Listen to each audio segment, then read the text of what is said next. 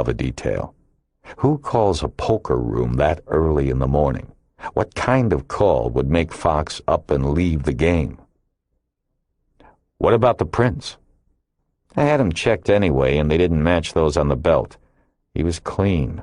The dirt bag was clear. Bosch thought of something. You did check the prints on the belt against the victims, right?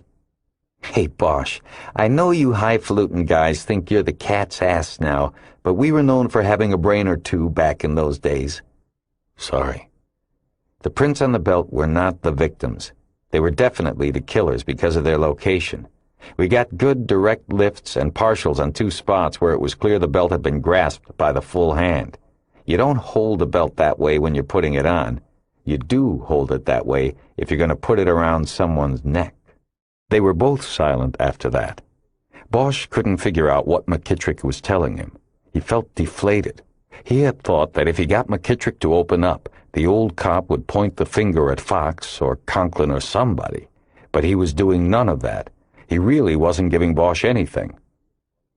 How come you remember so many details, Jake? It's been a long time. I've had a long time to think about it. When you finish up, Bosch, you'll see there'll always be one case that stays with you. This is the one that stayed with me. So what was your final take on it? My final take? Well, I never got over that meeting at Conklin's office.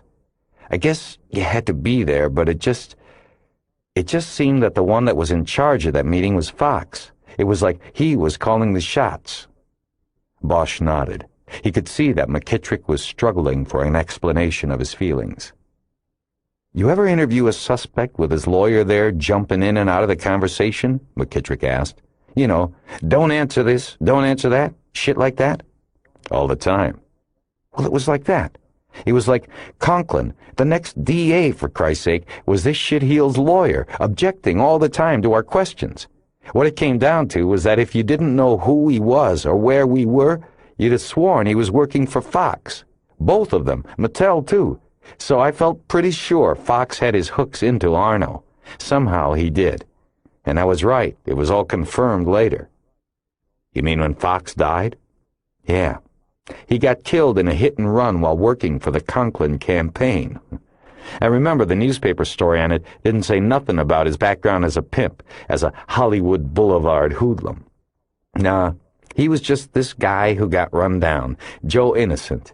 I tell you, that story must have cost Arno a few dollars and made the reporter a little richer. Bosch could tell there was more, so he said nothing. I was in Wilshire Dicks by then, McKittrick continued. But I got curious when I heard about it, so I called over to Hollywood to see who was on it. It was Eno. Big surprise. And he never made a case on anybody, so that about confirmed what I was thinking about him, too. McKittrick stared off across the water to where the sun was getting low in the sky. He threw his empty beer can at the bucket. It missed and bounced over the side into the water. Fuck it, he said. I guess we should head in. He started reeling in his line. What do you think Eno got out of all of this? I don't know exactly. He might have just been trading favors, something like that. I'm not saying he got rich, but I think he got something out of the deal. He wouldn't do it for nothing. I just don't know what it was. McKittrick started taking the rods out of the pipes and stowing them on hooks along the sides of the stern. In 1972, you checked the murder book out of archives. How come? McKittrick looked at him curiously. I signed the same checkout slip a few days ago, Bosch explained. Your name was still on it. McKittrick nodded. Yeah, that was right after I put in my papers. I was leaving, going through my files and stuff. I'd hung on to the prints we took off the belt, kept the card, also hung on to the belt. Why? You know why. I didn't think it would be safe in that file or in the evidence room. Not with Conklin as DA, not with Eno doing him favors. So I kept the stuff. Then a bunch of years went by, and it was there when I was cleaning shit out and going to Florida. So right before I decided to punch out, I put the print card back in the murder book and went down and put the belt back in the evidence box. Eno was already in Vegas, retired. Conklin had crashed and burned, was out of politics. The case was long forgotten. I put the stuff back. I guess maybe I hoped someday somebody like you would take a look at it. What about you? Did you look at the book when you put the card back? Yeah, and I saw I had done the right thing. Somebody had gone through it, stripped it. They pulled the Fox interview out of it. Probably was Eno. As the second man on the case, you had to do the paper, right? Right. The paperwork was mine, most of it. What did you put on the Fox interview summary that would have made Eno need to pull it? I don't remember anything specific. Just that I thought the guy was lying and that Conklin was out of line. Something like that. Anything else you remember that was missing? Nah, nothing important. Just that. I think he just wanted to get Conklin's name out of it. Yeah, well, he missed something. You'd noted his first call on the chronological log. That's how I knew. Did I? Well, good for me. And here you are. Yeah. All right, we're heading in. Too bad they weren't really biting today. I'm not complaining. I got my fish. McKittrick stepped behind the wheel and was about to start the engine when he thought of something. Oh, you know what? He moved to the cooler and opened it. I don't want Mary to be disappointed. He pulled out the plastic bags that contained the sandwiches his wife had made. You hungry? Not really. Me neither. He opened the bags and dumped the sandwiches over the side. Bosch watched him. Jake, when you pulled out that gun, who'd you think I was? McKittrick didn't say anything as he neatly folded the plastic bags and put them back in the cooler. When he straightened up, he looked at Bosch. I didn't know. All I knew was that I thought I might have to take you out here and dump you like those sandwiches. Seems like I've been hiding out here all my life, waiting for them to send somebody. You think they'd go that far over time and distance? I don't have any idea. The more time that goes by, the more I doubt it. But old habits die hard. I always keep a gun nearby. Doesn't matter that most times I don't even remember why. They rode in from the Gulf with the engine roaring and the soft spray of the sea in their faces. They didn't talk. That was done with. Occasionally, Bosch glanced over at McKittrick. His old face fell under the shadow of his cap brim, but Bosch could see his eyes in there, looking at something that had happened a long time before and no longer could be changed. After the boat trip, Bosch felt the onset of a headache from the combination of too much beer and too much sun. He begged off an invitation to dinner from McKittrick, saying he was tired. Once in his car, he took a couple of Tylenol caplets out of his overnighter, downed them without any liquid chaser, and hoped they would do the job. He took out his notebook and reviewed some of the things he had written down about McKittrick's story. He had come to like the old cop by the end of the fishing trip. Maybe he saw some of himself in the older man. McKittrick was haunted because he had let the case go. He had not done the right thing. And Bosch knew he was guilty of the same during all the years he had ignored the case that he knew was there waiting for him. He was making up for that now, and so was McKittrick by talking to him. But both of them knew it might be too little, too late. Bosch wasn't sure what he would do next when he got back to Los Angeles. It seemed to him that his only move was to confront Conklin. He was reluctant to do this because he knew he would go into such a confrontation soft, with only his suspicions and no hard evidence. Conklin would have the upper hand. A wave of desperation came over him. He did not want the case to come to this. Conklin hadn't flinched in almost 35 years. He wouldn't with Bosch in his face now. Harry knew he needed something else, but he had nothing. He started the car, but left it in park. He turned the air conditioner on high and added what McKittrick had told him into the stew of what he already knew. He began formulating a theory. For Bosch, this was one of the most important components of homicide investigation. Take the facts and shake them down into hypothesis. The key was not to become beholden to any one theory. Theories changed, and you had to change with them. It seemed clear from McKittrick's information that Fox had a hold on Conklin. What was it? Well, Bosch thought, Fox dealt in women. The theory that emerged was that Fox had gotten a hook into Conklin through a woman, or women. The news clips at the time reported Conklin was a bachelor. The morals of the time would have dictated then as now that as a public servant and soon-to-be candidate for top prosecutor, Conklin needed not necessarily to be celibate, but, at least, not to have succumbed privately to the very vices he was publicly attacking. If he had done that and was exposed, he could kiss his political career goodbye, let alone his position as commander of the DA Commandos. So, Bosch concluded, if this was Conklin's flaw, and it was through Fox that such dalliances were arranged, then Fox would hold an almost unbeatable hand when it came to having juice with Conklin. It would explain the unusual circumstances of the interview McKittrick and Eno conducted with Fox. The same theory, Bosch knew, would work to an even greater degree if Conklin had done more than succumb to the vice of sex, but had gone further. If he had killed a woman Fox had sent to him, Marjorie Lowe. For one thing, it would explain how Conklin knew for sure that Fox was in the clear on the murder, because he was the killer himself. For another, it would explain how Fox got Conklin to run interference for him, and why he was later hired as a Conklin campaign worker. The bottom line was if Conklin was the killer, Fox's hook would be set even deeper, and it would be set for good. Conklin would be like that wahoo at the end of the line, a pretty fish unable to get away. Unless, Bosch knew, the man at the other end of the line and holding the rod were to go away somehow. He thought about Fox's death and saw how it fit. Conklin let some time separate one death from the other. He played like a hooked fish, even agreeing to Fox's demand for a straight job with the campaign, and then, when all seemed clear, Fox was run down in the street.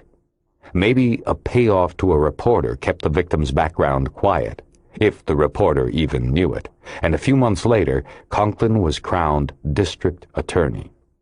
Bosch considered where Mattel would fit into the theory. He felt it was unlikely that all of this had transpired in a vacuum. It was Bosch's guess that Mattel, as Conklin's right-hand man and enforcer, would know what Conklin knew. Bosch liked his theory, but it angered him, largely because that's all it was, theory. He shook his head as he realized he was back to ground zero. All talk, no evidence of anything. He grew weary thinking about it and decided to put the thoughts aside for a while. He turned the air down because it was too cool against his sunburned skin and put the car in gear. As he slowly cruised through Pelican Cove toward the gatehouse, his thoughts drifted to the woman who was trying to sell her dead father's condo. She had signed the name Jazz on the self-portrait. He liked that. He turned the car around and drove toward her unit. It was still daylight, and so no lights shone from behind the building's windows when he got there. He couldn't tell if she was there or not. Bosch parked nearby and watched for a few minutes, debating what he should do, if anything at all. 15 minutes later, when it seemed that indecisiveness had paralyzed him, she stepped out the front door. He was parked nearly 20 yards away between two other cars. His paralytic affliction eased enough for him to slide down in his seat to avoid detection. She walked out into the parking lot and behind the row of cars which included Bosch's rental. He didn't move or turn to follow her movement. He listened. He waited for the sound of a car starting. Then what? He wondered. Follow her?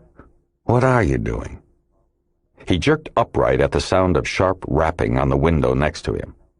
It was her. Bosch was flustered, but managed to turn the key so he could lower the window. Yes? Mr. Bosch, what are you doing? What do you mean? You've been sitting out here. I saw you. He was too humiliated to finish. I don't know whether to call security or not. No, don't do that. I was going to go to your door to apologize. Apologize? Apologize for what? For today. For earlier when I was inside, You were right. I wasn't looking to buy anything. Then what were you doing? Bosch opened the car door and stepped out. He felt disadvantaged with her looking down at him in the car. I'm a cop, he said. I needed to get in here to see someone. I used you, and I'm sorry. I am. I didn't know about your father and all of that. She smiled and shook her head. That's the dumbest story I've ever heard. What about L.A.? Was that part of the story? No, I'm from L.A. I'm a cop there. I don't know if I'd go around admitting that if I were you. You guys have got some bad PR problems. Yeah, I know. So, he felt his courage rising. He told himself he was flying out in the morning, and it didn't matter what happened because he'd never see her or this state again. You said something before about lemonade, but I never got any. I was thinking maybe I could tell you the story, apologize, and have some lemonade or something? He looked over toward the door of the condo. You L.A. cops are pushy, she said, but she was smiling. One glass, and the story better be good. After that, we both gotta go. I'm driving up to Tampa tonight. They started walking toward the door, and Bosch realized he had a smile on his face. What's in Tampa? It's where I live, and I miss it. I've been down here more than up there since I put the condo on the market. I want to spend a Sunday at my own place and in my own studio. That's right, a painter. I try to be. She opened the door for him and allowed him in first. Well, that's okay by me. I have to get to Tampa sometime tonight. I fly out in the morning. While nursing a tall glass of lemonade, Bosch explained his scam of using her to get into the complex to see another resident, and she didn't seem upset. In fact, he could tell she admired the ingenuity of it. Bosch didn't tell her how it had backfired anyway when McKittrick had pulled a gun on him.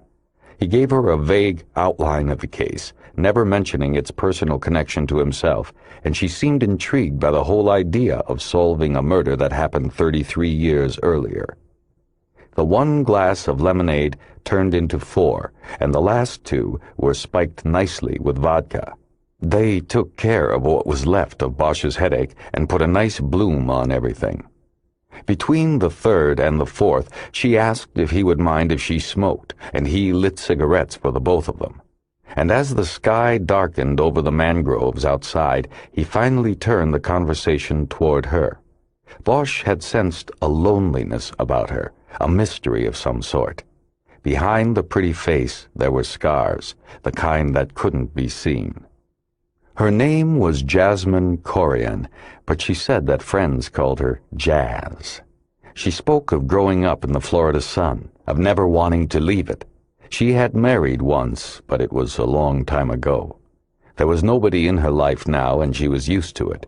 She said she concentrated most of her life on her art, and, in a way, Bosch understood what she meant. His own art, though few would call it that, took most of his life as well. What do you paint?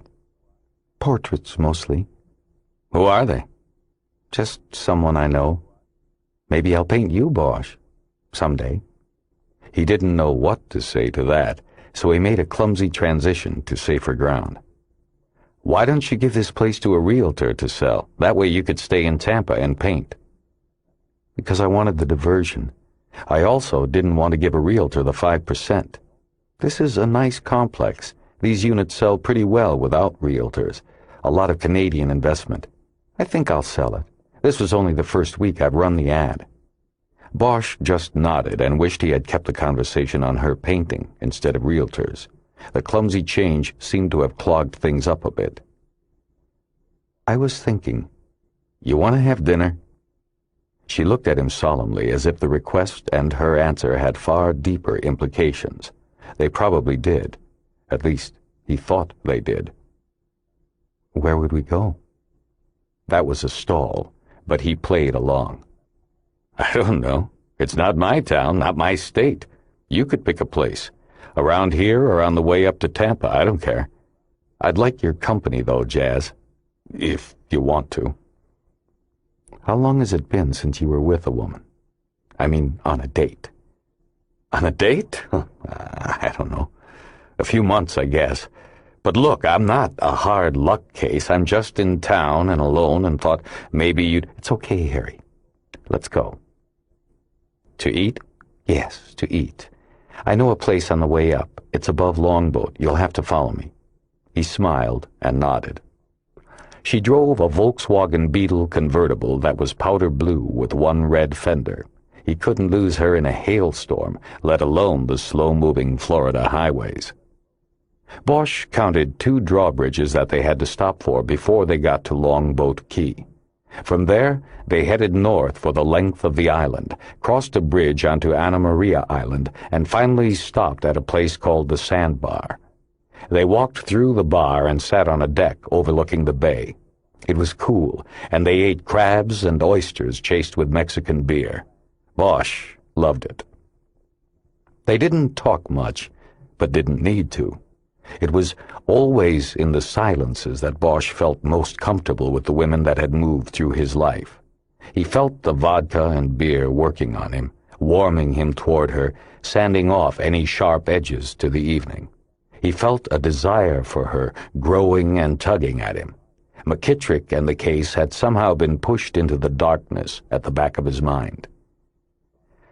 "This is good," he said, when he was finally nearing his capacity for food and drink. "It's great." "Yeah, they do it right. Can I tell you something, Bosch?" "Go ahead." I was only kidding about what I was saying about L.A. cops before. But I have known some cops before, and you seem different. I don't know what it is, but it's like you've got too much of yourself left, you know? "I guess." He nodded. "Thanks, I think." They both laughed, and then, in a hesitant move, she leaned over and kissed him quickly on the lips. It was nice, and he smiled. He could taste garlic. "I'm glad you're already sunburned, or you'd be turning red again." "No, I wouldn't. I mean, that was a nice thing to say." "You want to come home with me, Bosch?" Now he hesitated, not because there was any deliberation in his answer, but he wanted her to have the chance to withdraw it in case she had spoken too quickly. After a moment of silence from her, he smiled and nodded. "Yes, I would like that." They left then and cut inland to the freeway. Bosch wondered as he tailed the Volkswagen if she would change her mind as she drove alone. He got his answer at the Skyway Bridge. As he pulled up to the toll booth with his dollar already in hand, the toll-taker shook his head and waved off the money. "Nope, that lady in the bug got you covered." "Yeah? Yeah. You know her?" "Not yet. I think you're going to. Good luck." "Thanks." Now Bosch couldn't lose her in a blizzard. As the drive grew longer, he found himself in a growing sense of an almost adolescent euphoria of anticipation. He was captured by the directness of this woman, and he was wondering how and what that would translate to when they were making love. She led him north to Tampa and then into an area called Hyde Park. Overlooking the bay, the neighborhood consisted of old Victorian and craftsman-style houses with sweeping front porches. Her home was an apartment above the 3-car garage set behind a gray Victorian with green trim. As they got to the top of the steps and she was putting the key into the knob, Bosch thought of something and didn't know what to do. She opened the door and looked at him. She read him. "What's wrong?" "Nothing, but I was thinking maybe I should go find a drugstore or something and then come back." "Don't worry. I've got what you'll need. But can you stand out here for a second? I just want to make a mad dash inside and clean up a few things." He looked at her. "I don't care about that." "Please?" Okay. Take your time." He waited for about 3 minutes, and then she opened the door and pulled him in. If she had cleaned up, she had done it in the dark. The only light came from what Bosch could see was the kitchen. She took his hand and led him away from the light to a darkened hallway that gave way to her bedroom. Here she turned on the light, revealing a sparely furnished room. A wrought-iron bed with a canopy was the centerpiece. There was a night table of unfinished wood next to it, a matching unfinished bureau, and an antique Singer's sewing machine table on which stood a blue vase with dead flowers in it. There was nothing hung on any of the walls, though Bosch saw a nail protruding from the plaster above the vase. Jasmine noticed the flowers and quickly took the vase off the table and headed out the door. "I have to go dump this. I haven't been here in a week and forgot to change them." Moving the flowers raised a slightly acrid smell in the room. While she was gone, Bosch looked at the nail again and thought he could see the delineation of a rectangle on the wall. Something had hung there, he decided. She hadn't come in to clean up. If she had, she would have gotten rid of the flowers. She came in to take down a painting. When she came back into the room, she put the empty vase back on the table. "Would you like another beer? I have some wine, too." Bosch moved toward her, intrigued even more so by her mysteries. "No, I'm fine." Without further word, they embraced. He could taste beer and garlic and cigarette smoke as he kissed her, but didn't care. He knew she was getting the same from him. He pressed his cheek against hers, and with his nose he came across the spot on her neck where she had dabbed perfume. Night-blooming jasmine. They moved onto the bed, each taking pieces of clothing off between hard kisses. Her body was beautiful, the tan lines distinct.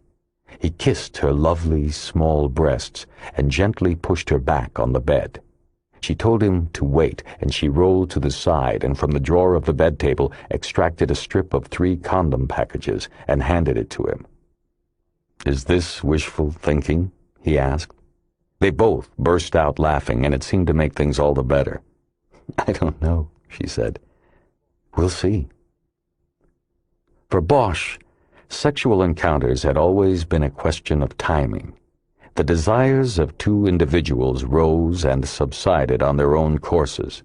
There were emotional needs separate from physical needs, and sometimes all of those things clicked together in a person and then clicked in tandem with those of the other person. Bosch's encounter with Jasmine Corian was one of those times. The sex created a world without intrusion, one so vital that it could have lasted an hour or maybe only a few minutes, and he wouldn't have known the difference. At the end, he was above her, looking into her open eyes, and she clutched his upper arms as if she were holding on for her life. Both of their bodies shuddered in unison, and then he lay still on top of her, catching his breath from the hollow between her neck and shoulder. He felt so good he had the urge to laugh out loud, but he didn't think she'd understand. He stifled it and made it sound like a muffled cough. "Are you okay?" she asked softly. "I've never felt better." Eventually, he moved off of her, backing down over her body.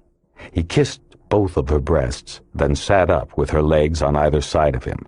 He removed the condom while using his body to shield her view of the process.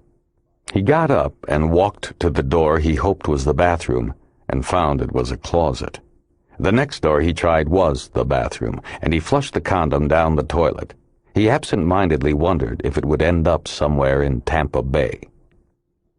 When he came back from the bathroom, she was sitting up with the sheet bunched around her waist. He found his sport coat on the floor and got out his cigarettes. He gave her one and lit it. Then he bent over and kissed her breasts again. Her laugh was infectious, and it made him smile. "You know, I like it that you didn't come equipped." "Equipped? What are you talking about?" "You know, that you offered to go to the drugstore. It shows what kind of man you are." "What do you mean?" "If you had come over here from L.A. with a condom in your wallet, that would have been so, I don't know, premeditated, like some guy just on the make. The whole thing would have had no spontaneity. I'm glad you weren't like that, Harry Bosch, that's all." He nodded, trying to follow her line of thought. He wasn't sure he understood, and he wondered what he should think of the fact that she was equipped. He decided to drop it and lit his cigarette. "How'd you hurt your hand like that?" She had noticed the marks on his fingers. Bosch had taken the Band-Aids off while flying over. The burns had healed to the point that they looked like red welts on two of his fingers. Cigarette. I fell asleep. He felt he could tell her the truth about everything about himself. God, that's scary. Yeah, I don't think it'll happen again. Do you want to stay with me tonight? He moved closer to her and kissed her on the neck. Yes, he whispered. She reached over and touched the zipper scar on his left shoulder. The women he was with in bed always seemed to do this. It was an ugly mark, and he never understood why they were drawn to touch it. You got shot? Yeah. That's even scarier. He hiked his shoulders. It was history, and he never really thought about it anymore. You know, what I was trying to say before is that you're not like most cops I've known. You've got too much of your humanity left. How'd that happen? He shook his shoulders again like he didn't know. Are you okay, Bosch? He stubbed out his cigarette. Yeah, I'm fine. Why? I don't know. You know what that guy Marvin Gaye sang about, don't you? Before he got killed by his own dad? He sang about sexual healing. Said it's good for the soul. Something like that. Anyway, I believe it. Do you? I suppose. I think you need healing in your life, Bosch. That's the vibe I'm getting. You want to go to sleep now? She laid down again and pulled the sheet up. He walked around the room naked, turning out the lights. When he was under the sheet in the dark, she turned on her side so her back was to him and told him to put his arm around her. He moved up close behind her and did. He loved her smell. How come people call you Jazz? I don't know. They just do. Because it goes with the name. After a few moments, she asked him why he had asked that. Because you smell like both your names, like the flower and the music. What does jazz smell like? It smells dark and smoky. They were silent for a long while after that, and eventually Bosch thought she was asleep, but he still could not make it down. He lay with his eyes open, looking at the shadows of the room. Then she spoke softly to him. Bosch, what's the worst thing you've ever done to yourself? What do you mean? You know what I mean. What's the worst thing? What's the thing that keeps you awake at night if you think about it too hard? He thought for a few moments before answering. I don't know. He forced an uneasy and short laugh. I guess I've done a lot of bad things. I suppose a lot of them are to myself. At least I think about them a lot. What's one of them? You can tell me. And he knew that he could. He thought he could tell her almost anything and not be judged harshly. When I was a kid, I grew up mostly in a youth hall, like an orphanage. When I was new there, one of the older kids took my shoes, my sneakers. They didn't fit him or anything, but he did it because he knew he could do it. He was one of the rulers of the roost, and he took them. I didn't do anything about it. And it hurt. But you didn't do it. That's not what I... No, I'm not done. I just told you that because you had to know that part. See, when I got older, and I was one of the big shots in the place, I did the same thing. I took this new kid's shoes. He was smaller. I couldn't even put them on. I just took them and I don't know, I threw them out or something. But I took them because I could. I did the same thing that was done to me. And sometimes, even now, I think about it and I feel bad. She squeezed his hand in a way he thought was meant to be comforting, but said nothing. Is that the kind of story you wanted? She just squeezed his hand again. After a while, he spoke. I think the one thing I did that I regret the most, though, was maybe letting a woman go. You mean like a criminal? No. I mean like we were lovers, and when she wanted to go, I didn't really do anything. I didn't put up a fight, And when I think about it, sometimes I think that maybe if I had, I could have changed her mind. I don't know. Did she say why she was leaving? She just got to know me too well. I don't blame her for anything. I've got baggage. I guess maybe I can be hard to take. I've lived alone most of my life. Silence filled the room again, and he waited. He sensed that there was something more she wanted to say or be asked, but when she spoke, he wasn't sure if she was talking about him or herself. They say that when a cat is ornery, it scratches and hisses at everybody, even somebody who wants to comfort it and love it. It's because it wasn't held enough when it was a kitten. I never heard that before. I think it's true. He was quiet a moment and moved his hand up so that it was touching her breasts. Is that what your story is? He asked. You weren't held enough? Who knows? What was the worst thing you ever did to yourself, Jasmine? I think you want to tell me. He knew she wanted him to ask it. It was true confessions time, and he began to believe that the whole night had been directed by her to arrive at this one question. You didn't try to hold on to someone you should have, she said. I held on to someone I shouldn't have. I held on too long. Thing is, I knew what it was leading to. Deep down, I knew. It was like standing on the tracks and seeing the train coming at you, but being too mesmerized by the bright light to move, to save yourself. He had his eyes open in the dark still. He could barely see the outline of her shoulder and cheek.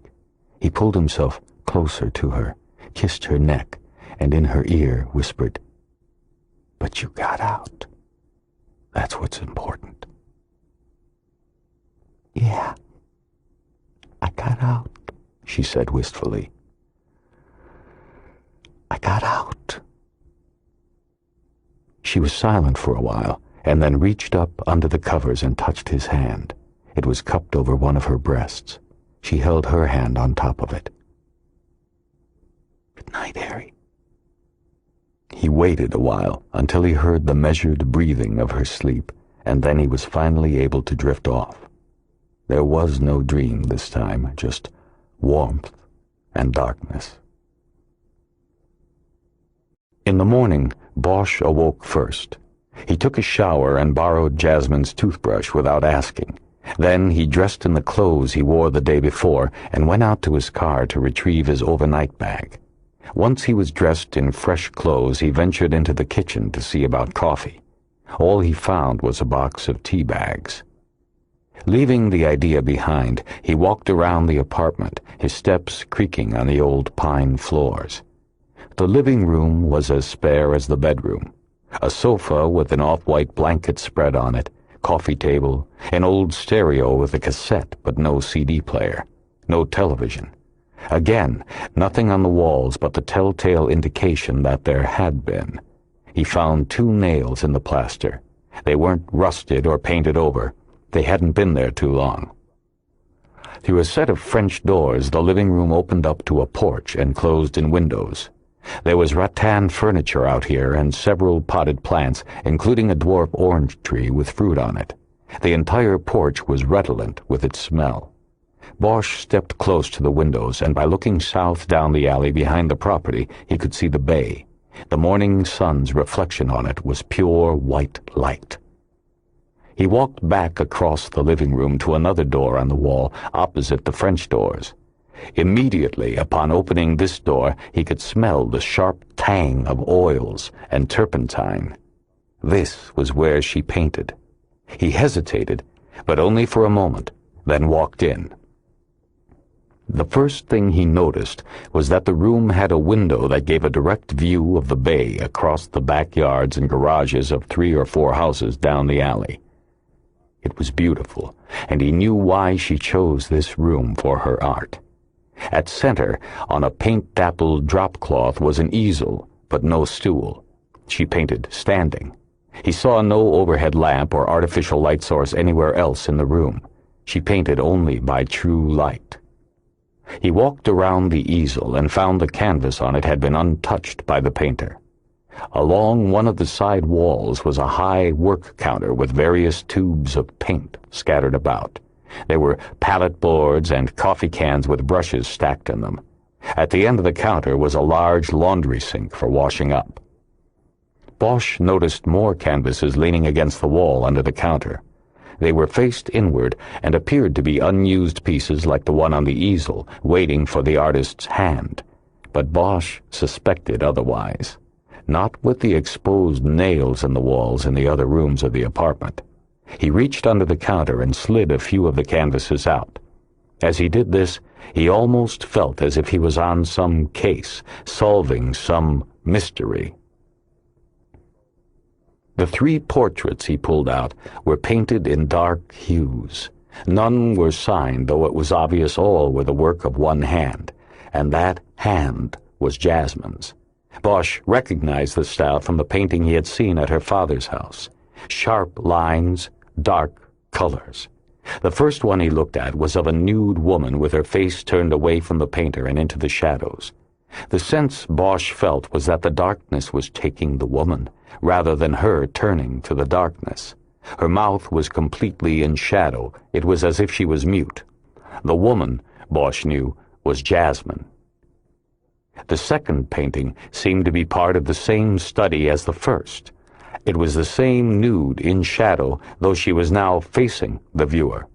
Bosch noted that in the portrait, Jasmine had given herself fuller breasts than in reality, and he wondered if this was done on purpose and had some meaning, or perhaps a subliminal improvement made by the painter. He noticed that beneath the veneer of gray shadow over the painting there were red highlights on the woman. Bosch knew little about the art, but he knew this was a dark portrait. Bosch looked at the third painting he had pulled out and found this to be unattached to the first 2, save for the fact that again it was a nude portrait of Jasmine. But this piece he clearly recognized as a reinterpretation of The Scream by Edvard Munch, a painting that had always fascinated Bosch, but that he had only seen in books. In the piece before him, the figure of the frightened person was Jasmine. The location had been transferred from Munch's horrific, swirling dreamscape to the Skyway Bridge. Bosch clearly recognized the bright, yellow, vertical piping of the bridge's support span. "What are you doing?" He jumped as if stabbed in the back. It was Jasmine at the door of the studio. She wore a silk bathrobe she held closed with her arms. Her eyes were puffy. She had just woken up. "I'm looking at your work. Is that okay?" This door was locked. "No, it wasn't." She reached to the doorknob and turned it, as if that could disprove his claim. "It wasn't locked, Jas. I'm sorry. I didn't know you didn't want me in here." "Could you put those back under there, please?" "Sure. But why'd you take them off the walls?" "I didn't." "Was it because they're nudes, or is it because of what they mean?" "Please don't ask me about this. Put them back." She left the doorway, and he put the paintings back where he found them. He left the room and found her in the kitchen filling a tea kettle with water from the sink. Her back was to him, and he walked in and lightly put a hand on her back. Even so, she started slightly at his touch. "Jas, look, I'm sorry. I'm a cop. I get curious." "It's okay." "Are you sure?" "Yes, I'm sure. You want some tea?"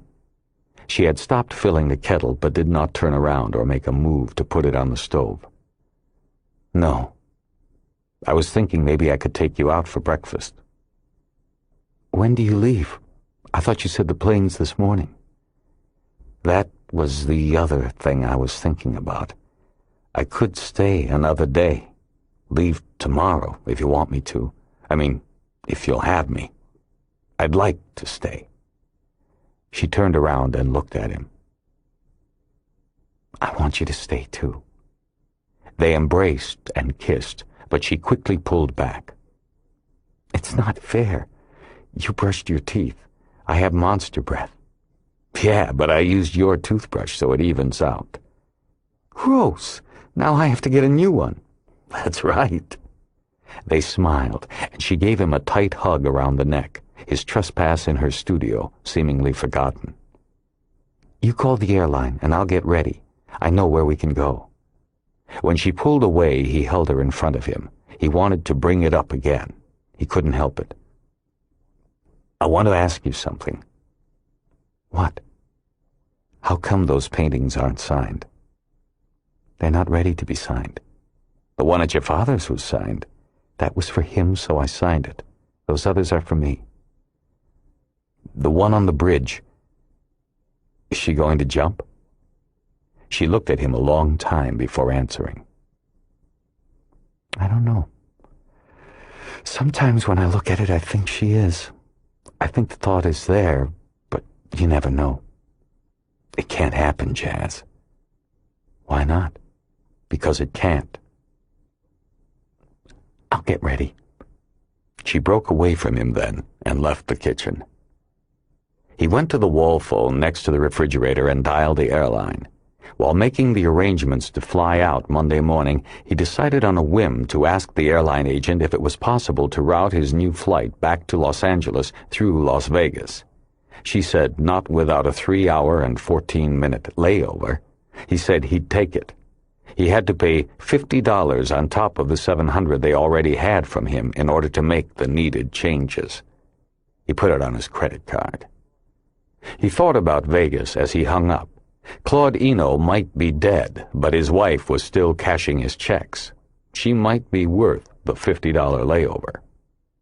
"Ready?" It was Jasmine calling from the living room. Bosch stepped out of the kitchen, and she was waiting for him in cut-off jeans and a tank top beneath a white shirt she left open and tied above her waist. She already had on sunglasses. She took him to a place where they poured honey on top of the biscuits and served the eggs with grits and butter. Bosch hadn't had grits since basic training at Benning. The meal was delicious. Neither of them spoke much. The painting and the conversation they had before falling asleep the night before were not mentioned. It seemed that what they had said was better left for the dark shadows of night, and maybe her paintings. When they were done with their coffee, she insisted on picking up the check. He got the tip. They spent the afternoon cruising in her Volkswagen with the top down. She took him all over the place, from Ybor City to St. Petersburg Beach, burning up a tank of gas and 2 packs of cigarettes. By late in the afternoon, they were at a place called Indian Rocks Beach to look at the sunset over the Gulf. "I've been a lot of places," Jasmine told him. "I like the light here the best." "Ever been out to California?" "No, not yet." "Sometimes the sunset looks like lava pouring down on the city." "That must be beautiful." "It makes you forgive a lot, forget a lot. That's the thing about Los Angeles. It's got a lot of broken pieces to it, but the ones that still work really do work." "I think I know what you mean." "I'm curious about something." Here we go again. "What? If you don't show your paintings to anybody, how do you make a living?" It was from out of left field, but he had been thinking about it all day. "I have money from my father, even before he died. It's not a lot, but I don't need a lot. It's enough. If I don't feel the need to sell my work when it's finished, then as I am doing it, it won't be compromised. It will be pure." It sounded to Bosch like a convenient way of explaining away the fear of exposing oneself, but he let it go. She didn't. "Are you always a cop? Always asking questions?" "No, only when I care about someone." She kissed him quickly and walked back to the car. After stopping by her place to change clothes, they had dinner in a Tampa steakhouse where the wine list was actually a book so thick it came on its own pedestal. The restaurant itself seemed to be the work of a slightly delusional Italian decorator, a dark blend of gilded rococo, garish red velvet, and classical statues and paintings. It was the kind of place he would expect her to suggest. She mentioned that this meat-eater's palace was actually owned by a vegetarian. Sounds like somebody from California. She smiled and was quiet for a while after that. Bosch's mind wandered to the case. He had spent the entire day without giving it a thought. Now a pang of guilt thrummed in his mind. It was almost as if he felt he was shunting his mother aside to pursue the selfish pleasure of Jasmine's company. Jasmine seemed to read him and to know he was privately debating something. "Can you stay another day, Harry?" He smiled but shook his head. "I can't. I gotta go. But I'll be back as soon as I can." Bosch paid for dinner with a credit card he guessed was reaching its limit, and they headed back to her apartment.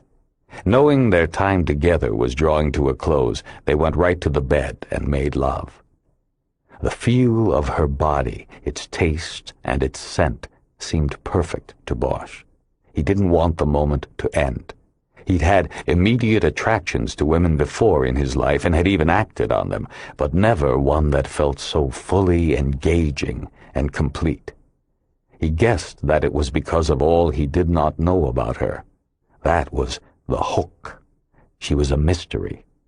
Physically, he could not get any closer than he was to her during these moments.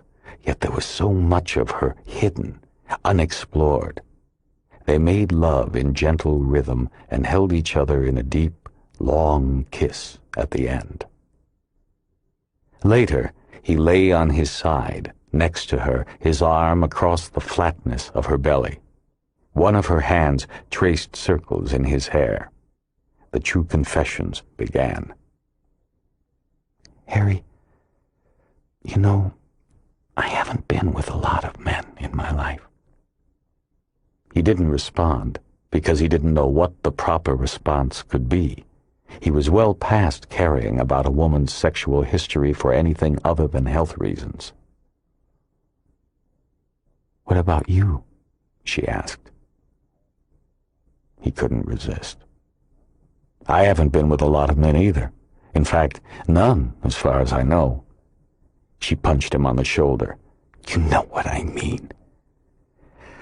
"The answer is no. I haven't been with a lot of women in my life. Not enough, at least." "I don't know. The men that I've been with, most of them, it's like they wanted something from me I didn't have.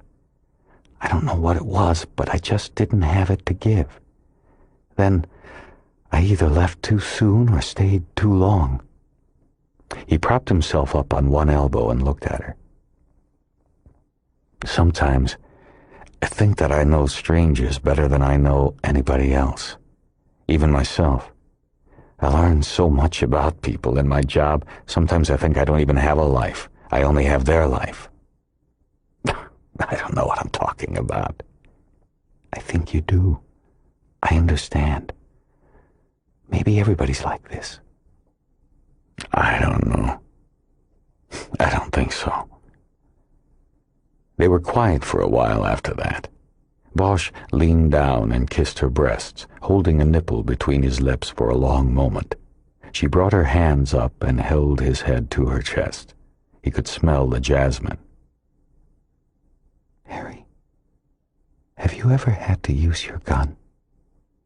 He pulled his head up. The question seemed out of place, but through the darkness he could see her eyes on him, watching and waiting for an answer. "Yes." "You killed someone?" It wasn't a question. "Yes." She said nothing else. "What is it, Jazz?" "Nothing. I was just wondering how that would be. How you would Go on. Well, all I can tell you is that it hurts. Even when there was no choice and they had to go down, it hurts. You just have to go on. She was silent. Whatever she had needed to hear from him, he hoped she had gotten. Bosch was confused. He didn't know why she had asked such questions and wondered if she was testing him in some way. He lay back on his pillow and waited for sleep, but confusion kept it away from him. After a while, she turned on the bed and put her arm over him. "I think you are a good man," she whispered, close to his ear. "Am I?" he whispered back. "And you will come back, won't you?" "Yes, I'll come back." Bosch went to every rental counter in McCarran International Airport in Las Vegas, but none had a car left. He silently chastised himself for not making a reservation and walked outside the terminal into the dry, crisp air to catch a cab. The driver was a woman, and when Bosch gave the address on Lone Mountain Drive, he could clearly see her disappointment in the rearview mirror. The destination wasn't a hotel, so she wouldn't be picking up a return fare. "Don't worry," Bosch said, understanding her problem. "If you wait for me, you can take me back to the airport." "How long you going to be? I mean, Lone Mountain, that's way out there in the sand pits." "I might be 5 minutes, I might be less. Maybe a half hour. I'd say no longer than a half hour." "You waiting on the meter?" "On the meter or you, whatever you want to do." She thought about it a moment and put the car in drive. "Where are all the rental cars anyway?" "Big convention in town. Electronics or something." It was a 30-minute ride out into the desert northwest of the Strip. The neon and glass buildings retreated, and the cab passed through residential neighborhoods until these, too, became sparse. The land was a ragged brown out here and dotted unevenly with scrub brush. Bosch knew the roots of every bush spread wide and sucked up what little moisture was in the earth. It made for a terrain that seemed dying and desolate. The houses, too, were few and far between, each one an outpost in a no-man's land. The streets had been gridded and paved long ago, but the boomtown of Las Vegas hadn't quite caught up yet. It was coming, though. The city was spreading like a patch of weeds. The road began to rise toward a mountain the color of cocoa mix. The cab shook as a procession of 18-wheel dump trucks thundered by with loads of sand from the excavation pits the driver had mentioned. And soon the paved roadway gave way to gravel, and the cab sent up a tail of dust in its wake. Bosch was beginning to think the address the smarmy supervising clerk at City Hall had given him was a phony, but then they were there. The address to which Claude Eno's pension checks were mailed each month was a sprawling ranch-style house of pink stucco and dusty white tile roof. Looking past it, Bosch could see where even the gravel road ended just past it. It was the end of the line.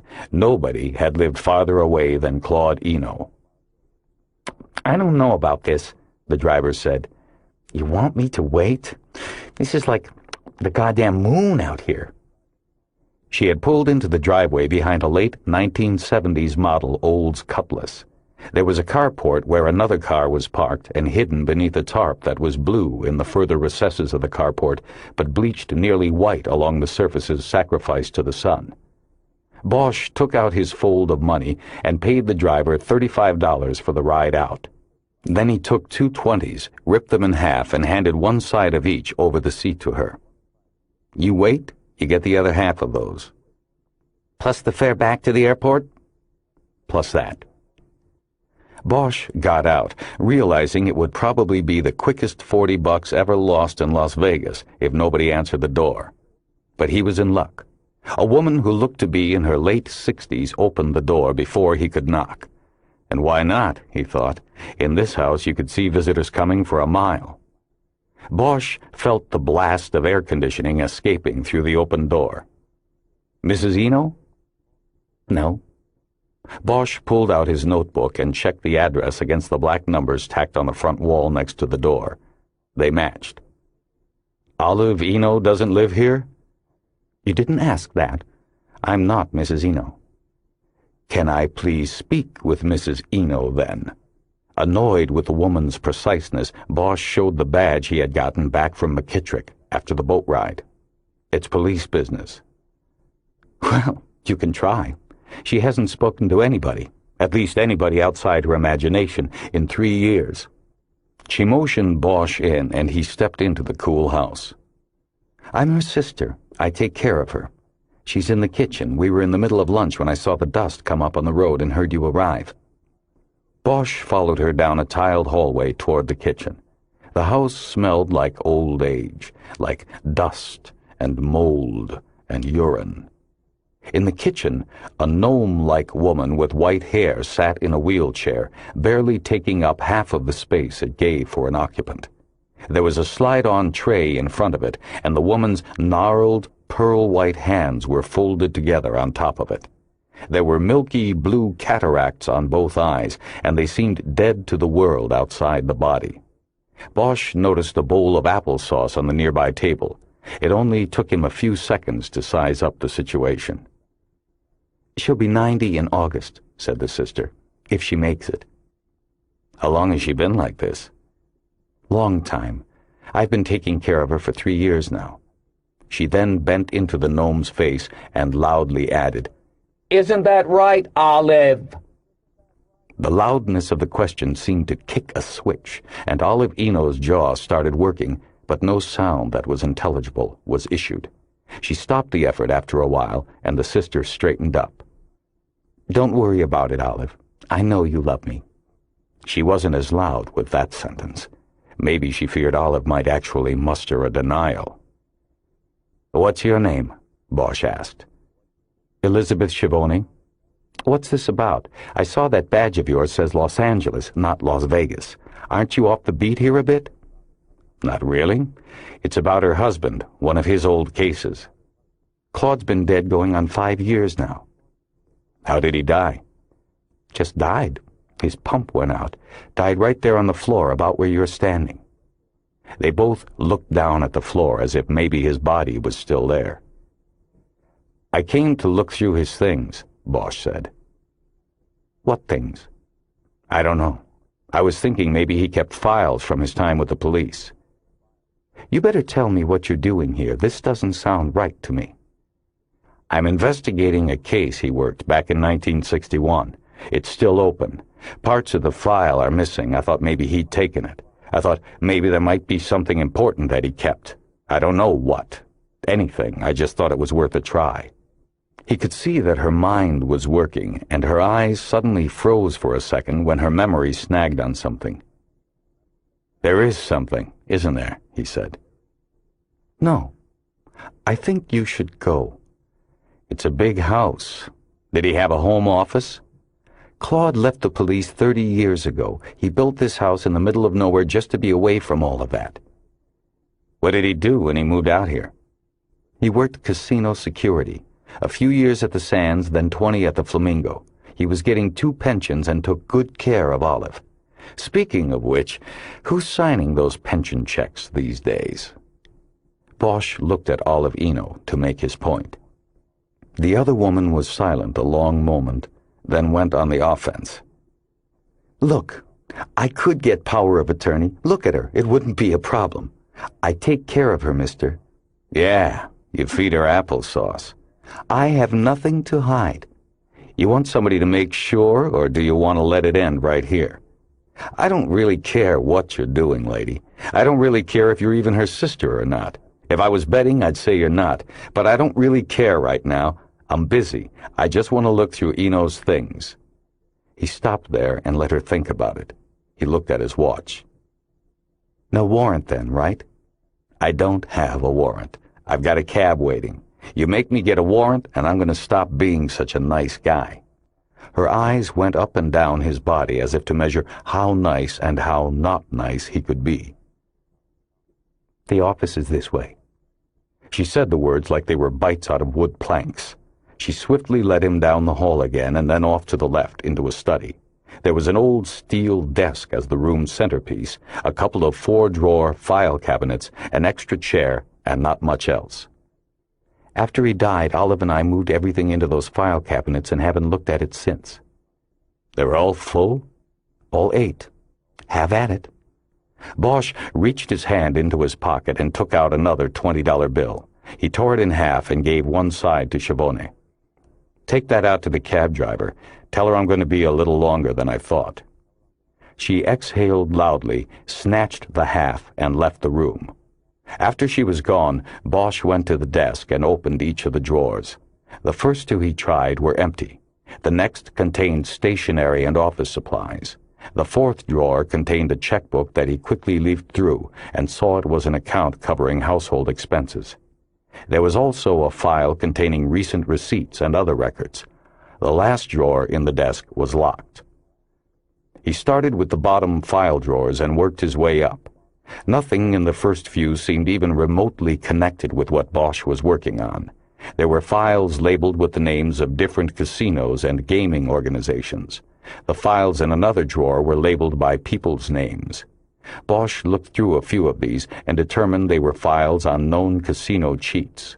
Eno had built a library of home intelligence files. By this time, Schiavone had come back from her errand and had taken the seat opposite the desk. She was watching Bosch, and he threw a few idle questions at her while he looked. "So, what did Claude do for the casinos?" "He was a bird dog." "What's that?" "Kind of an undercover thing. He mingled in the casinos, gambled with house chips, watched people. He was good at picking out the cheats and how they did it." "Guess it takes one to know one, right?" "What's that crack supposed to mean? He did a good job." "I'm sure he did. Is that how he met you?" "I'm not answering any of your questions." "Okay, by me." He had only the 2 top drawers left. He opened one and found it contained no files at all, just an old, dust-covered Rolodex and other items that had probably sat on the top of the desk at one point. There was an ashtray, a clock, and a pen holder made of carved wood that had Eno's name carved on it. Bosch took the Rolodex out and put it on top of the cabinet. He blew the dust off it and then began turning it until he came to the C's. He looked through the cards but found no listing for Arno Conklin. He met with similar failure when he tried to find a listing for Gordon Mattel. "You're not going to look through that whole thing, are you?" Schiavone asked in exasperation. "No, I'm just going to take it with me." "Oh, no, you don't. You can't just come in here." "I'm taking it. If you want to make a complaint about it, be my guest. Then I'll make a complaint about you." She went quiet after that. Bosch went on to the next drawer and found it contained about 12 files on old LAPD cases from the 1950s and early 60s. Again, he didn't have the time to study them, but he checked all the labels and none was marked Marjorie Lowe. By randomly pulling out a few of the files, it became clear to him that Eno had made copies of files on some of his cases to take with him when he left the department. Of the random selections, all were murders, including 2 of prostitutes. Only one of the cases was closed. "Go get me a box or a bag or something for these files," Bosch said over his shoulder. When he sensed the woman in the room had not moved, he barked, "Do it!" She got up and left. Bosch stood gazing at the files and thinking. He had no idea if these were important or not. He had no idea what they meant. He only knew he should take them in case they turned out to be important. But what bothered him more than what the files that were in the drawer could mean was the feeling that something was certainly missing. This was based on his belief in McKittrick. The retired detective was sure his former partner, Eno, had some kind of hold on Conklin, or at the very least, some kind of deal with him. But there was nothing here about that. And it seemed to Bosch that if Eno was holding something on Conklin, it would still be here. If he kept old LAPD files, then he kept whatever he had on Conklin. In fact, he would have kept it in a safe place. Where? The woman came back and dropped a cardboard box on the floor. It was the kind a case of beer had come in. Bosch put a foot-thick stack of files in it, along with the Rolodex. "You want a receipt?" he asked. No, I don't want anything from you. Well, there is still something I need from you. This doesn't end, does it? I hope it does. What do you want? When Eno died, did you help the old lady, your sister, that is, did you help her clear out his safe deposit box? How'd... She stopped herself, but not soon enough. How'd I know? Because it's obvious. What I'm looking for he would have kept in a safe place. What did you do with it? We threw everything away. It was meaningless, just some old files and bank statements. He didn't know what he was doing. He was old himself.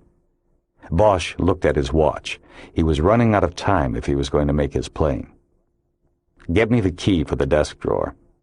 She didn't move. Hurry up. I don't have a lot of time. You open it or I'll open it, but if I do it, that drawer isn't going to be much use to you anymore. She reached into the pocket of her house dress and pulled out the house keys. She reached down and unlocked the desk drawer, pulled it open, and then stepped away. We didn't know what any of it was or what it meant. That's fine. Bosch moved to the drawer and looked in.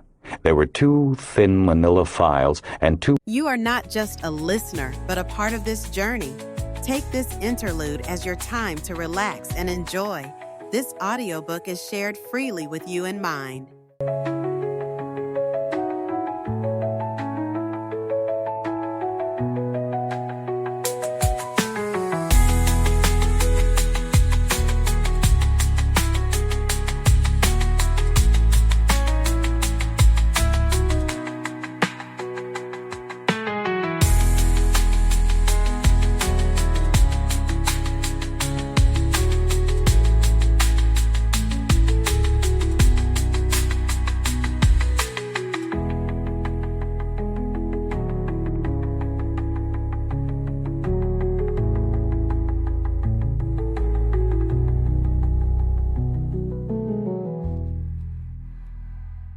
Packs of envelopes with rubber bands holding them together.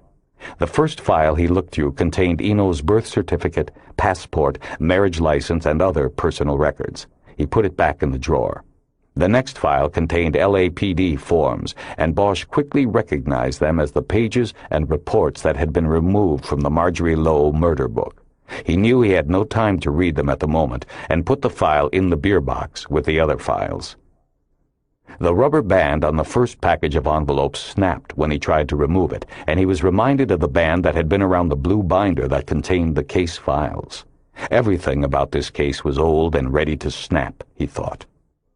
The envelopes were all from a Wells Fargo bank branch in Sherman Oaks, and each one contained a statement for a savings account in the name of McCage Incorporated. The address of the corporation was a post office box also in Sherman Oaks. Bosch randomly took envelopes from different spots in the pack and studied 3 of them. Though separated by years in the late 1960s, each statement was basically the same. A deposit of $1,000 was made in the account on the 10th of each month, and on the 15th, a transfer of an equal amount was made to an account with the Nevada Savings and Loan Branch in Las Vegas. Without looking further, Bosch concluded that the bank statements might be the records of some kind of payoff account Eno kept. He quickly looked through the envelopes at the postmarks, looking for the most recent one. He found none more recent than the late 1980s. What about these envelopes? When did he stop getting them? What you see is what you get. I have no idea what they mean, and Olive didn't know either back when they drilled his box. Drilled his box? Yeah, after he died. Olive wasn't on the safe deposit box, only him. We couldn't find his key, so we had to have it drilled. There was money, too, wasn't there? She waited a moment, probably wondering if he was going to demand that, too. Some, but you're too late. It's already spent. I'm not worried about that. How much was there? She pinched her lips and acted like she was trying to remember. It was a bad act. Come on, I'm not here for the money, and I'm not from the IRS. It was about $18,000. Bosch heard a horn honk from outside. The cab driver was getting restless. Bosch looked at his watch. He had to go. He tossed the envelope packs into the beer box. What about his account at Nevada Savings and Loan? How much was in it? It was a scam question based on his guess that the account that the money from Sherman Oaks was transferred to was Eno's. Schiavone hesitated again, a delay punctuated by another horn blast. It was about 50, but most of that's gone too, taking care of Olive, you know. Yeah, I bet. Between that and the pensions, it's got to be rough, Bosch said, with all the sarcasm he could put into it. I bet your accounts aren't too thin, though. Look, mister, I don't know who you think you are, but I'm the only one in the world that she has and who cares about her. That's worth something. Too bad she doesn't get to decide what it's worth instead of you. Answer one question for me, and then I'm out of here, and you can go back to taking whatever you can off her. Who are you? You're not her sister. Who are you? It's none of your business. That's right, but I could make it my business. She put on a look that showed Bosch what an affront he was to her delicate sensibilities, but then seemed to gain a measure of self-esteem. Whoever she was proud of it. You want to know who I am? I was the best woman he ever had. I was with him for a long time. She had his wedding band, but I had his heart. Near the end, when they were both old and it didn't matter, we dropped the pretension, and he brought me in here to live with them, take care of them, so don't you dare tell me I don't deserve something out of it. Bosch just nodded. Somehow, as sordid as the story seemed, he found a measure of respect for her for just having told the truth, and he felt sure it was. When did you meet? You said one question. When did you meet? When he was at the Flamingo. We both were. I was a dealer. Like I said, he was a bird dog. He ever talk about L.A.? About any cases, any people from back there? No, never. He always said that was a closed chapter. Bosch pointed to the envelope stacks in the box. Does the name McCage mean anything? Not to me. What about these account statements? I never saw any of those things until the day we opened that box. Didn't know he even had an account over at Nevada Savings. Claude had secrets. He even kept secrets from me. At the airport, Bosch paid off the cab driver and struggled into the main terminal with his overnighter and the beer box full of files and other things. In one of the stores along the main terminal mall, he bought a cheap canvas satchel and transferred the items he took from Eno's office into it. It was small enough that he didn't have to check it. Printed on the side of the bag, it said, "Vegas, land of sun and fun." There was a logo depicting the sun setting behind a pair of dice. At his gate, he had a half hour before they loaded the plane, so he found a section of open seats as far away as possible from the cacophony of the rows of slot machines set in the center of the circular terminal. He began going through the files in the satchel. The one he was most interested in was the one containing records stolen from the Marjorie Lowe murder book. He looked through the documents and found nothing unusual or unexpected. The summary of the McKittrick-Eno interview of Johnny Fox with Arno Conklin and Gordon Mattel present was here, and Bosch could sense the contained outrage at the situation in McKittrick's writing. In the last paragraph, it was no longer contained. Interview with suspect was regarded by the undersigned as fruitless because of the intrusive behavior of A. Conklin and G. Mattel. Both prosecutors refused to allow their witness to answer questions fully or, in the undersigned's opinion, with the whole truth. J. Fox remains suspect at this time until verification of his alibi and fingerprint analysis. Nothing else in the documents was of note, and Bosch realized that they had probably been removed from the file by Eno solely because they mentioned Conklin's involvement in the case. Eno was covering up for Conklin. When Bosch asked himself why Eno was doing this, he immediately thought of the bank statements that had been in the safe deposit box with the stolen documents. They were records of the deal. Bosch took out the envelopes and, going by the postmarks, began putting them in chronological order. The earliest one he could find had been mailed to the McCage Incorporated postal drop in November 1962. That was 1 year after the death of Marjorie Lowe and 2 months after the death of Johnny Fox. Eno had been on the Lowe case, and then, according to McKittrick, he had investigated the Fox killing. Bosch felt in his gut that he was right. Eno had squeezed Conklin, and maybe Mattel. He somehow knew what McKittrick didn't, that Conklin had been involved with Marjorie Lowe. Maybe he even knew Conklin had killed her.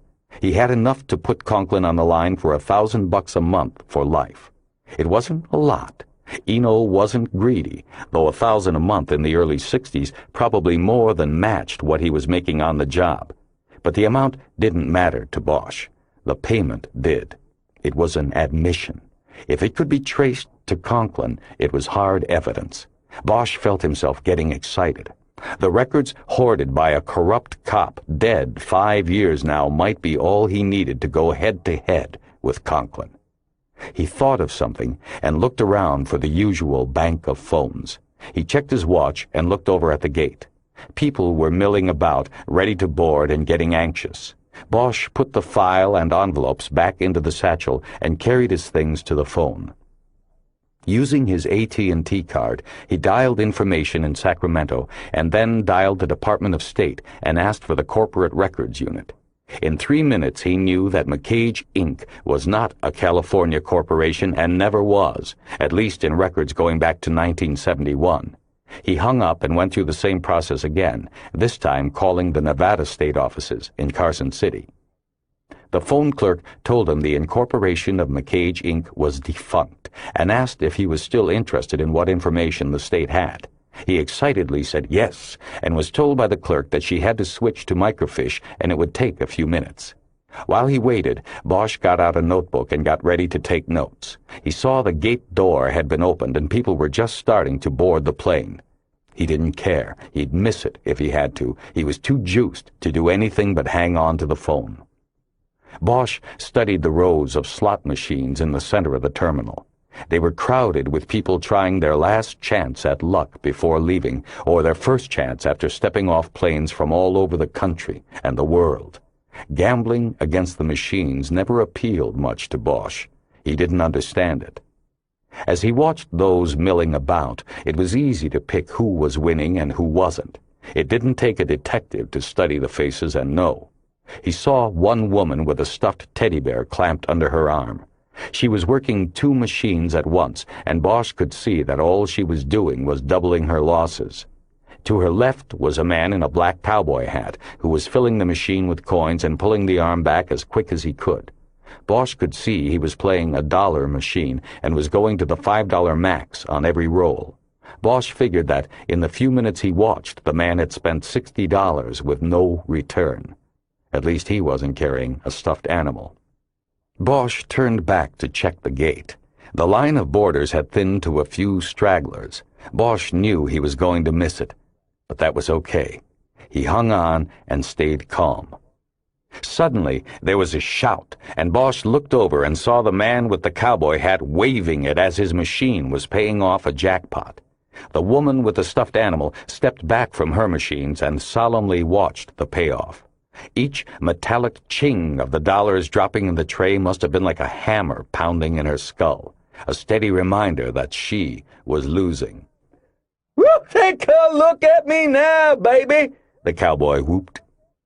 It didn't appear that the exclamation was directed at anyone in particular. He stooped down and started scooping the coins into his hat. The woman with the teddy bear went back to work on her machines. Just as the gate door was being closed, the clerk came back on the phone. She told Bosch the immediately available records showed McCage was incorporated in November 1962 and was dissolved by the state 28 years later when a year went by without renewal fees or taxes being paid to keep the incorporation current. Bosch knew this occurred because Eno had died. "Do you want the officers?" the clerk asked. "Yes, I do." "Okay. President and Chief Executive Officer is Claude Eno. That's E-N-O. Vice President is Gordon Mattel with 2 T's. And the Treasurer is listed as Erno Conklin. That first name spelled I got it. Thanks. Bosch hung up the phone, grabbed his overnighter and the satchel, and ran to the gate. Just in time, the attendant said with a tone of annoyance. Couldn't leave those one-armed bandits alone, huh? Yeah, Bosch said, not caring. She opened the door and he went down the hallway and onto the plane. It was only half filled. He ignored his seat assignment and found an empty row. While he was pushing his luggage into the overhead storage bin, he thought of something. Once in his seat, he took out his notebook and opened it to the page where he had just written the notes of his conversation with the incorporation clerk. He looked at the abbreviated notations. Pres CEO -CE VP -GM Tres -AC. He then wrote only the initials in a line. CE GM AC. He looked at the line for a moment and then smiled. He saw the anagram and wrote it on the next line. MCCAGE. McCage. Bosch felt the blood jangling through his body. It was the feeling of knowing he was close. He was on a roll those people out there at the slot machines and all the casinos in the desert could never understand. It was a high they would never feel, no matter how many sevens came up on the dice or how many blackjacks they were dealt. Bosch was getting close to a killer, and that made him as juiced as any jackpot winner on the planet.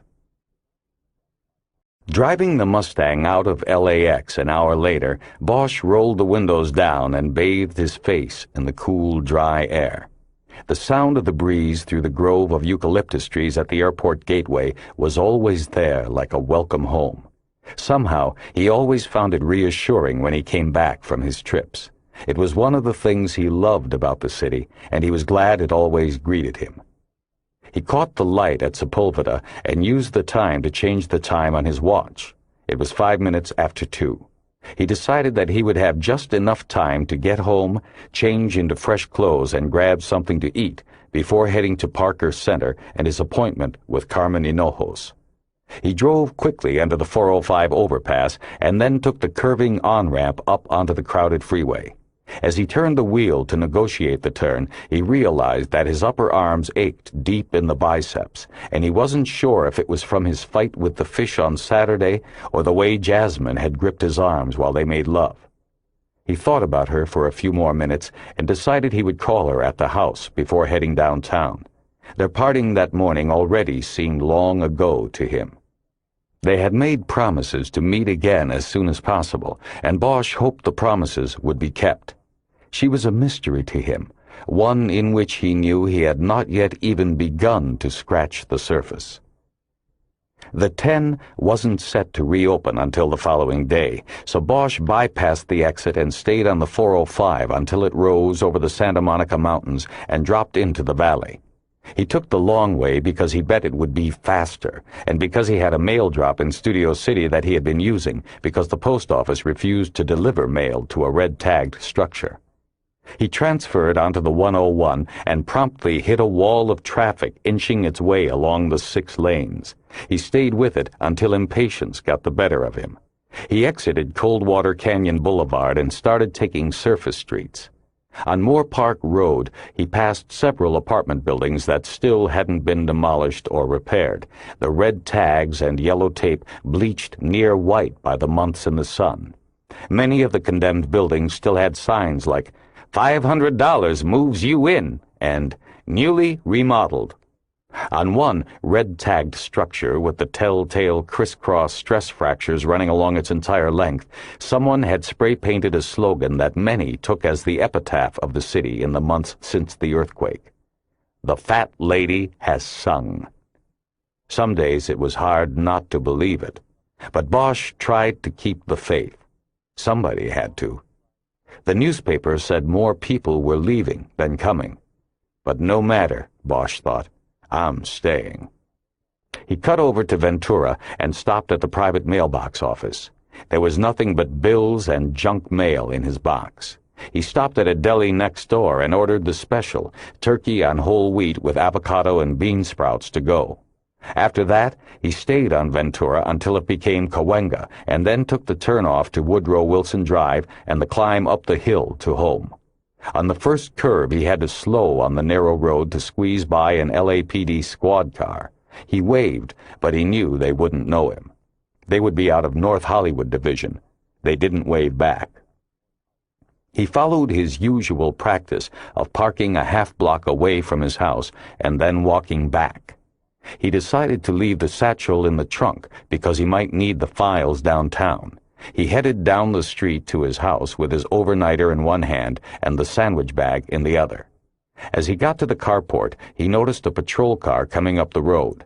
He watched it and noticed it was the same two patrolmen he had just passed. They had turned around for some reason. He waited at the curb to see if they would stop to ask him for directions or maybe an explanation of his wave, and because he didn't want them to see him enter the condemned house. But the car drove by with neither of the patrolmen even looking at him. The driver had his eyes on the road, and the passenger was talking into the radio microphone. It must be a call, Bosch thought. He waited until the car had gone around the next curve, and then headed into the carport. After opening the kitchen door, Bosch stepped in and immediately felt that something was amiss. He took 2 steps in before placing it. There was a foreign odor in the house, or at least the kitchen. It was the scent of perfume, he realized. No, he corrected. It was cologne. A man wearing cologne had either recently been in the house or was still there. Bosch quietly placed his overnighter and the sandwich bag down on the kitchen floor and reached to his waist. Old habits died hard. He still had no gun and knew his backup was on the shelf in the closet near the front door. For a moment, he thought about running out to the street in hopes of catching the patrol car, but he knew it was long gone. Instead, he opened a drawer and quietly withdrew a small paring knife. There were longer blades in there, but the small knife would be easier to handle. He stepped toward the archway that led from the kitchen to the house's front entry. At the threshold, still hidden from whoever might be out there, he stopped, tilted his head forward, and listened. He could hear the low hiss of the freeway down the hill behind the house, but nothing from within. Nearly a minute of silence passed. He was about to step out of the kitchen when he heard a sound. It was the slight whisper of cloth moving, maybe the crossing or uncrossing of legs. He knew someone was in the living room, and he knew by now that they would know that he knew. "Detective Bosch?" a voice said from the silence of the house. "It is safe for you. You can come out." Bosch knew the voice, but was operating at such an acute level of intensity he couldn't immediately compute it and place it. All he knew was that he had heard it before. "It's Assistant Chief Irving, Detective Bosch," the voice said. "Could you please step out? That way you don't get hurt, and we don't get hurt." Yes, that was the voice. Bosch relaxed, put the knife down on the counter, the sandwich bag in the refrigerator, and stepped out of the kitchen. Irving was there, sitting in the living room chair. 2 men in suits who Bosch didn't recognize sat on the couch. Looking around, Bosch could see his box of letters and cards from the closet sitting on the coffee table. He saw the murder book that he had left on the dining room table was sitting on one of the stranger's laps. They had been searching his house, going through his things. Bosch suddenly realized what had happened outside. "I saw you look out. Anybody want to tell me what's going on?" "Where have you been, Bosch?" one of the suits asked. Bosch looked at him. Not a single glimmer of recognition hit him. "Who the fuck are you?" He bent down and picked the box of cards and letters up off the coffee table, where it had been in front of the man. "A detective," Irving said. "This is Lieutenant Angel Brockman, and this is Earl Sizemore." Bosch nodded. He recognized one of the names. "I've heard of you," he said, looking at Brockman. "You're the one who sent Bill Connors to the closet. That must have been good for IAD Man of the Month. Quite an honor." The sarcasm in Bosch's voice was unmistakable, as he intended it to be. The closet was where most cops kept their guns while off duty. Going to the closet was department slang for a cop killing himself. Connors was an old beat cop in Hollywood Division who had killed himself the year before while he was under IAD investigation for trading dime bags of heroin to runaway girls for sex. After he was dead, the runaways admitted they had made up the complaints because Connors was always hassling them to move off his beat. He had been a good man, but saw everything stacked against him and decided to go to the closet. That was his choice, Bosch, and now you've got yours. You want to tell us where you've been the last 24? You want to tell me what this is about? He heard a clunking sound coming from the bedroom. What the hell? He walked to the door and saw another suit in his bedroom, standing over the open drawer of the night table. Hey, fuckhead! Get out of there! Get out now! Bosch stepped in and kicked the drawer closed. The man stepped back, raised his hands like he was a prisoner, and walked out to the living room. And this is Jerry Tolliver, Irving added. He's with Lieutenant Brockman, IAD. Detective Sizemore has joined us here from RHD. Fantastic, Bosch said. So everybody knows everybody. What's going on? He looked at Irving as he said this, believing if he was going to get a straight answer from anyone here, it would be him. Irving was generally a straight shooter when it came to his dealings with Bosch. Harry, we have got to ask you some questions, Irving said. It would be best if we explain things later. Bosch could tell this one was serious. You got a warrant to be in here? We'll show it to you later, Brockman said. Let's go. Where are we going? Downtown. Bosch had had enough run-ins with Internal Affairs Division to know things were being handled differently here. Just the fact that Irving, the second highest ranking officer in the department, was with them was an indication of the gravity of the situation. He guessed it was more than them simply finding out about his private investigation. If it was just that, Irving wouldn't have been here. There was something terribly wrong here. All right, Bosch said. Who's dead? All four looked at him with faces of stone, confirming that in fact someone was dead. Bosch felt his chest tighten, and for the first time he began to be scared. The names and faces of people he had involved flashed through his mind. Meredith Roman, Jake McKittrick, Keisha Russell, the two women in Las Vegas. Who else? Jazz? Could he have possibly put her in some kind of danger? Then it hit him. Keisha Russell. The reporter had probably done what he told her not to. She had gone to Conklin or Mattel and asked questions about the old clip she had pulled for Bosch. She had walked in blindly and was now dead because of her mistake. Keisha Russell? He asked. He got no reply. Irving stood up and the others followed. Sizemore kept the murder book in his hand. He was going to take it. Brockman went into the kitchen, picked up the overnighter, and carried it to the door. Harry, why don't you ride with Earl and I? Irving said. How about I meet you guys down there? You ride with me.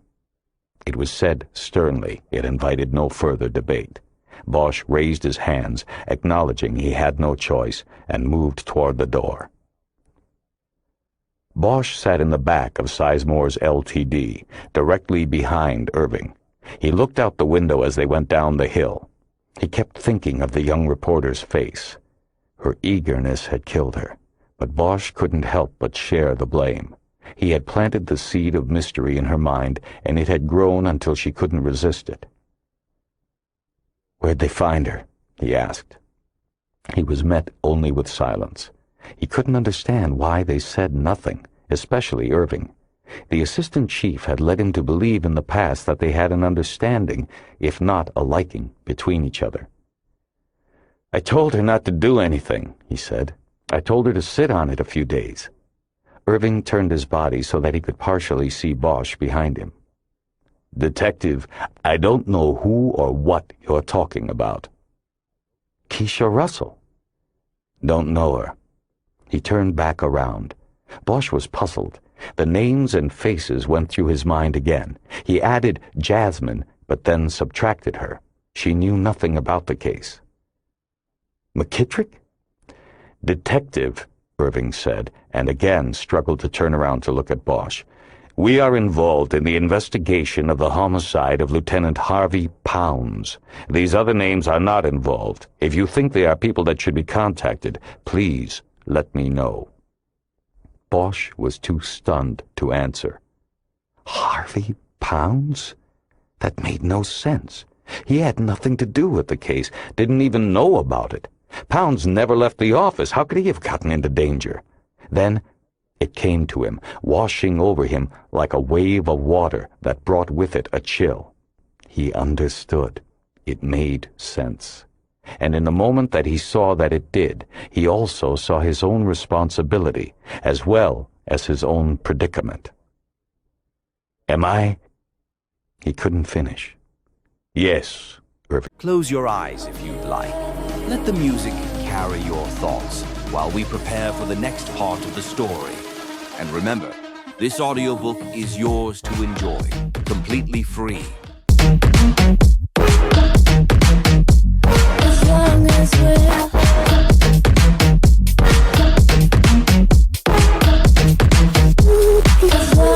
we're honey, make me become true.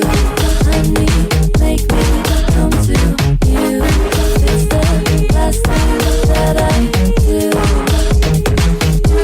As long as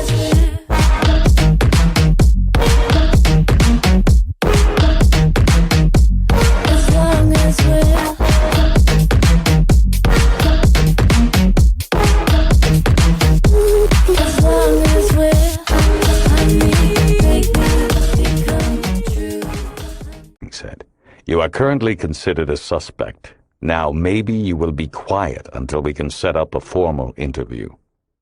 Bosch leaned his head against the glass window and closed his eyes.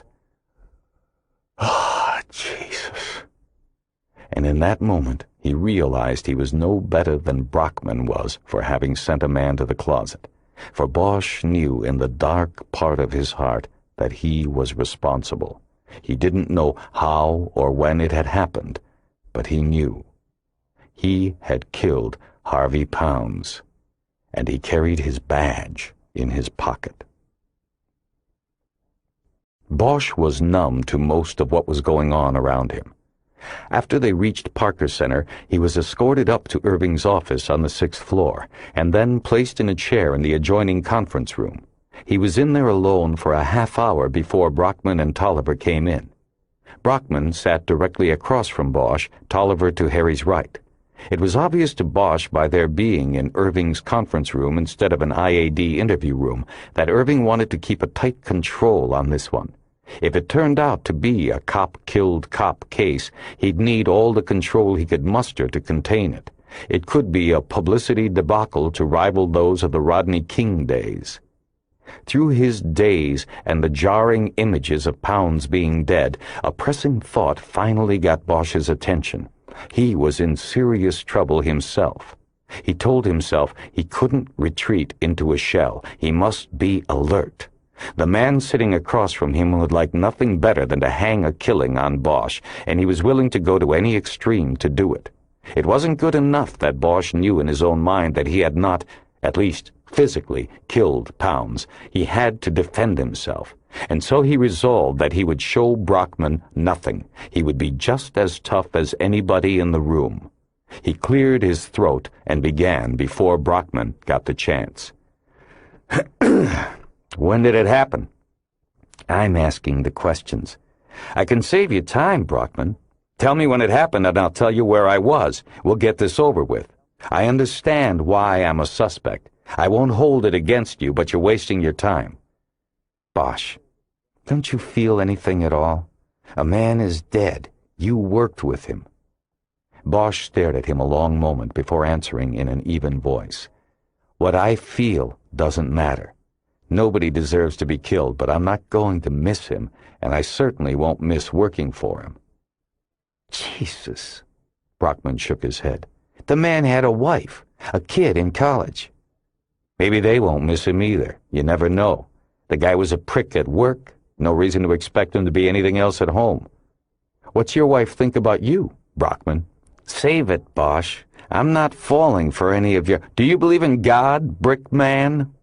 Bosch had used Brockman's nickname in the department, awarded to him for his methodical way of building cases against other cops, like the late Bill Connors. This isn't about me or what I believe in, Bosch. We're talking about you. That's right. We're talking about me. So, I'll tell you what I think. I'm not sure what I believe.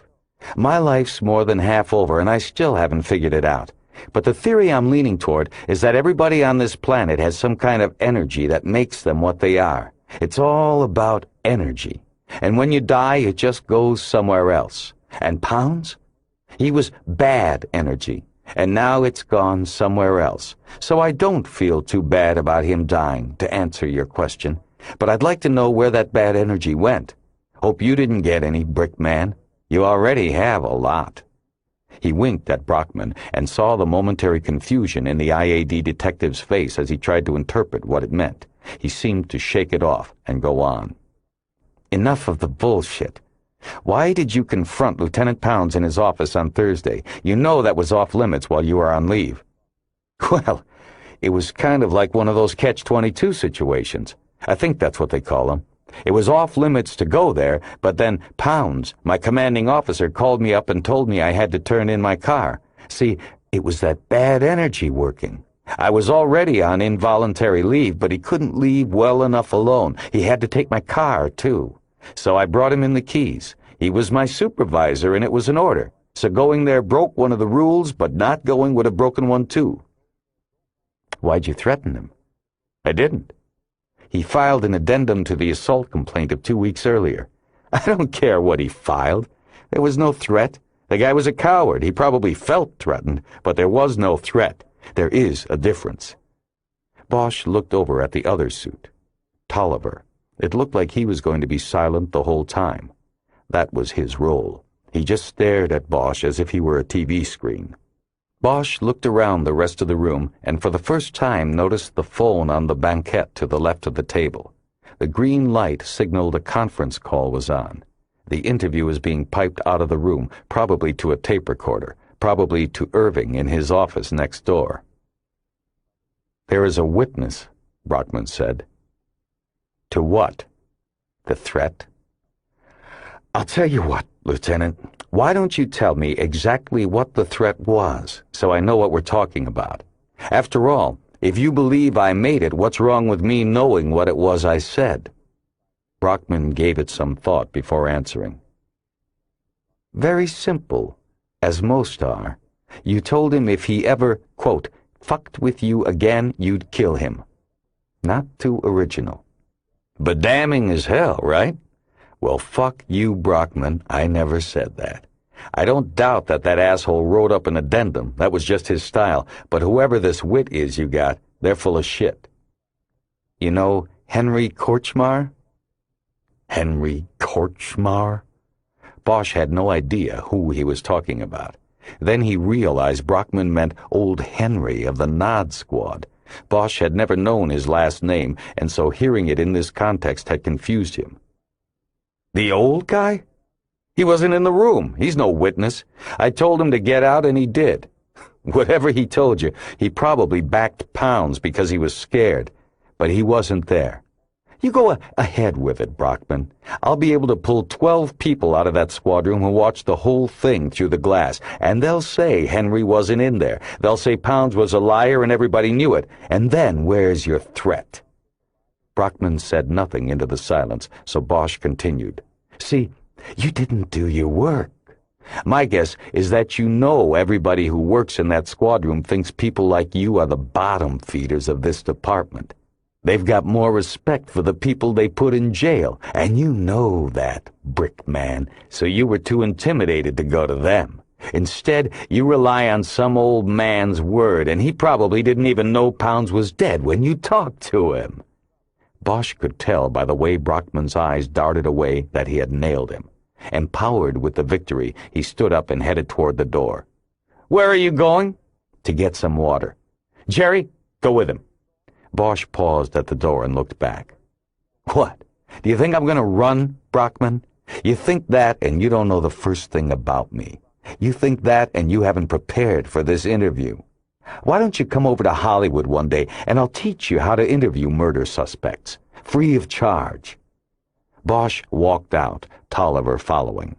At the water fountain down the hall, he took a long drink of water and then wiped his mouth with his hand. He felt nervous, frayed. He didn't know how long it would be before Brockman could see through the front he was putting up. As he walked back to the conference room, Tolliver stayed a silent 3 paces behind him. "You're still young," Bosch said over his shoulder. "There might be a chance for you, Tolliver." Bosch stepped back into the conference room just as Brockman stepped through a door from the other side of the room. Bosch knew it was a direct entrance to Irving's office. He had once worked an investigation of a serial killer out of this room and under Irving's thumb. Both men sat down across from each other again. "Now then," Brockman started, "I'm going to read you your rights, Detective Bosch." He took a small card from his wallet and proceeded to read to Bosch the Miranda warning. Bosch knew for sure the phone line was going to a tape recorder. This was something they would want on tape. "Now," Brockman said when he was finished, "do you agree to waive those rights and talk to us about this situation?" "It's a situation now, huh? I thought it was a murder." "Yeah, I'll waive. Jerry, go get a waiver. I don't have one here." Jerry got up and left through the hallway door. Bosch could hear his feet moving quickly on the linoleum, then a door opened. He was taking the stairs down to IAD on the 5th. Let's start by... Don't you want to wait until you have your witness back? Or is this being secretly recorded without my knowledge? This immediately flustered Brockman. "Yes, Bosch, it's being recorded, but not secretly. We told you before we started that we'd be taping." "Oh, good cover-up, Lieutenant. That last line, that was a good one. I'll have to remember that one. Now, let's start with..." The door opened and Tolliver came in with a sheet of paper. He handed it to Brockman, who studied it a moment, made sure it was the correct form, and slid it across the table to Bosch. Harry grabbed it and quickly scribbled a signature on the appropriate line. He was familiar with the form. He slid it back, and Brockman put it off to the side of the table without looking at it, so he didn't notice the signature Bosch had written was "Fuck you." "All right, let's get this going. Bosch, give us your whereabouts over the last 72 hours. "You don't want to search me first, do you? How about you, Jerry?" Bosch stood up, opening his jacket so they could see he was not armed. He thought by taunting them like this they would do the exact opposite and not search him. Carrying Pounds's badge was a piece of evidence that would probably put him in the ground if they discovered it. "Sit down, Bosch," Brockman barked. "We're not going to search you. We're trying to give you every benefit of the doubt, but you make it damn hard." Bosch sat back down, relieved for the time being. "Now, just give us your whereabouts. We don't have all day." Bosch thought about this. He was surprised by the window of time they wanted. 72 hours. He wondered what had happened to Pounds and why they hadn't narrowed time of death to a shorter span. 72 hours ago. Well, about 72 hours ago it was Friday afternoon and I was in Chinatown at the 5150 building. Which reminds me, I'm due over there in 10 minutes. So, boys, if you'll excuse me..." He stood up. "Sit down, Bosch. That's been taken care of. Sit down." Bosch sat down and said nothing. He realized, though, that he actually felt disappointed he would miss the session with Carmen Hinojos. "Come on, Bosch, let's hear it. What happened after that?"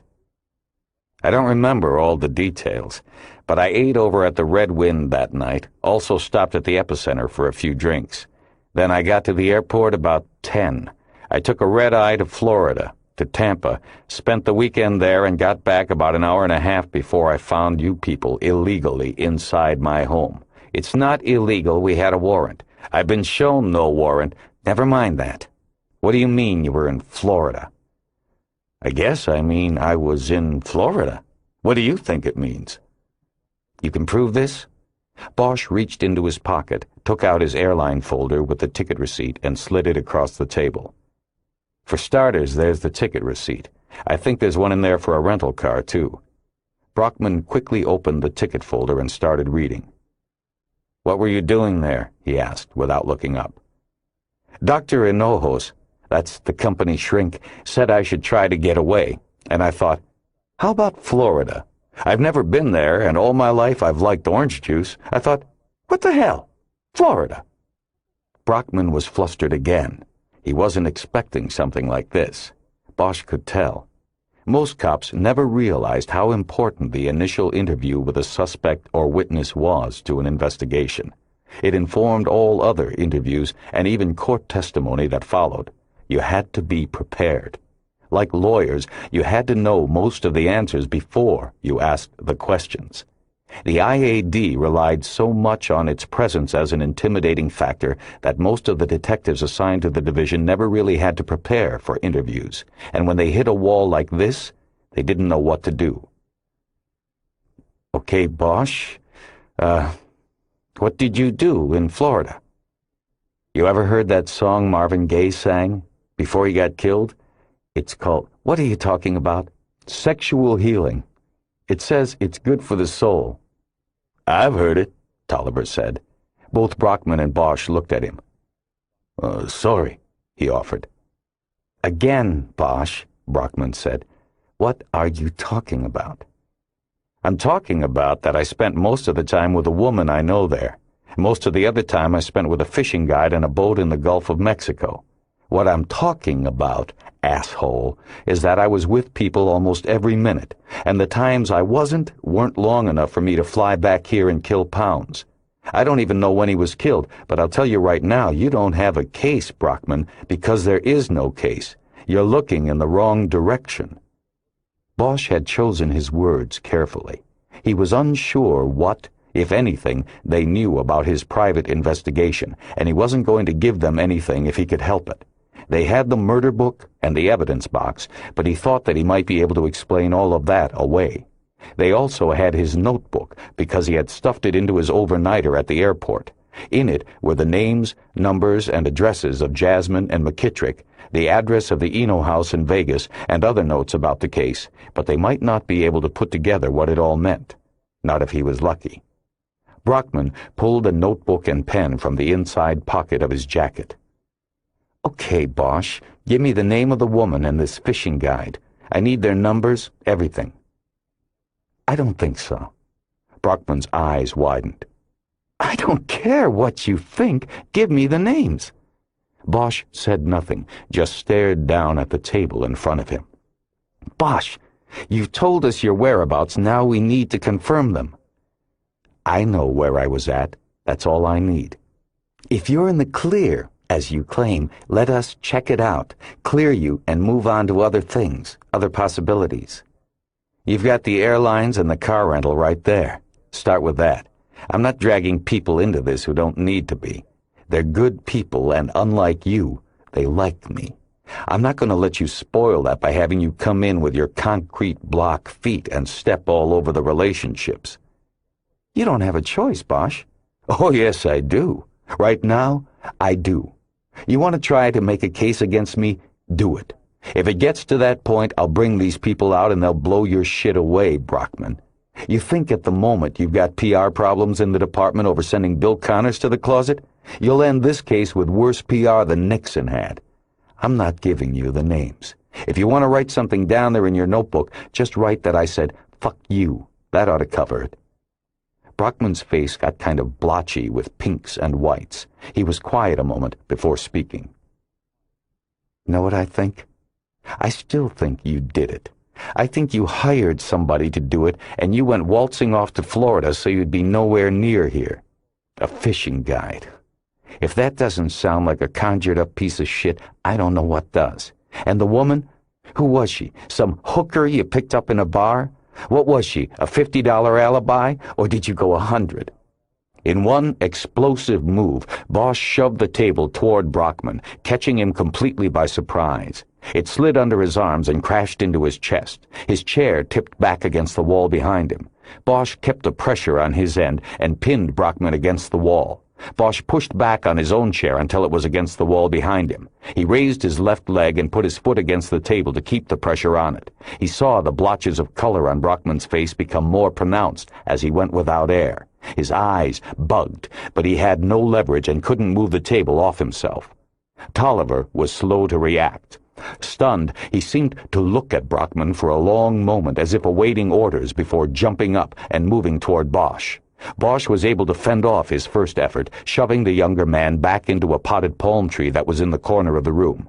While Bosch did this, he saw in his peripheral vision a figure enter the room through the other door. Then his chair was abruptly knocked over and he was on the ground with a heavy weight on top of him.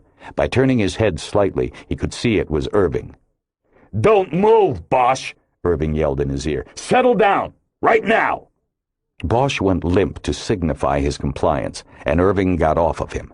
Bosch stayed still for a few moments and then put a hand up on the table to pull himself up. As he got up, he saw Brockman hacking and trying to get air into his lungs while holding both hands against his chest. Irving held one hand out to Bosch's chest as a calming gesture and a means of stopping him from taking another run at Brockman. With his other hand, he pointed at Tolliver, who was trying to right the potted palm. It had become uprooted and wouldn't stand up. He finally just leaned it against the wall. "You!" Irving snapped at him. "Out!" "But, sir, Get out!" Tolliver quickly left through the hallway door as Brockman was finally finding his voice. "Bosch, you son of a bitch, you're going to jail. "Nobody's going to jail," Irving said sternly. "Nobody's going to jail." Irving stopped to gulp down some air. Bosch noticed that the assistant chief seemed just as winded as anybody in the room. "There will be no charges on this," Irving finally continued. "Lieutenant, you baited him and got what you got." Irving's tone invited no debate. Brockman, his chest still heaving, put his elbows on the table and began running his fingers through his hair, trying to look as if he still had some composure, but all he had was defeat. Irving turned to Bosch, anger bunching the muscles of his jaw into hard surfaces. "And you? Bosch, I don't know how to help you. You're always the loose cannon. You knew what he was doing, you've done it yourself, but you couldn't sit there and take it. What kind of man are you?" Bosch didn't say anything, and he doubted Irving wanted a spoken answer. Brockman started coughing, and Irving looked back at him. "Are you all right?" "I think." "Go across the street, have one of the paramedics check you out." "No, I'm all right." "Good. Then go down to your office, take a break. I have someone else I want to have talk to Bosch." "I want to continue the interview is over, Lieutenant. You blew it." Then, looking at Bosch, he added, "You both did." Irving left Bosch alone in the conference room. Then, in a few moments, Carmen Hinojos walked in. She took the same seat where Brockman had been sitting. She looked at Bosch with eyes that seemed filled with equal parts anger and disappointment, but Bosch didn't flinch in her gaze. "Harry, I can't believe—" He held a finger up to his mouth, silencing her. "What is it?" "Are our sessions still supposed to be private?" "Of course." "Even in here?" "Yes. What is it?" Bosch got up and walked to the phone on the counter. He pushed the button that disconnected the conference call. He returned to his seat. "I hope that was left on unintentionally. I'm going to speak to Chief Irving about that." "You're probably speaking to him right now. The phone was too obvious. He's probably got the room wired." "Come on, Harry. This isn't the CIA." "No, it's not. Sometimes it's even worse. All I'm saying is Irving, the IAD, they still might be listening somehow. Be careful what you say." Carmen Hinojos looked exasperated. "I'm not paranoid, Doctor. I've been through this before." "All right. Never mind. I really don't care who's listening or not. I can't believe what you just did. It makes me very sad and disappointed. What have our meetings been about? Nothing? I'm sitting in there hearing you resort to the same type of violence that brought you to me in the first place. Harry, This isn't some joke. This is real life, and I have to make a decision that could very well decide your future. This makes it all the more difficult to do." He waited until he was sure she was done. "You were in there with Irving the whole time?" "Yes. He called and explained the situation and asked me to come over and sit in. I have to say—" "Wait a minute. Before we go any further, did you talk to him? Did you tell him about our sessions?" "No, of course not." "Okay. For the record, I just want to reiterate that I do not give up any of my protections under the patient-doctor relationship. We okay on that?" For the first time, she looked away from him. He could see her face turning dark with anger. "Do you know what an insult that is for you to tell me that? What? Do you think I'd tell him about our session just because he may have ordered me to?" "Did he?" "You don't trust me at all, do you?" "Did he?" "No, he didn't." "That's good." "It's not just me. You don't trust anyone." Bosch realized that he had been out of line. He could see, though, that there was more hurt than anger in her face. "I'm sorry. You're right. I shouldn't have said that. I don't know. I've got my back to the corner here, Doctor. When that happens, sometimes you forget who's on your side and who isn't. Yes, and as a matter of course, you respond with violence against those who you perceive are not on your side. This is not good to see. It's very, very disappointing." He looked away from her and over to the potted palm in the corner. Before leaving the room, Irving had replanted it, getting his hands dirty with black soil. Bosch noticed it was still slightly tilted to the left. "So, what are you doing up here?" he asked. "What does Irving want?" "He wanted me to sit in his office and listen to your interview on the conference line. He said he was interested in my evaluation of your answers as to whether I believed you could have been responsible for the death of Lieutenant Pounds. Thanks to you and your attack on your interviewer, he didn't need any evaluation from me. It's clear at this point you are prone and quite capable of violence against fellow police officers." "That's bullshit and you know it." "Damn it, what I did in here to that guy masquerading as a cop was a lot different than what they think I did. You're talking about things that are worlds apart, and if you don't see that, you're making your living in the wrong business." "I'm not so sure." "Have you ever killed anyone, Doctor?" Saying the question reminded him of his True Confessions conversation with Jasmine. "Of course not." "Well, I have.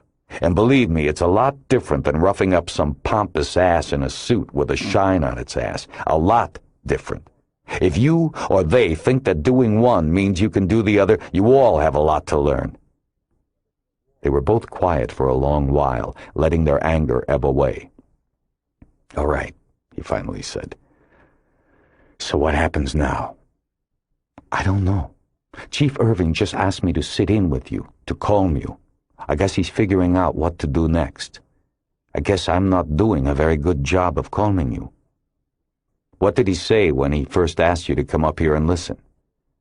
"He just called me and explained what happened and said he wanted my take on the interview.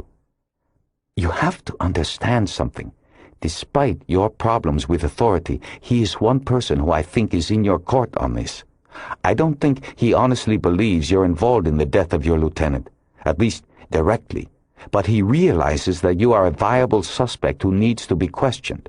I think if you had held your temper during the interview, this all might have been over for you soon. They would have checked your story in Florida, and that would have been the end of it. I even told them that you told me you were going to Florida. I don't want them checking my story. I don't want them involved. Well, it's too late. He knows you're up to something." "How?" "When he called to ask me to come over, he mentioned the file on your mother's case. The murder book. He said it was found at your house. He also said they found the stored evidence from the case there." "And?" "And he asked if I knew what you were doing with all of it." "So he did ask you to reveal what we've talked about in our sessions?" "In an indirect way." "Sounds pretty direct to me. Did he say specifically that it was my mother's case?" "Yes, he did." "What did you tell him?" "I told him that I was not at liberty to discuss anything that was talked about in our sessions." It didn't satisfy him. I'm not surprised. Another wave of silence washed between them. Her eyes wandered the room. His stayed on hers. Listen, what do you know about what happened to Pounds? Very little. Irving must have told you something. You must have asked. He said Pounds was found in the trunk of his car Sunday evening. I guess he had been there a while. A day, maybe. The chief said the body showed signs of torture, particularly sadistic mutilation, he said. He didn't go into detail. It had happened before Pounds was dead, they do know that. He said that he'd been in a lot of pain. He wanted to know if you were the type of man who could have done that. Bosch said nothing. He was imagining the crime scene in his mind. His guilt came crushing back down on him, and for a moment he thought he might even get nauseous. For what it's worth, I said no. What? I told him you weren't the type of man who could have done that. Bosch nodded, but his thoughts were already a great distance away again. What had happened to Pounds was becoming clear, and Bosch carried the guilt of having set things in motion. Though legally innocent, he knew he was morally culpable. Pounds was a man he despised, had less respect for than some of the murderers he had known.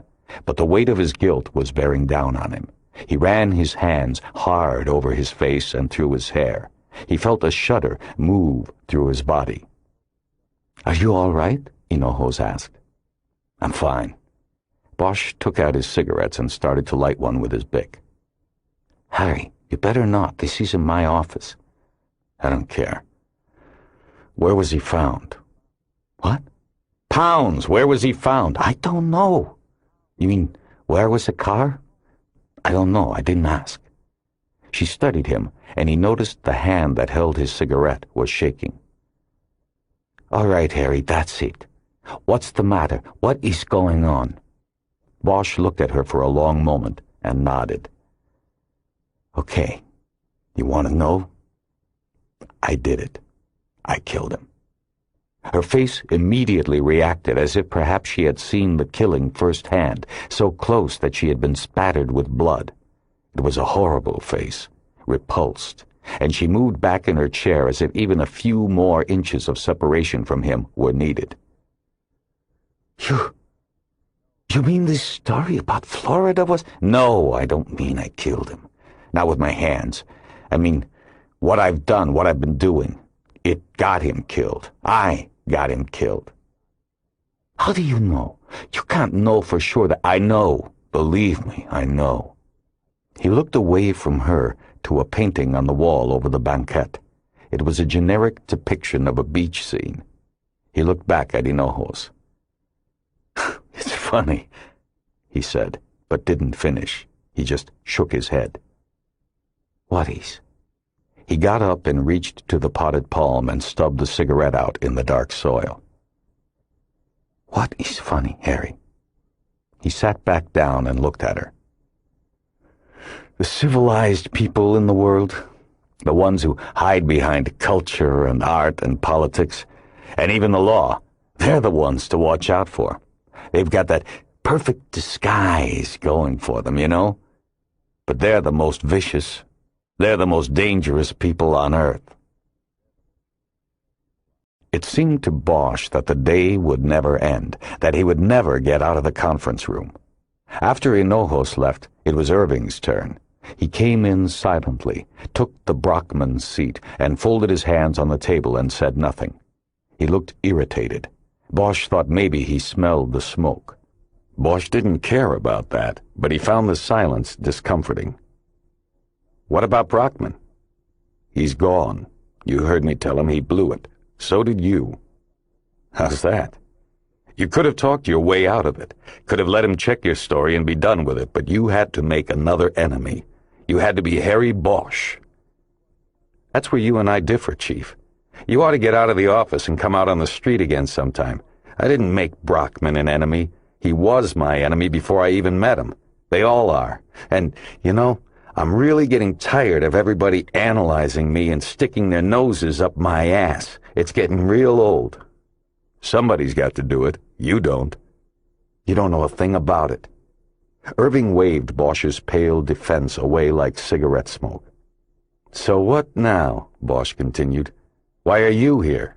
You gonna try to break my alibi now, is that it? Brockman's out and you're in?" "I don't need to break your alibi. It's been checked and it looks like it holds. Brockman and his people have already been instructed to follow other avenues of investigation." "What do you mean it's been checked?" "Give us some credit here, Bosch. The names were in your notebook." He reached into his coat and pulled out the notebook. He tossed it across the table to Bosch. "This woman that you spent some time with over there, she told me enough to the point that I believed it. You might want to call her yourself, though. She certainly seemed confused by my call. I was rather circumspect in my explanation." "I appreciate that." "So, then I guess I'm free to split?" Bosch stood up. "In a technical sense. And the other senses?" "Sit down for a minute, Detective." Bosch held his hands up. He'd gone this far. He decided he might as well go all the way and hear it all. He sat back down in his chair with a meager protest. "My butt's getting sore from all this sitting." "I knew Jake McKittrick," Irving said. "Knew him well. We worked Hollywood together many years ago. But you know that already. As nice as it is to touch base with an old colleague, I can't say I enjoyed anything about the conversation I had with my old friend Jake." "You called him, too?" "While you were in here with the doctor." "So then what do you want from me? You got the story from him, what's left?" Irving drummed his fingers on the tabletop. "What do I want? What I want is for you to tell me that what you are doing, what you have been doing, is in no way connected to what has happened to Lieutenant Pounds." "I can't, Chief. I don't know what happened to him, other than that he's dead." Irving studied Bosch for a long moment, contemplating something, deciding whether to treat him as an equal and tell him the story. "I guess I expected an immediate denial. Your answer already suggests that you think there might be a correlation. I can't tell you how much that bothers me." "Anything is possible, Chief. Let me ask you this. You said Brockman and his crew were out chasing other leads. I guess avenues is what you said. Are any of these avenues viable? I mean, did Pounds have a secret life, or are they just out there chasing their tails?" "There's nothing that stands out. I'm afraid you were the best lead. Brockman still thinks so. He wants to pursue the theory that you hired a hitman of some sort and then flew to Florida to establish an alibi." "Yeah, that's a good one." "I think it stretches credibility some. I told him to drop it, for the moment. And I'm telling you to drop what you are doing. This woman in Florida sounds like the kind of person you could spend some time with. I want you to get on a plane and go back to her. Stay a couple of weeks. When you come back, we'll talk about going back on the homicide table at Hollywood." Bosch was unsure whether there was a threat in all that Irving had just said. If not a threat, then maybe a bribe. "And if I don't?" "If you don't, then you are stupid, and you deserve whatever happens to you." "What is it that you think I'm doing, Chief?" "I don't think, I know what you're doing. It's easy. You pulled the book on your mother's homicide. Why, at this particular point in time, you've done this, I don't know. But you're out running a freelance investigation, and that's a problem for us. You have to stop it, Harry, or I'll stop you. I'll shut you down. Permanently." "Who are you protecting?" Bosch saw the anger move into Irving's face as his skin turned from pink to an intense red. His eyes seemed to grow smaller and darker with fury. "Don't you ever suggest such a thing. I've dedicated my life to this department. It's yourself, isn't it? You knew her. You found her. You're afraid of being dragged into this if I put something together on it. I bet you already knew everything McKittrick told you on the phone." "That's ridiculous. Is it? Is it?" "I don't think so. I've already talked to one witness who remembers you from those days on the Boulevard beat." "What witness?" "She said she knew you. She knows my mother knew you, too." "The only person I am protecting is you, Bosch. Can't you see that? I'm ordering you to stop this investigation." "You can't. I don't work for you anymore. I'm on leave, remember? Involuntary leave. That makes me a citizen now, and I can do whatever I goddamn want to do as long as it's legal. I could charge you with possession of stolen documents. The murder book. It wasn't stolen. Besides, what if you bullshit a case? What's that, a misdemeanor? They'll laugh you out of the city attorney's office on your ass with that. But you'd lose your job, that would be it. You're a little late with that one, Chief. A week ago, that would have been a valid threat. I'd have to consider it, but it doesn't matter anymore. I'm free of all of that bullshit now, and this is all that matters to me, and I don't care what I have to do, I'm doing it. Irving was silent, and Bosch guessed that the assistant chief was realizing that Bosch had moved beyond his reach. Irving's hold over Bosch's job and future had been his leverage before, but Bosch had finally broken free. Bosch began again in a low, calm voice. If you were me, Chief, could you just walk away? What does doing what I do for the department matter if I can't do this for her and for me? He stood up and put the notebook into his jacket pocket. I'm going. Where's the rest of my stuff? No. Bosch hesitated. Irving looked up at him, and Bosch saw the anger was gone now. I did nothing wrong, Irving said quietly. Sure you did, Bosch said just as quietly. He leaned over the table until he was only a few feet away. We all did, Chief. We let it go. That was our crime. But not anymore. At least not with me. If you want to help, you know how to reach me. He headed toward the door. What do you want? Bosch looked back at him. Tell me about Pounds. I need to know what happened. It's the only way I'll know if it's connected. Then sit down. Bosch took the chair by the door and sat down.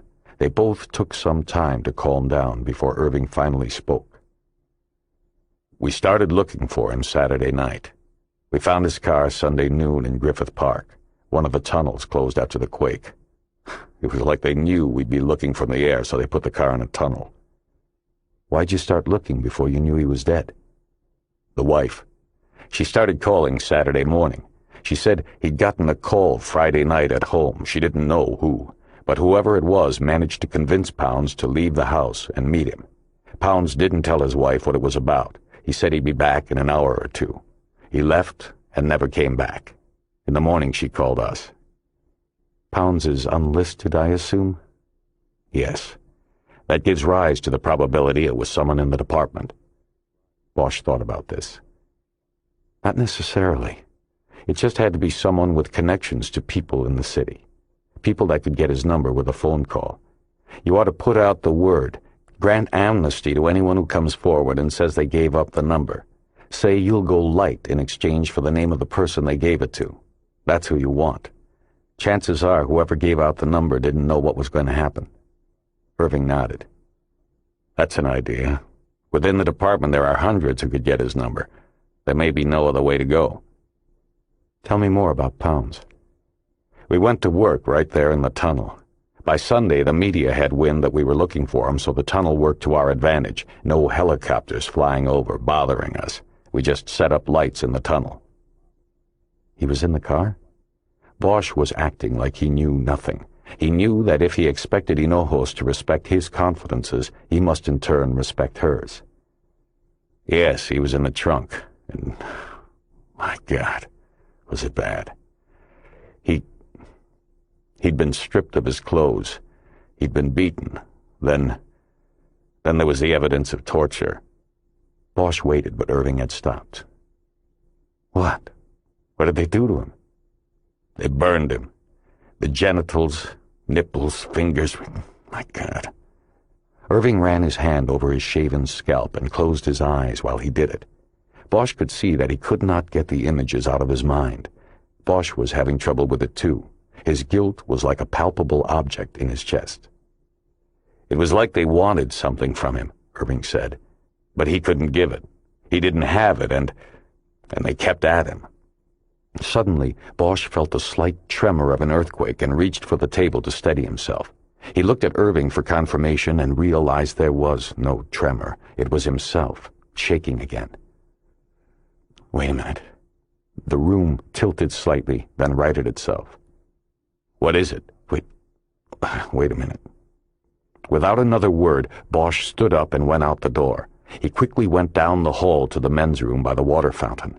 There was someone in front of one of the sinks, shaving, but Bosch didn't take the time to look at him. He pushed through one of the stall doors and vomited into the toilet, barely making it in time. He flushed the toilet, but the spasm came again, and then again, until he was empty, until he had nothing left inside but the image of Pounds, naked and dead, tortured. "You okay in there, buddy?" a voice said from outside the stall. "Just leave me alone." "Sorry, just asking." Bosch stayed in the stall a few more minutes, leaning against the wall. Eventually, he wiped his mouth with toilet paper and then flushed it down. He stepped out of the stall unsteadily and went to the sink. The other man was still there. Now he was putting on a tie. Bosch glanced at him in the mirror but didn't recognize him. Harry bent over the sink and rinsed his face and mouth out with cold water. He then used paper towels to dry off. He never looked at himself once in the mirror. "Thanks for asking," he said as he left. Irving looked like he hadn't moved while Bosch was gone. "Are you all right?" Bosch sat down and took out his cigarettes. "Sorry, but I'm going to smoke." "You already have been." Bosch lit up and took a deep drag. He stood up and walked to the trash can in the corner. There was an old coffee cup in it, and he took it to use as an ashtray. "Just one," he said. "Then you can open the door and air the place out." "It's a bad habit. In this town, so is breathing." "How did he die? What was the fatal injury?" "The autopsy was this morning. Heart failure. The strain on him was too much. His heart gave way." Bosch paused a moment. He felt the beginning of his strength coming back. "Why don't you tell me the rest of it?" "There is no rest of it, that's it. There was nothing there. No evidence on the body, no evidence in the car. It had been wiped clean. There was nothing to go on." "What about his clothes?" "They were there in the trunk. No help. The killer kept one thing, though." "What?" "His shield. The bastard took his badge." Bosch just nodded and averted his eyes. They were both silent for a long time. Bosch couldn't get the images out of his mind, and he guessed Irving was having the same problem. "So," Bosch finally said, "looking at what had been done to him, the torture and everything, you immediately thought of me. That's a real vote of confidence." "Look, detective, you had put the man's face through a window 2 weeks earlier. We had gotten an added report from him that you had threatened him. There was no threat. I don't care if there was or wasn't. He made the report. That's the point. True or false, he made the report, therefore he felt threatened by you. What were we supposed to do? Ignore it? Just say, 'Harry Bosch? Oh no, there's no way our own Harry Bosch could do this,' and go on? Don't be ridiculous." "All right, you're right. Forget it." "He didn't say anything at all to his wife before leaving?" "Only that someone called and he had to go out for an hour to a meeting with a very important person. No name was mentioned. The call came in about 9 Friday night." "Is that exactly how she said he said it?" "I believe so." "Why?" "Because if he said it in that way, then it sounds like 2 people may be involved." "How so?" "It just sounds as though one person called him to set up a meeting with a second person, this very important person. If that person had made the call, then he would have told the wife that so-and-so, the big important guy, just called and I have to go meet him. See what I mean?" "I do. But whoever called could have also used the name of an important person as bait to draw Pounds out. That actual person may not have been involved at all." "That's also true. But I think that whatever was said, it would have had to have been convincing to get Pounds out at night, by himself." "Maybe it was someone he already knew." "Maybe. But then he probably would have told his wife the name." "True." "Did he take anything with him? A briefcase, files, anything?" "Not that we know of. The wife was in the TV room. She didn't see him actually go out the door. We've been over all of this with her. We've been all over the house. There's nothing. His briefcase was in his office at the station. He didn't even take it home with him. There's nothing to go on. To be honest, you were the best candidate, and you're clear now. It brings me back to my question. Could what you've been doing have had anything to do with this?" Bosch could not bring himself to tell Irving what he thought, what he knew in his gut had happened to Pounds. It wasn't the guilt that stopped him, though. It was the desire to keep his mission to himself. In that moment he realized that vengeance was a singular thing, a solo mission, something never to be spoken of out loud. "I don't know the answer," he said. "I told Pounds nothing, but he wanted me to go down, you know that. The guy's dead, but he was an asshole and he wanted me to go down, so he'd have had his ear to the ground for anything about me. A couple people have seen me around in the last week. Word could have gotten back to him and he could have blundered into something. He wasn't much of an investigator. He could have made a mistake. I don't know." Irving looked at him through dead eyes. Bosch knew he was trying to determine how much was true and how much was bullshit. Bosch spoke first. "He said he was going to meet someone important." "Yes." "Look, Chief, I don't know what McKittrick told you about the conversation I had out there with him, but you know there were important people involved back, with my mother. You were there." "Yes, I was there, but I wasn't part of the investigation. Not after the first day." "Did McKittrick tell you about Arno Conklin?" "Not today, but back then. I remember once when I asked him what was happening with the case, he told me to ask Arno. He said Arno was running interference for someone on it." "Well, Arno Conklin was an important person." "But now? He's an old man, if he's even still alive." "He's alive, Chief. And you have to remember something.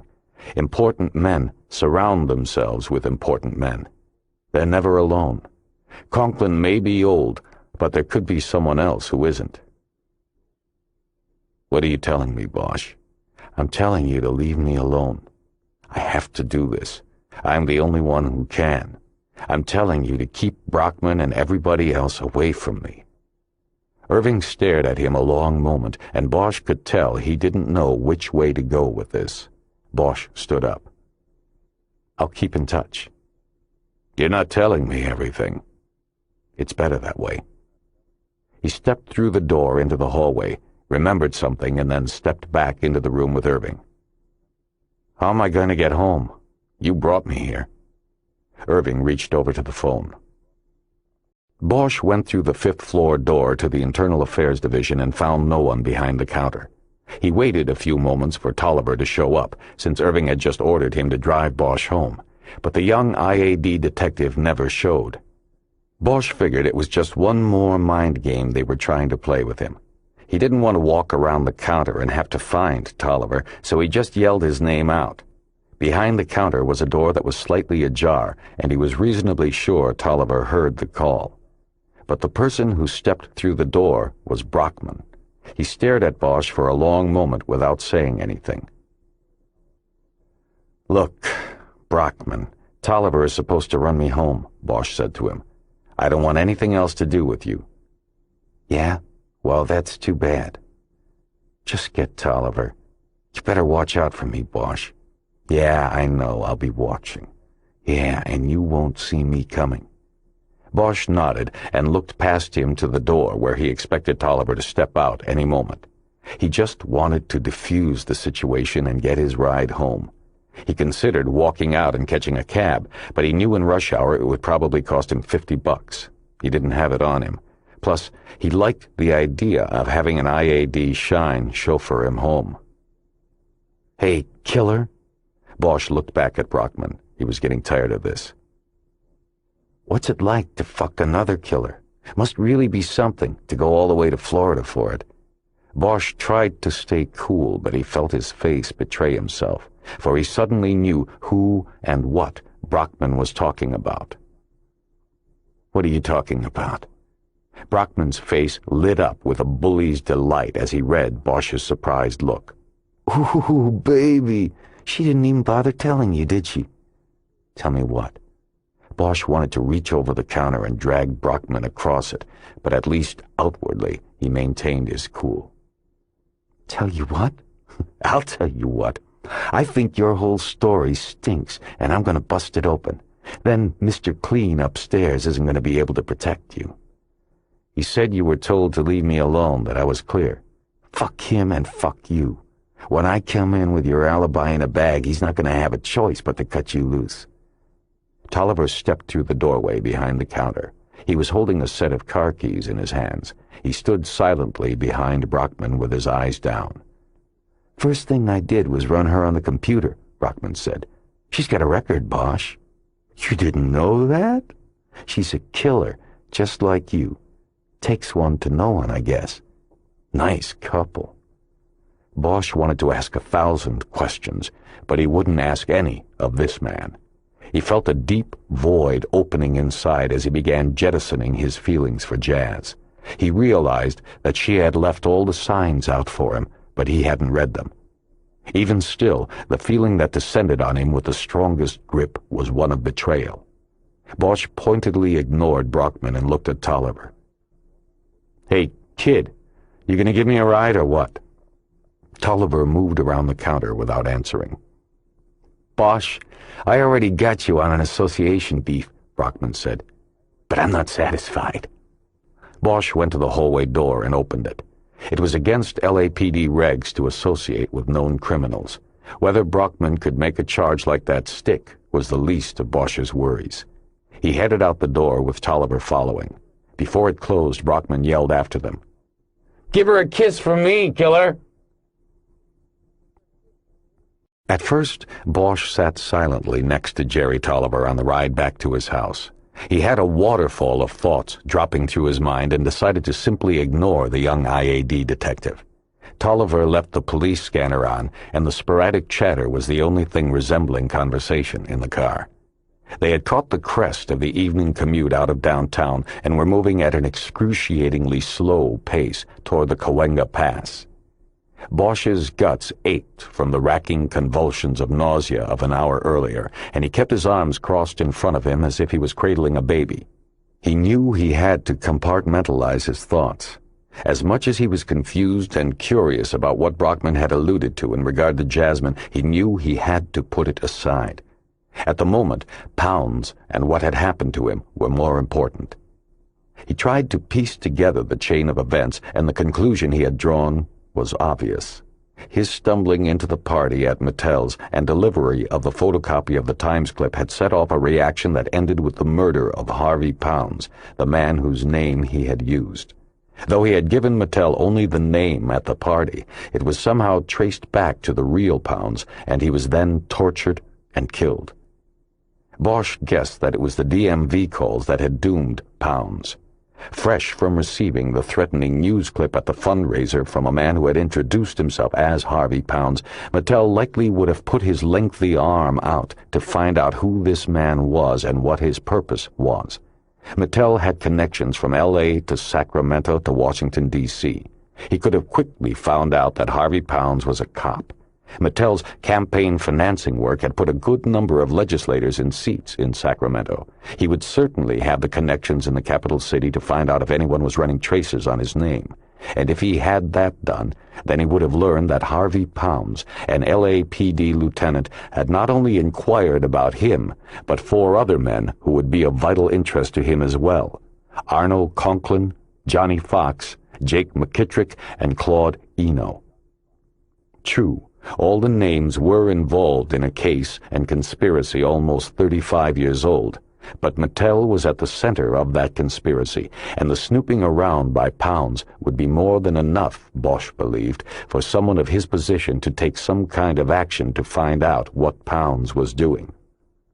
Because of the approach the man he thought was Pounds had made at the party, Mattel probably concluded he was being set upon by a chiseler, an extortionist, and he knew how to eliminate the problem, like Johnny Fox had been eliminated. That was the reason Pounds had been tortured, Bosch knew. For Mattel to make sure the problem went no further than Pounds, he had to know who else knew what Pounds knew. The problem was that Pounds didn't know anything himself. He had nothing to give. He was tormented until his heart could take it no longer. A question that remained unanswered in Bosch's mind was what Arno Conklin knew of all this. He had not yet been contacted by Bosch. Did he know of the man who approached Mattel? Did he order the hit on Pounds, or was it solely Mattel's reaction? Then Bosch saw a bump in his theory that needed refining. Mattel had come face to face with him posing as Harvey Pounds at the fundraiser. The fact that Pounds was tortured before he died indicated that Mattel was not present at the time, or he would have seen that they were brutalizing the wrong man. Bosch wondered now if they understood that they had, in fact, killed the wrong man, and if they would be looking for the right one. He mulled over the point that Mattel could not have been there, and decided that it fit. Mattel was not the type to get involved in the blood work. He'd have no problem calling the shots, he just wouldn't want to see them fired. Bosch realized the surfer in a suit had also seen him at the party, and, therefore, could not have been directly involved in the killing of Harvey Pounds either. That left the man Bosch had seen through the French doors at the house, the man with the wide body and thick neck who he had seen Mattel show the newspaper clip to, the man who had slipped and fallen while coming down the driveway for Bosch.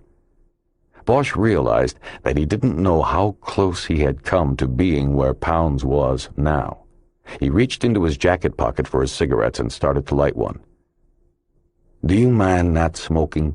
Tolliver asked, his first words of the 30-minute journey. "Yeah, I do mind." Bosch finished lighting the smoke and put his Bic away. He lowered the window. "There, you happy? The exhaust fumes are worse than the smoke." "It's a non-smoking vehicle." Tolliver tapped his finger on a plastic magnet that was on the dashboard ashtray cover.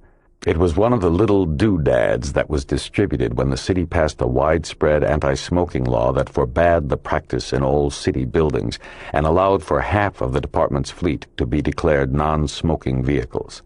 The magnet showed a cigarette in the middle of a red circle with a slash through it. Beneath the circle it said, "Thank you for not smoking." Bosch reached over, peeled the magnet off, and threw it out the open window. He saw it bounce once on the pavement and stick on the door of a car 1 lane over. "Now it's not. Now it's a smoking car." "Bosch, you're really fucked, you know that?" "Write me up, kid. Add it to the association beef your boss is working on. I don't care." They were silent for a few moments, and the car crept further away from Hollywood. "He's bluffing you, Bosch. I thought you knew that." "How so?" He was surprised that Tolliver was turning. "He's just bluffing, that's all. He's still hot about what you did with that table, but he knows it won't stick. It's an old case, voluntary manslaughter, a domestic violence case. She walked on 5 years probation. All you have to do is say you didn't know, and it gets shit-canned." Bosch could almost guess what the case was about. She had practically told him during True Confessions. She stayed too long with someone. That was what she had said. He thought of the painting he had seen in her studio, the gray portrait with the highlights red like blood. He tried to pull his mind away from it. "Why are you telling me this, Tolliver? Why are you going against your own?" "Because they're not my own. Because I want to know what you meant by what you said to me in the hallway." Bosch couldn't even remember what he said. "You told me it wasn't too late." "Too late for what?" "Too late to get out," Bosch said, recalling the words he had thrown as a taunt. "You're still a young guy. You better get yourself out of IAD before it's too late. You stayed too long and you'll never get out. Is that what you want? Spend your career busting cops for trading hookers dime bags? Look, I want to work out of Parker, and I don't want to wait 10 years like everybody else. It's the easiest and fastest way for a white guy to get in there. It's not worth it, is what I'm telling you. Anybody stays in IAD more than 2-3 years, they're there for life, because nobody else wants them. No one else trusts them. They're lepers. You better think about it. Parker Center isn't the only place in the world to work." A few moments of silence passed as Tolliver tried to muster a defense. "Somebody's got to police the police. A lot of people don't seem to understand that." "That's right. But in this department, nobody polices the police who police the police. Think about that." The conversation was interrupted by the sharp tone he recognized as his mobile phone. On the back seat of the car were the items the searchers had taken from his apartment. Irving had ordered it all returned. Among them was his briefcase, and inside it he heard his phone. He reached back, flipped the briefcase open, and grabbed the phone. "Yeah, it's Bosch." "Bosch? It's Russell. Hey, I got nothing to tell you yet, Keisha. I'm still working on it. No, I have something to tell you. Where are you? I'm in the soup, the 101 coming up to Barham, my exit. Well, I have to talk to you, Bosch. I'm writing a story for tomorrow. You will want to comment, I think, if only in your defense. My defense? A dull thud went through him, and he felt like saying, "What now?" But he held himself in check. What are you talking about? Did you read my story today? No, I haven't had time. What? It's about the death of Harvey Pounds. Today I have a follow. It concerns you, Bosch. Jesus, he thought. But he tried to keep calm. He knew that if she detected any panic in his voice, she would gain confidence in whatever it was she was about to write. He had to convince her she had bad information. He had to undermine that confidence. Then he realized Tolliver was sitting next to him and would hear everything he said. I have a problem talking now. When is your deadline? Now. We have to talk now. Bosch looked at his watch. It was 25 minutes until 6. You can go to 6, right? He'd worked with reporters before and knew that was the deadline for the Times' first edition. No, I can't go to 6. If you want to say something, say it now. I can't. Give me 15 minutes and then call back. I can't talk now. There was a pause, and then she said, Bosch, I can't push it far past then. You better be able to talk then. They were to the Barham exit now, and they'd be up to his house in 10 minutes. Don't worry about it. In the meantime, you go warn your editor that you might be pulling the story. I will not. Look, Keisha, I know what you're going to ask me about. It's a plant, and it's wrong. You have to trust me. I'll explain in 15 minutes. How do you know it's a plant? I know. It came from Angel Brockman. He flipped the phone closed and looked over at Tolliver. See, Tolliver, is that what you want to do with your job? With your life? Tolliver said nothing. When you get back, you can tell your boss that he can shove tomorrow's Times up his ass. There isn't going to be any story. See, even the reporters don't trust IAD guys. All I had to do was mention Brockman. She'll start backpedaling when I tell her I know what's going on. Nobody trusts you guys, Jerry. Get out of it. Oh, and like everybody trusts you, Bosch. Not everybody, but I can sleep at night, and I've been on the job 20 years. Think you'll be able to? What have you got in, 5, 6 years? I'll give you 10, Jerry. That's all for you, 10 and out. But you'll look like one of these guys who puts in 30. His prediction was met with a stony silence from Tolliver. Bosch didn't know why he even cared. Tolliver was part of the team trying to put him in the dirt, but something about the young cop's fresh face gave him the benefit of the doubt. They made the last curve on Woodrow Wilson, and Bosch could see his house. He could also see a white car with a yellow plate parked in front of it, and a man wearing a yellow construction helmet standing in front holding a toolbox. It was the city building inspector, Gowdy. Shit, Bosch said. This one of IAD's tricks, too? If it is, I don't know anything about it. Yeah, sure. Without a further word, Tolliver stopped in front of the house, and Bosch got out with his returned property. Gowdy recognized him and immediately came over as Tolliver pulled away from the curb. Listen, you're not living in this place, are you? Gowdy asked. It's been red-tagged. We got a call, said somebody was in there. I got a call, too. See anybody? I was just going to check it out. Don't bullshit me, Mr. Bosch. I can see you've made some repairs. You gotta know something. You can't repair this place. You can't even go in. You got a demolition order and it's overdue. I'm gonna put in a work order and have a city contractor do it. You'll get the bill. No use waiting any longer. Now, you might as well get out of here because I'm gonna padlock it now. He bent down and put the toolbox on the ground and proceeded to open it up and retrieve a set of stainless steel hinges and hasp blocks he would apply to the doors. Look, I've got a lawyer, Bosch said. He's trying to work it out with you people. There's nothing to work out. I'm sorry. Now, if you go in there again, you're subject to arrest. If I find these locks have been tampered with, you're also subject to arrest. I'll call North Hollywood Division. I'm not fooling with you anymore."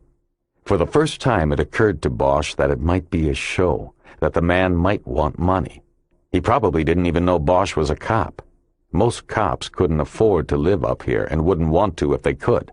The only reason Bosch could afford it was he had bought the property with a chunk of money he had made years earlier on a TV movie deal based on a case he had solved. "Look, Gowdy," he said, "just spell it out, okay? I'm slow about these things. Tell me what you want and you've got it. I want to save the house. That's all I care about."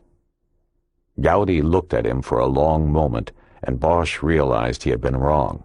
He could see the indignation in Gowdy's eyes. "You keep talking like that and you could go to jail, son. I'll tell you what I'm going to do. I'm going to forget what you just said. Look, I'm sorry." Bosch looked back at the house. "It's just like, I don't know. The house is the only thing I've got." "You've got more than that. You just haven't thought about it. Now, I'm going to cut you a break here.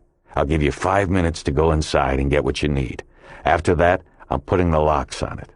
I'm sorry, but that's the way it is. If that house goes down the hill on the next one, maybe you'll thank me." Bosch nodded. "Go on, 5 minutes." Bosch went inside and grabbed a suitcase from the top shelf of the hallway closet. First, he put his second gun in it, then he dumped in as much of the clothing from the bedroom closet as he could. He walked the overstuffed suitcase out to the carport, then came back inside for another load. He opened the drawers of his bureau and dumped them on the bed, then wrapped everything in the bedclothes and carried that out as well. He went past the 5-minute mark, but Gowdy didn't come in after him. Bosch could hear him working with a hammer on the front door. After 10 minutes, he had a large stack of belongings gathered in the carport. Included there was the box in which he kept his keepsakes and photos, a fireproof box containing his financial and personal records, a stack of unopened mail and unpaid bills, the stereo, and 2 boxes containing his collection of jazz and blues LPs and CDs. Looking at the pile of belongings, he felt forlorn.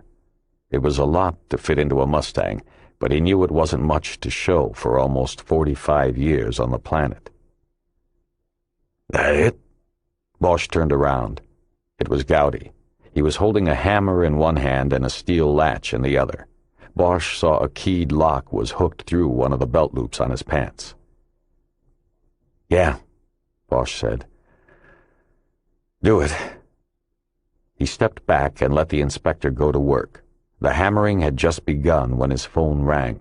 He had forgotten about Keisha Russell.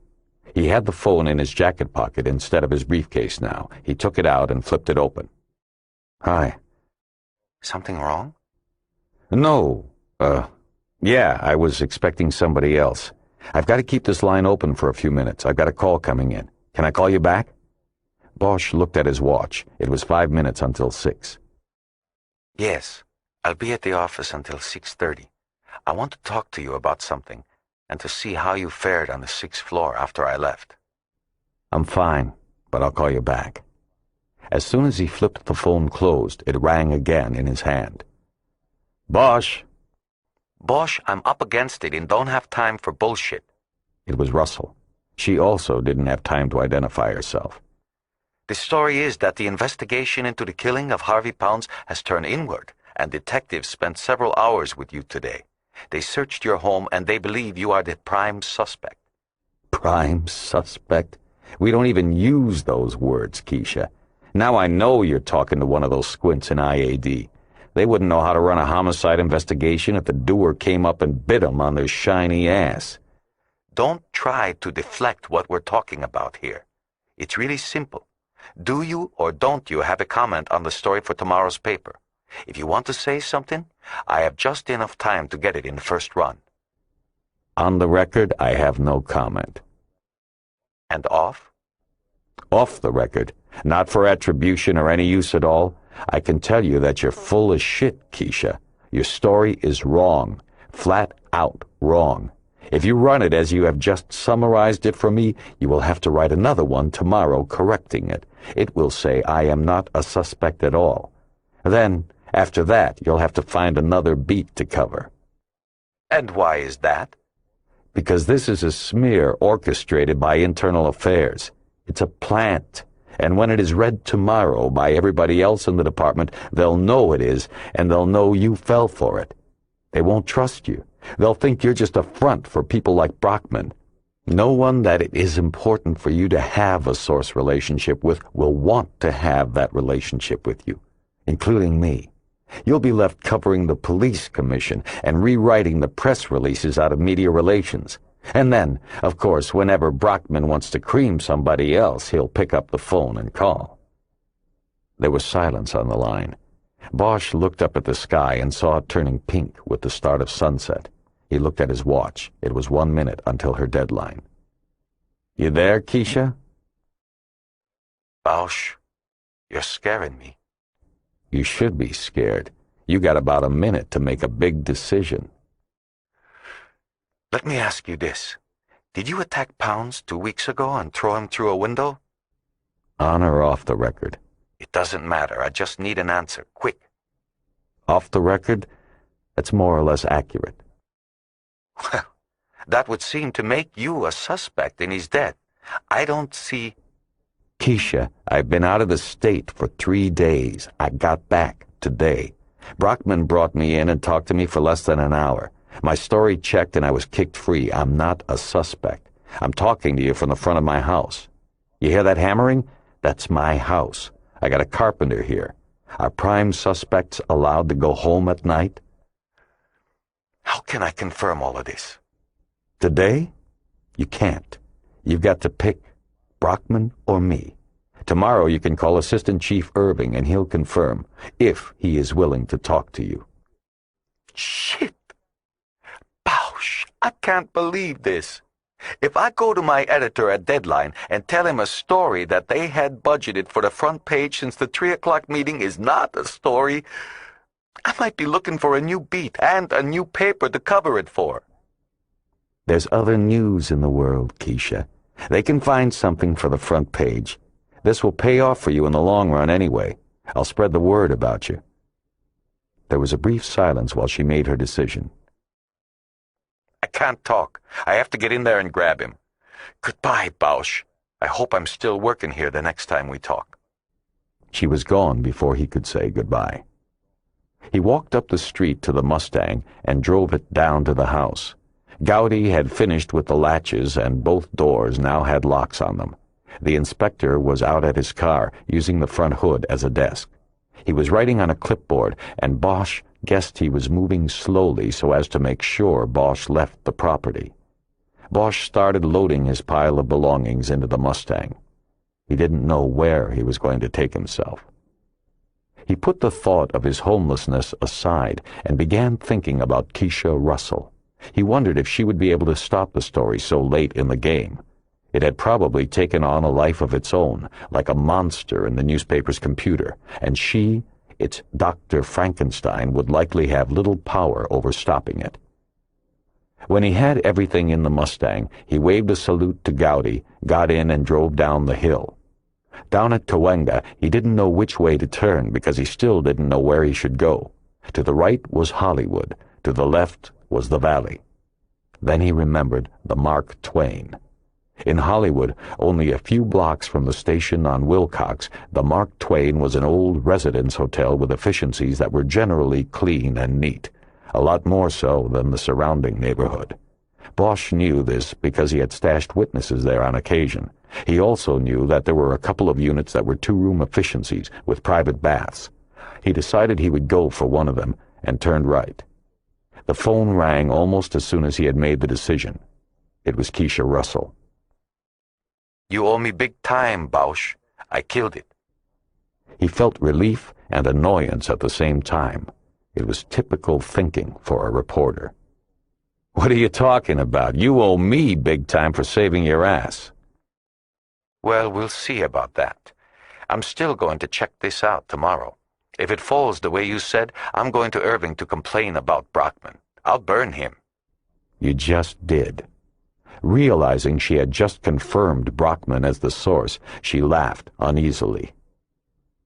What did your editor say? He thinks I'm an idiot, but I told him there's other news in the world. Good line. Yeah, I'm going to keep that one in my computer. So what's going on, and what's happening with those clips I got you? The clips are still percolating. I can't really talk about anything yet. Figures. I don't know why I keep helping you, Bosch, but here goes.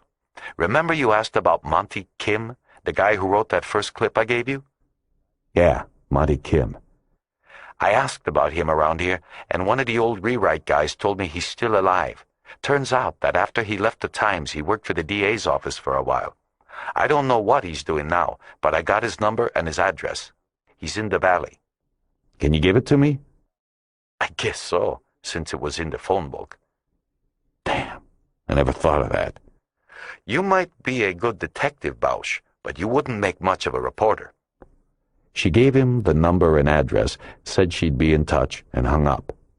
Bosch put the phone down on the seat and thought about this latest piece of information as he drove into Hollywood. Monty Kim had worked for the district attorney. Bosch had a pretty good idea which one that would be. The man behind the front desk at the Mark Twain didn't seem to recognize Bosch, though Harry was reasonably sure he was the same man he had dealt with before while renting rooms for witnesses. The counterman was tall and thin and had the hunched-over shoulders of someone carrying a heavy burden. He looked like he'd been behind the desk since Eisenhower. "You remember me? From down the street?" "Yeah, I remember. I didn't say anything because I didn't know if this was an undercover job or not."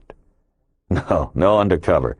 I wanted to know if you had one of the big rooms in the back open, one with a phone." "You want one?" "That's why I'm asking." "Who you going to put in there this time?" "I don't want no gangbangers again. Last time they—" No gangbangers. Only me. I want the room." "You want the room?" "That's right. And I won't paint on the walls." "How much?" The desk man seemed nonplussed by the fact that Bosch wanted to stay there himself. He finally recovered and told Bosch he had his choice: $30 a day, $200 a week, or $500 a month, all in advance. Bosch paid for a week with his credit card and waited anxiously while the man checked to make sure the charge would clear. "Now, how much for the parking space in the loading zone out front?" "You can't rent that." "I want to park out front, make it harder for one of your other tenants to rip my car off." Bosch took out his money and slid $50 across the counter. "If parking enforcement comes by, tell them it's cool." "Yeah." "You the manager?" "And owner, 27 years. "Sorry." Bosch went out to get his things. It took him 3 trips to bring everything up to room 214. The room was in the back, and its 2 windows looked across an alley to the back of a 1-story building that housed 2 bars and an adult film and novelty store. But Bosch had known all along it would be no garden spot. It wasn't the kind of place where he would find a terry-cloth robe in the closet and mints on the pillow at night. It was just a couple notches up from the places where you slid your money to the clerk through a slot in the bulletproof glass. One room had a bureau and a bed, which had only 2 cigarette burns in the bedspread, and a television mounted in a steel frame that was bolted to the wall. There was no cable, no remote, and no courtesy TV guide. The other room had a worn green couch, a small table for 2, and a kitchenette that had a half refrigerator, a bolted-down microwave, and a 2-coil electric range. The bathroom was off the hallway that connected the 2 rooms and came complete with white tile that had yellowed like old men's teeth. Despite the drab circumstances and his hopes that his stay would be temporary, Bosch tried his best to transform the hotel room to a home. He hung some clothes in the closet, put his toothbrush and shaving kit in the bathroom, and set the answering machine up on the phone, though nobody knew his number. He decided that in the morning he'd call the telephone company and have a forwarding tape put on his old line. Next, he set up the stereo on the bureau. For the time being, he just placed the speakers on the floor on either side of the bureau. He then rummaged through his box of CDs and came across a Tom Waits recording called Blue Valentine. He hadn't listened to it in years, so he put it on. He sat down on the bed near the phone and listened, and thought for a few minutes about calling Jazz in Florida. But he wasn't sure what he could say or ask. He decided it might be better to just let it go for now. He lit a cigarette and went to the window. There was nothing happening in the alley. Across the tops of the buildings, he could see the ornate tower of the nearby Hollywood Athletic Club. It was a beautiful building, one of the last in Hollywood. He closed the musty curtains, turned around, and studied his new home. After a while, he yanked the spread off the bed along with the other covers and then remade it with his own sheets and blanket. He knew it was a small gesture of continuity, but it made him feel less lonely. It also made him feel a little bit like he knew what he was doing with his life at that point, and it made him forget for a few more moments about Harvey Pounds. He sat on the newly made bed and leaned back on the pillows propped against the headboard. He lit another cigarette. He studied the wound between his fingers and saw that the scab had been replaced with hard pink skin. It was healing nicely. He hoped the rest of him would too, but he doubted it. He knew he was responsible, and he knew he had to pay, somehow. He absent-mindedly pulled the phone off the bed table and placed it on his chest. It was an old one with a rotary dial. Bosch lifted the receiver and looked at the dial. Who was he going to call? What was he going to say? He replaced the receiver and sat up. He decided he had to get out. Monty Kim lived on Willis Avenue in Sherman Oaks in the midst of a ghost town of apartment buildings red-tagged after the quake. Kim's apartment building was a gray and white Cape Cod affair that sat between two empties. At least, they were supposed to be empty. As Bosch pulled up, he saw lights go out in one of the buildings. Squatters, he guessed, like Bosch had been, always on alert for the building inspector. Kim's building looked like it had either been completely spared by the quake or already completely repaired. Bosch doubted it was the latter. He believed the building was more a testament to the serendipitous violence of nature, and maybe a builder who didn't cut corners. The Cape Cod had stood up while the buildings around it cracked and slid. It was a common, rectangular-shaped building with apartment entrances running down each side of it, but to get to one of the doors you had to be buzzed through a 6-foot-tall electronic gate. The cops called them feel-good gates because they made the dwellers inside feel safer, but they were worthless. All they did was put up a barrier for legitimate visitors to the building. Others could simply climb over, and they did, all over the city. Feel-good gates were everywhere. He said only that it was the police when Kim's voice sounded on the intercom and he was buzzed in. He took the badge wallet out of his pocket as he walked down to apartment 8. When Kim opened up, Bosch shoved the open badge wallet through the door and about 6 inches from his face. He held it so his finger was across the badge and obscured the marking that said Lieutenant. He then pulled the wallet back quickly and put it away. "I'm sorry I didn't catch the name on there," Kim said, still blocking the way. "Hieronymus Bosch, but people call me Harry." "Your name for the painter." "Sometimes I feel old enough that I think he was named for me. Tonight's one of those nights. Can I come in? They shouldn't take long." Kim led him into the living room with a confused look on his face.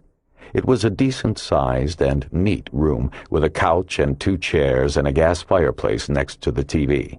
Kim took one of the chairs and Bosch sat on the end of the couch.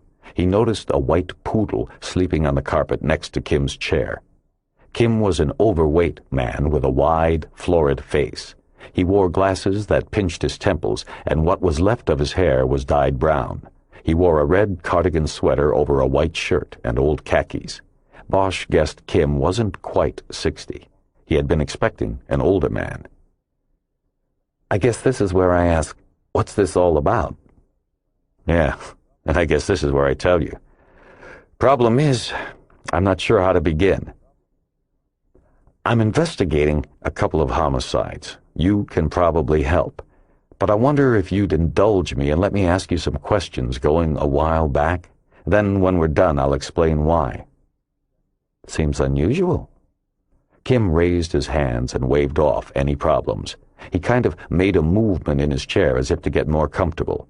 He checked the dog and then squinted his eyes as if that might better help him understand and answer the questions.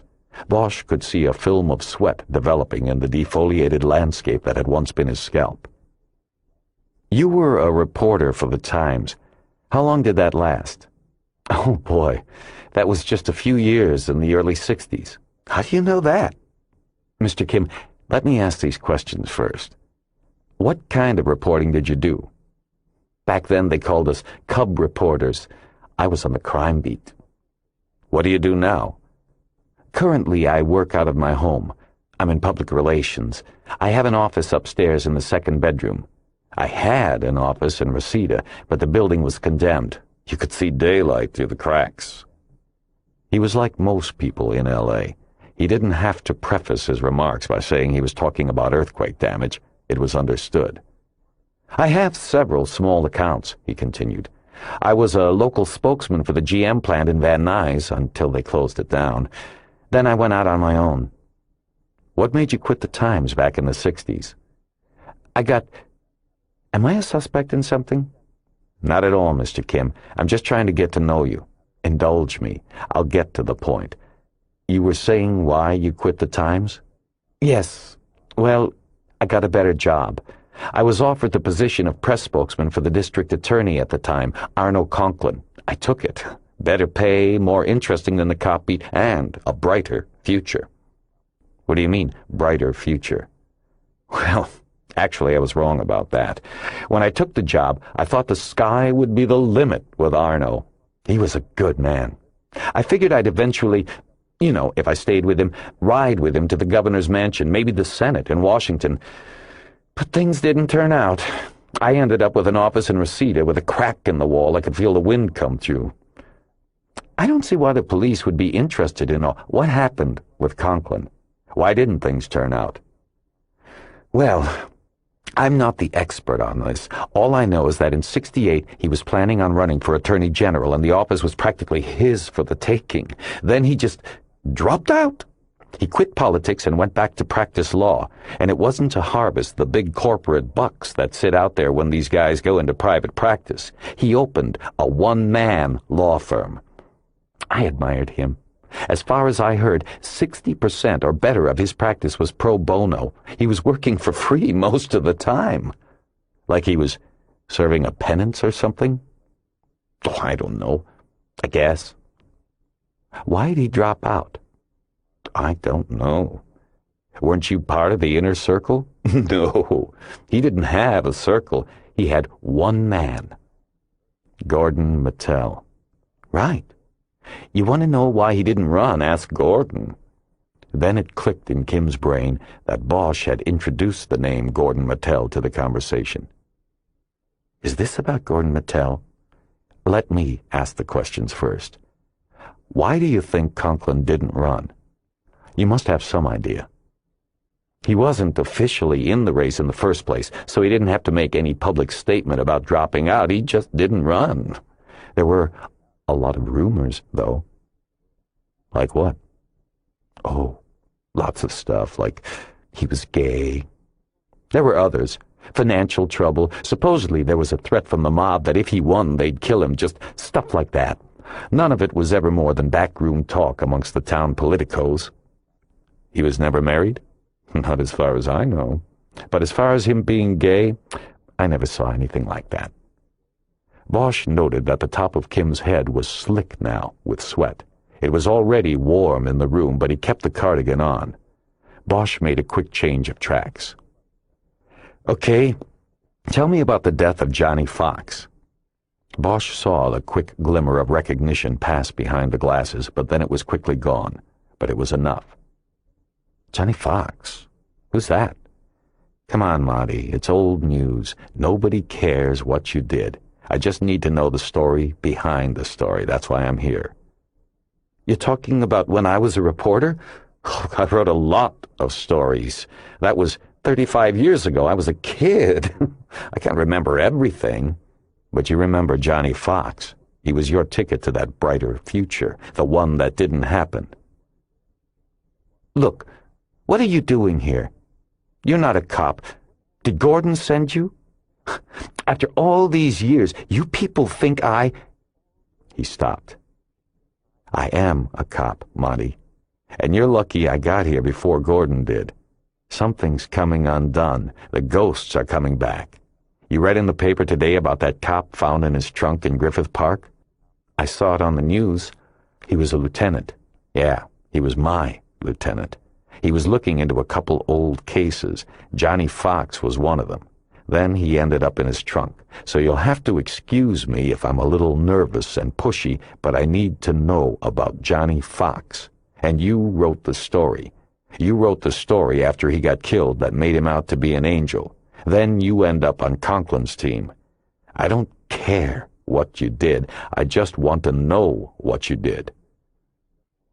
Am I in danger? Bosch hiked his shoulders in his best who knows and who cares gesture. If you are, then we can protect you. You don't help us, we can't help you. You know how it goes. Oh my God! I knew this! What other cases?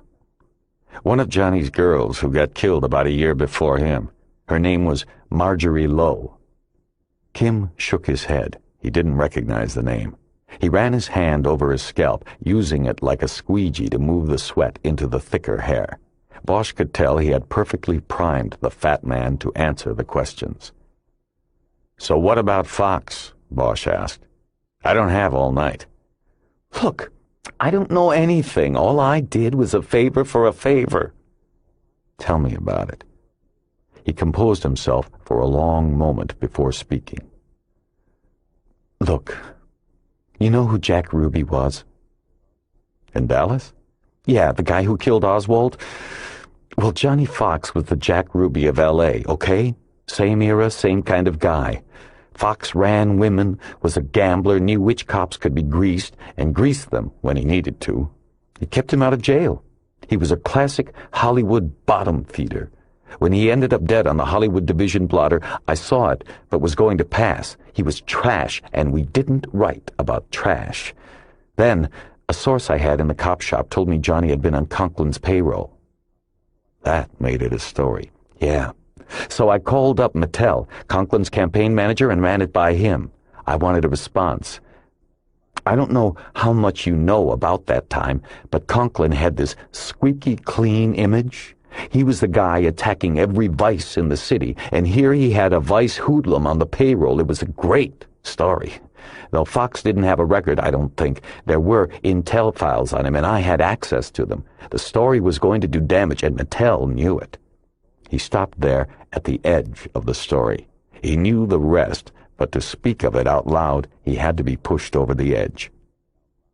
Mattel knew it, Bosch said. So he offered you a deal.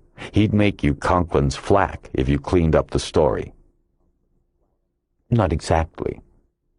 Then what? What was the deal? I'm sure any kind of statute has passed. Don't worry about it. Just tell me. And only me, you, and your dog will ever know it. Kim took a deep breath and continued. This was mid-campaign, so Conklin already had a spokesman. Mattel offered me a job as deputy spokesman after the election. I'd work out of the office in the Van Nuys courthouse, handle the Valley stuff. If Conklin won. Yeah, but that was a given. Unless this Fox story caused a problem. But I held out, used some leverage. I told Mattel I wanted to be the main spokesman after Arno's election, or forget it. He got back to me later and agreed. After he talked to Conklin. I guess. Anyway, I wrote a story that left out the details of Fox's past. I read it. That's all I did. I got the job. It was never mentioned again. Bosch sized Kim up for a moment. He was weak.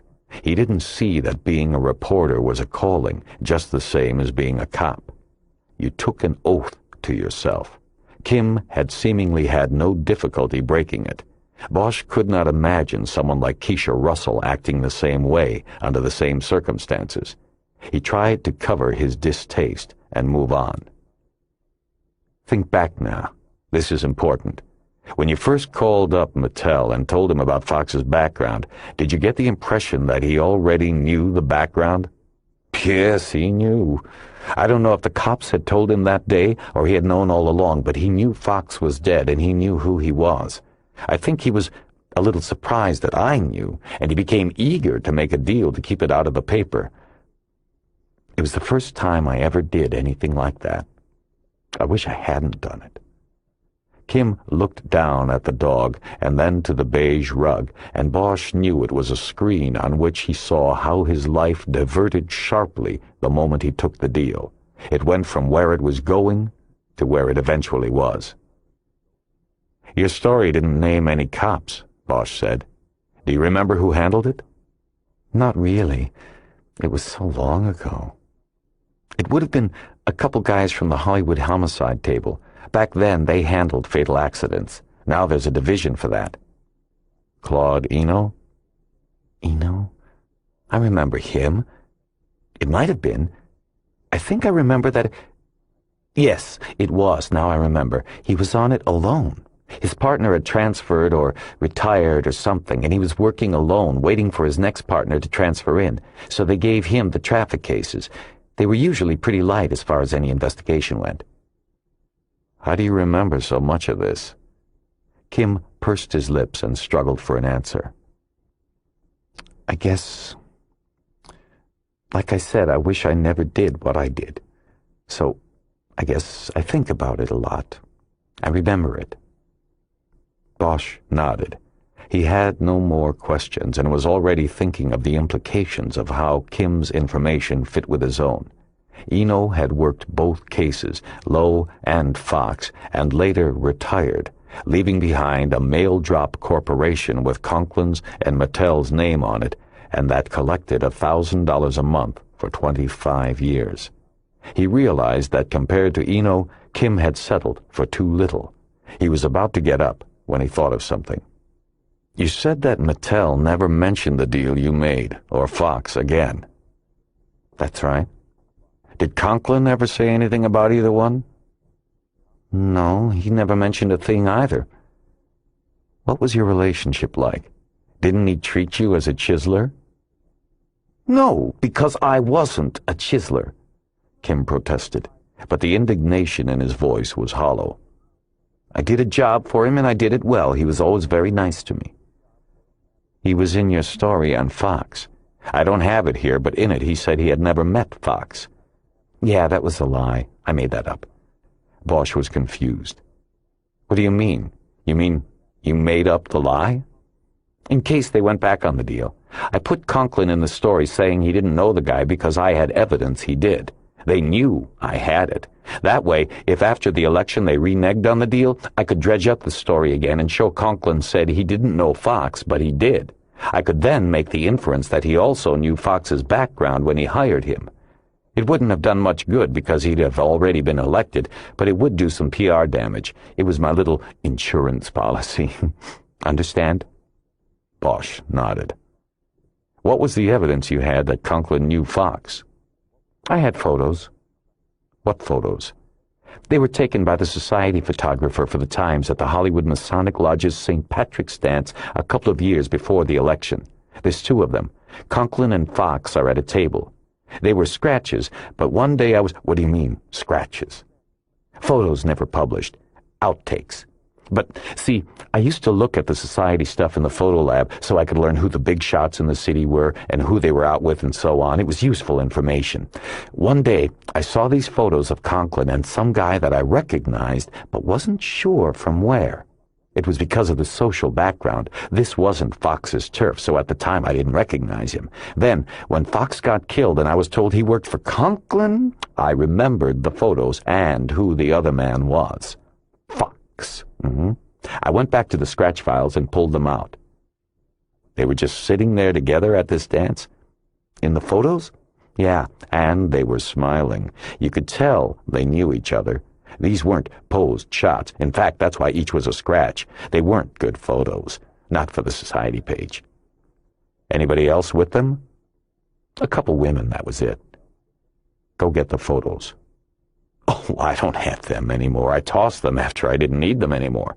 Kim, don't bullshit me, okay? There was never a time you didn't need them. Those photos are probably why you are alive today. Now go get them, or I'll take you downtown for withholding evidence. Then I'll come back with a warrant and tear this place apart. All right! Jesus! Wait here, I have one of them. He got up and went up the stairs. Bosch just stared at the dog. It was wearing a sweater that matched Kim's. He heard a closet door being moved on rollers, then a heavy thud. He guessed a box had been taken off the shelf and dropped to the floor. In a few more moments, Kim's heavy steps were coming down the stairs. As he passed the couch, he handed Bosch a black and white 8x10 that was yellowed around the edges. Bosch stared at it for a long time. I have the other in a safe deposit box, Kim said. It's a clearer shot of the two of them. You can tell it's Fox. Bosch didn't say anything. He was still looking at the photo. It was a flashbulb shot. Everybody's face was lit up white as snow. Conklin sat across a table from the man Bosch assumed was Fox. There were a half-dozen drink glasses on the table. Conklin was smiling and heavy-lidded. That was probably why the photo was a scratch, and Fox was turned slightly away from the camera, his features indistinguishable. Bosch guessed you would have to have known him to recognize him. Neither of them seemed aware of the photographer's presence. Flashbulbs were probably going off all over the place. But more so than the men, Bosch studied the two women in the photo. Standing next to Fox and bending over to whisper in his ear was a woman in a dark one-piece dress that was tight around the middle. Her hair was swirled on top of her head. It was Meredith Roman. And sitting across the table and next to Conklin, mostly obscured by him, was Marjorie Lowe. Bosch guessed that if you didn't already know her, she wouldn't have been recognizable. Conklin was smoking and had his hand up to his face. His arm blocked off half of Bosch's mother's face. It almost looked as if she was peeking around the corner at the camera. Bosch turned the photo over, and there was a stamp on the back that said, Times Photo by Boris Lugaver. It was dated March 17, 1961, 7 months before his mother's death. Did you ever show this to Conklin or Mattel? Bosch finally asked. Yeah, when I made my case for head spokesman, I gave Gordon a copy. He saw that it was proof the candidate knew Fox. Mattel must have also seen that it was proof that the candidate knew a murder victim, Bosch realized. Kim didn't know what he had. But no wonder he got the head spokesman's job. You're lucky you're alive, he thought, but didn't say. Did Mattel know it was only a copy? Oh yeah, I made that clear. I wasn't stupid. Did Conklin ever mention it to you? Not to me, but I assume Mattel told him about it. Remember, I said he had to get back to me about the job I wanted? Who would he have to clear it with? He was campaign manager, so he must have talked to Conklin. I'm going to keep this. Bosch held up the photo. I've got the other. Have you stayed in touch with Arnold Conklin over the years? No, I haven't spoken to him in, I don't know, 20 years. I want you to call him now, and I don't even know where he is. I do. I want you to call him and tell him you want to see him tonight. Tell him it has to be tonight. Tell him it's about Johnny Fox and Marjorie Lowe. Tell him not to tell anyone you are coming. I can't do that. Sure you can. Where's your phone? I'll help you. No, I mean, I can't go see him tonight. You can't make... You're not going to see him tonight, Monty. I'm going to be you. Now, where's your phone? At Park La Brea Life Care, Bosch parked in a visitor space in the front lot and got out of the Mustang. The place looked dark. Few windows in the upper stories had lights on behind them. He checked his watch. It was only 9:50, and moved toward the glass doors of the lobby. He felt a slight pull in his throat as he made the walk. Deep down he had known as soon as he finished reading the murder book that his sights were set on Conklin and that it would come to this. He was about to confront the man he believed had killed his mother, and then used his position and the people he surrounded himself with to walk away from it. To Bosch, Conklin was the symbol of all that he never had in his life. Power, home, contentment. It didn't matter how many people had told him on the trail that Conklin was a good man. Bosch knew the secret behind the good man. His rage grew with each step he took. Inside the door, a uniformed guard sat behind a desk working on a crossword puzzle torn from the Times Sunday magazine. Maybe he had been working on it since then. He looked up at Bosch as if he was expecting him. "Marty Kim," Bosch said. "One of the residents is expecting me, Arno Conklin." "Yeah, he called down." The guard consulted a clipboard, then turned it around and handed the pen to Bosch. "Been a long time since he's had any visitors. Sign here, please. He's up in 907. Bosch signed and dropped the pen on the clipboard. "It's kind of late," the guard said. "Visitation is usually over by 9. "What's that mean? You want me to leave?" "Fine." He held his briefcase up. "Mr. Conklin can just roll his wheelchair down to my office tomorrow to pick this stuff up. I'm the one making a special trip here, buddy, for him. Let me up or not, I don't care. He cares." Whoa, hold on there, partner. I was just saying it was late and you didn't let me finish. I'm gonna let you go up. No problem. Mr. Conklin specifically requested it, and this ain't no prison. I'm just saying all the visitors are gone, okay? People are sleeping. Just keep it down is all. No reason to blow a gasket. 907, you said? That's right. I'll call him and tell him you're on your way up. Thanks. Bosch moved past the guard toward the elevators without apology. He was forgotten as soon as he was out of Bosch's sight. Only one thing, one person occupied his mind now. The elevator moved about as quickly as the building's inhabitants. When he finally got to the 9th floor, Bosch headed the wrong way down the hall, then corrected himself and headed back the other way. The paint and linoleum in the hallway were fresh, but so was the lingering smell of urine and the sense of closed lives behind the closed doors. He found the door to 907 and knocked once. He heard a faint voice telling him to enter. It was more like a whimper than a whisper. He was unprepared for what he saw when he opened the door. There was a single light on in the room, a small reading lamp to the side of the bed. It left most of the room in shadow. An old man sat on the bed, propped against 3 pillows, a book in his frail hands, bifocals on the bridge of his nose.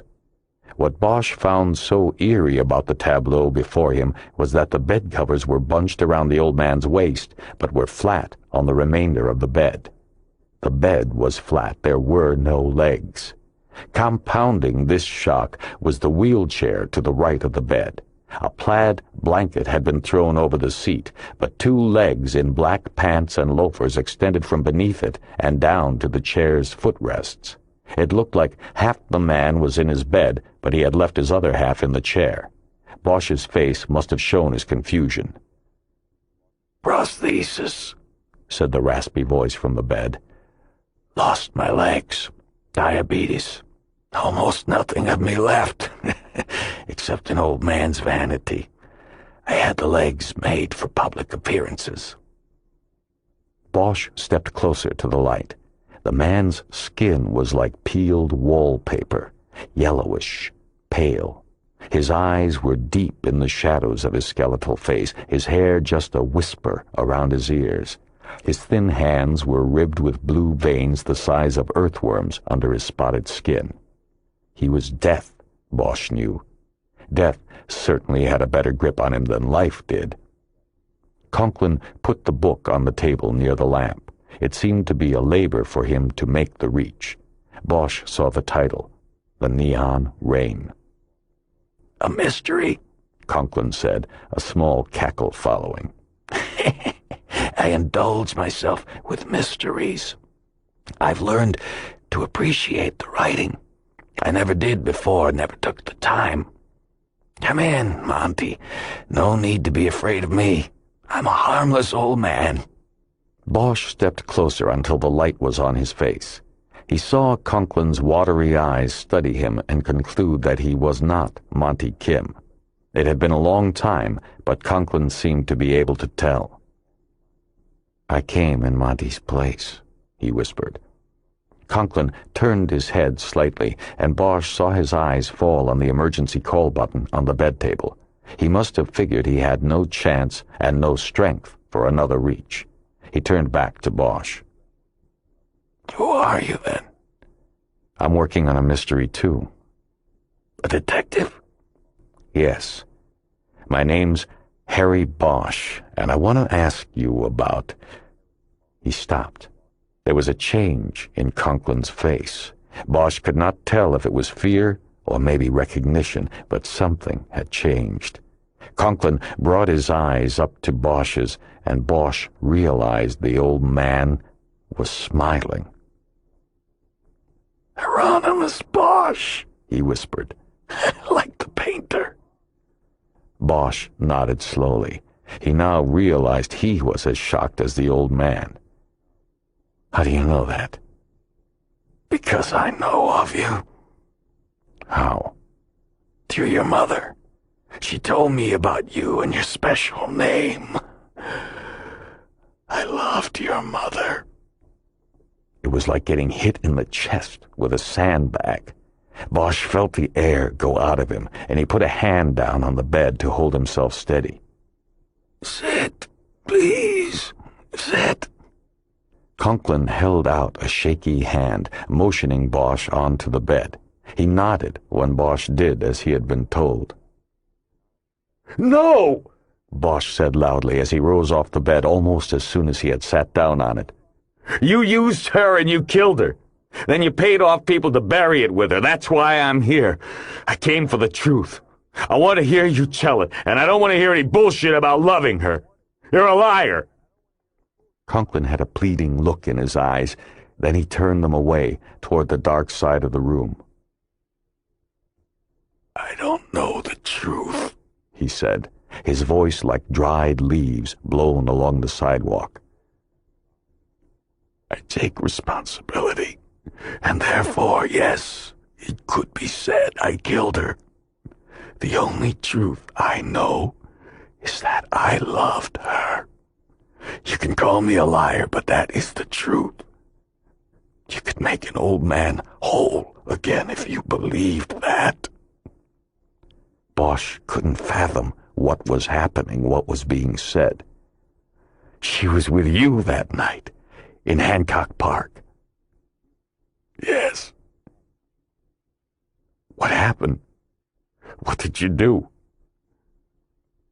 "I killed her. With my words, my actions. It took me many years to realize that." Bosch moved closer until he was hovering over the old man. He wanted to grab him and shake some sense out of him, but Arnold Conklin was so frail that he might shatter.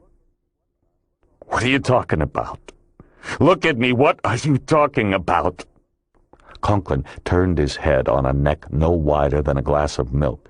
He looked at Bosch and nodded solemnly. "You see, we made plans that night, Marjorie and I. I had fallen for her against all better judgment and advice, my own and others. We were going to get married. We'd decided we were going to get you out of that youth hall. Oh, we had many plans. That was the night we made them. We were both so happy that we cried. The next day was Saturday. I wanted to go to Las Vegas, take the car and drive through the night before we could change our minds or have them changed for us. She agreed and went home to pick up her things. She never came back." "That's your story? You expect me?" "You see, after she had left, I made one call. But that was enough. I called my best friend to tell him the good news and to ask him to stand with me as my best man. I wanted him to go with us to Las Vegas. Do you know what he said? He declined the honor of being my best man. He said that if I married that woman, I'd be finished. He said he wouldn't let me do that. He said he had great plans for me. Gordon Mattel. Conklin nodded sadly. So what are you saying? Mattel killed her? You didn't know?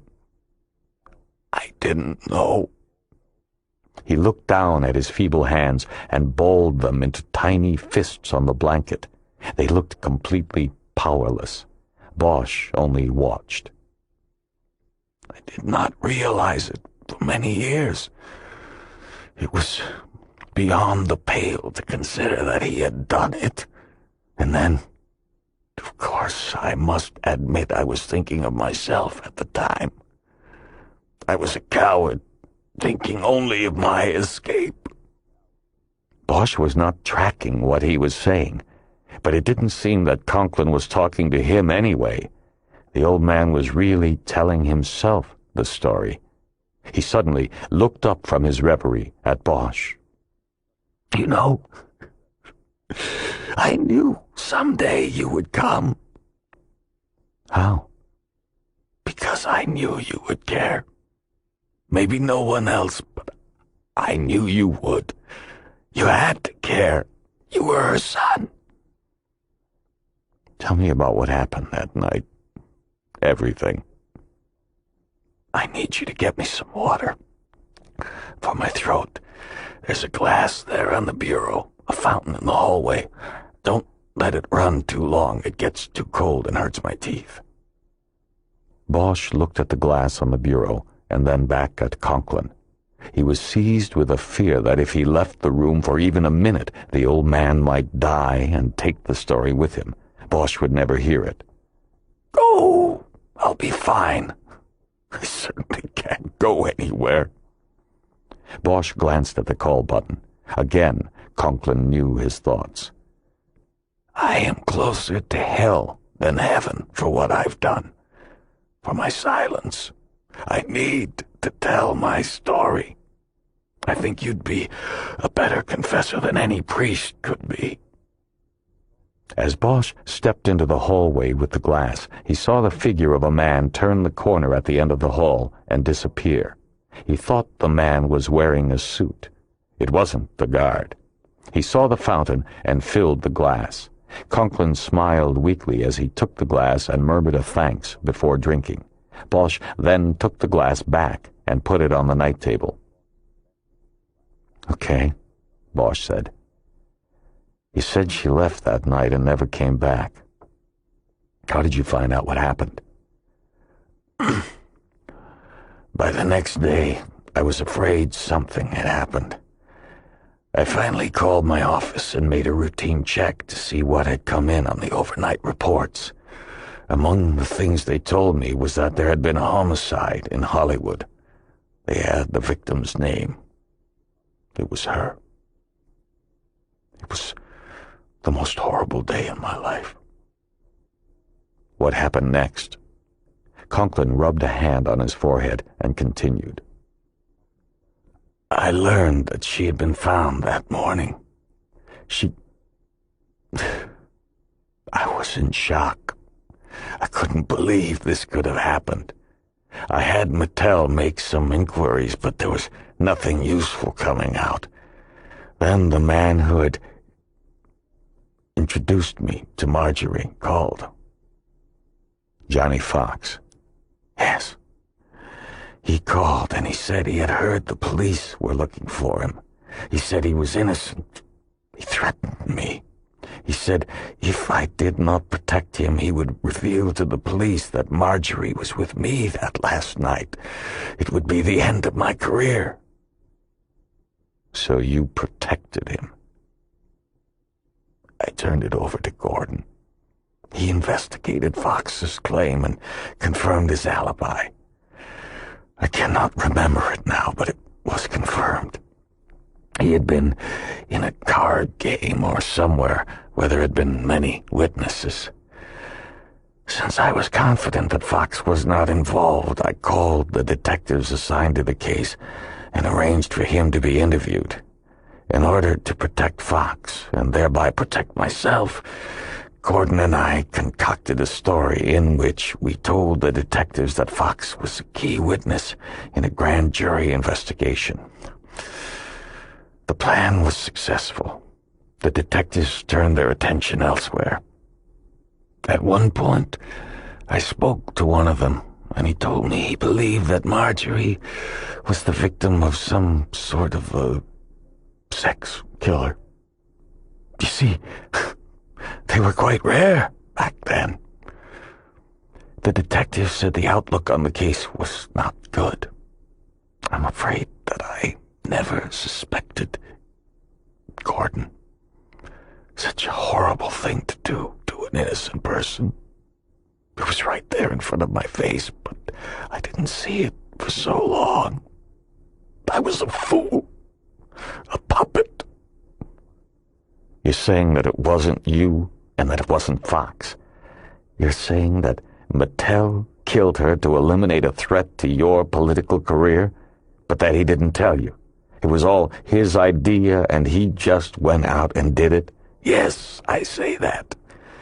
I told him that night when I called, I said that she meant more to me than all of the plans he had for me, that I had for myself. He said it would mean the end of my career, and I accepted it. I accepted it as long as I started the next part of my life with her.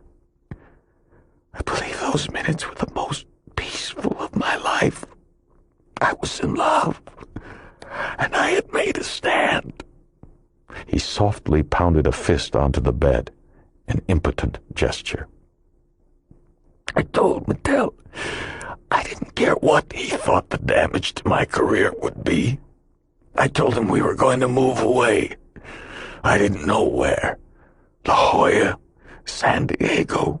I threw a few places out. I didn't know where we were going to go, but I was defiant. I was mad at him for not sharing the joy of our decision.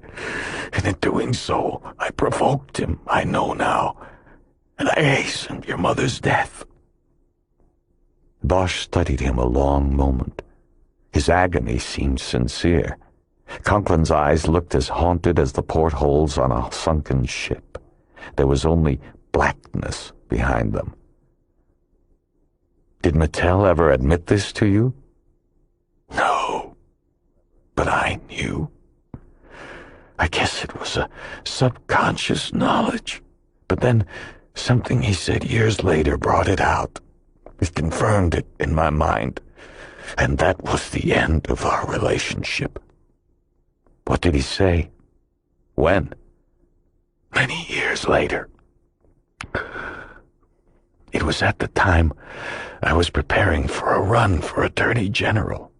Do you believe such a charade occurred? Me, the liar, the coward, the conspirator being groomed for the office of the state's top law enforcement officer.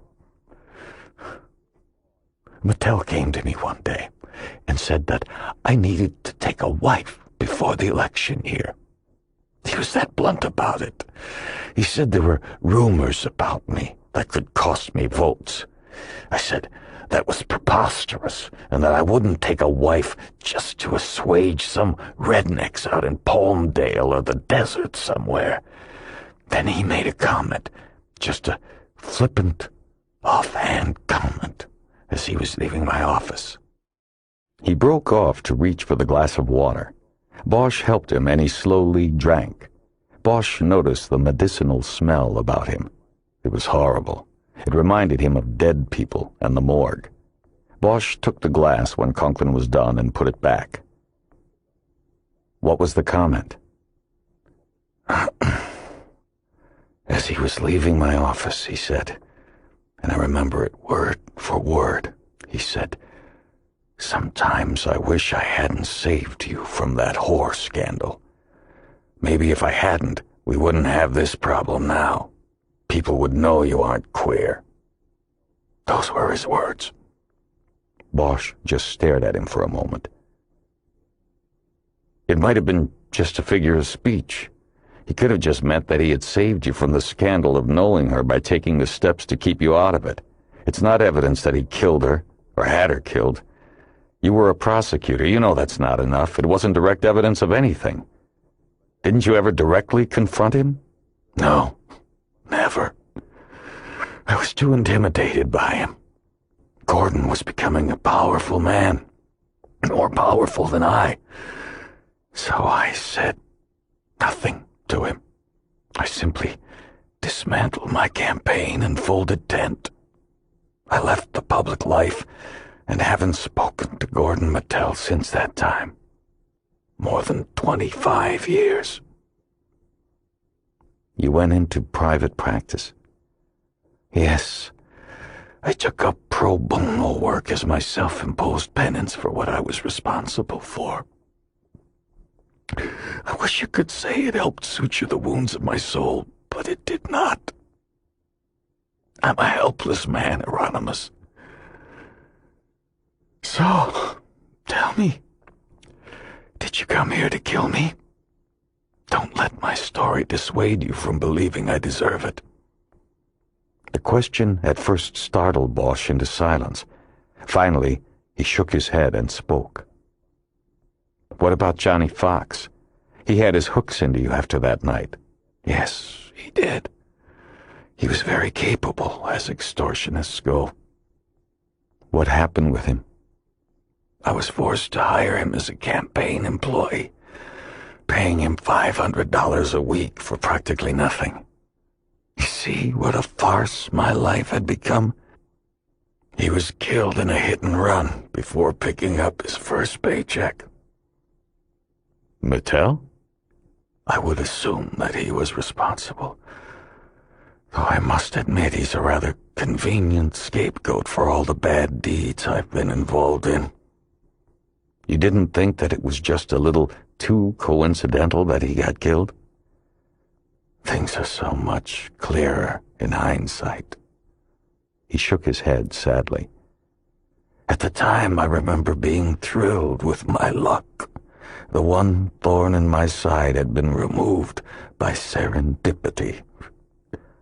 You have to remember, at the time I had no inkling that Marjorie's death was in any way connected to me. I simply saw Fox as being a man on the make. When he was removed through the luck of an automobile mishap, I was pleased. The deal was made with a reporter to keep Fox's background on the QT, and everything was fine. But of course it wasn't. It never was.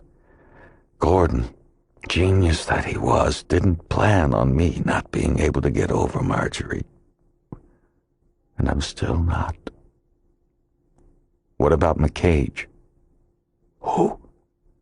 McCage Incorporated. Your payoffs to the cop, Claudino. Conklin was quiet a moment while he composed an answer. Of course, I knew Claudino. I didn't care for him, and I never paid him a dime. McCage was incorporated in Nevada. It was Eno's company. You and Mattel are both listed as corporate officers. It was a payoff scam.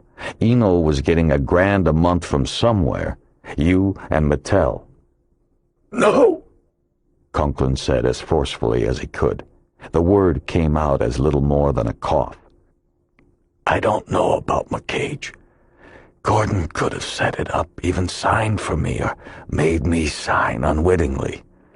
As district attorney, he took care of things for me. I signed when he told me to sign. He said it while looking directly at Bosch, and Harry believed him. Conklin had admitted to far worse deeds. Why would he lie about paying off Eno? What did Mattel do when you folded your tent, when you told him you were through? By then, he was already quite powerful, politically. His law firm represented the city's upper tier, and his political work was branching out, growing. Still, I was the centerpiece. The plan was to take the Attorney General's office and then the governor's mansion. Who knows what after that? So, Gordon, he was unhappy. I refused to see him, but we talked on the phone. When he could not convince me to change my mind, he threatened me. How? He told me that if I ever attempted to assault his reputation, he would see to it that I was indicted for Marjorie's death, and I had no doubt that he could have done it. From best man to greatest enemy. How'd you ever get hooked up with him? I guess he just slipped in the door while I wasn't looking. I never saw the real face until it was too late. I don't think in my life I've come across anyone as cunningly focused as Gordon. He is a dangerous man. I'm sorry I ever brought your mother into his path.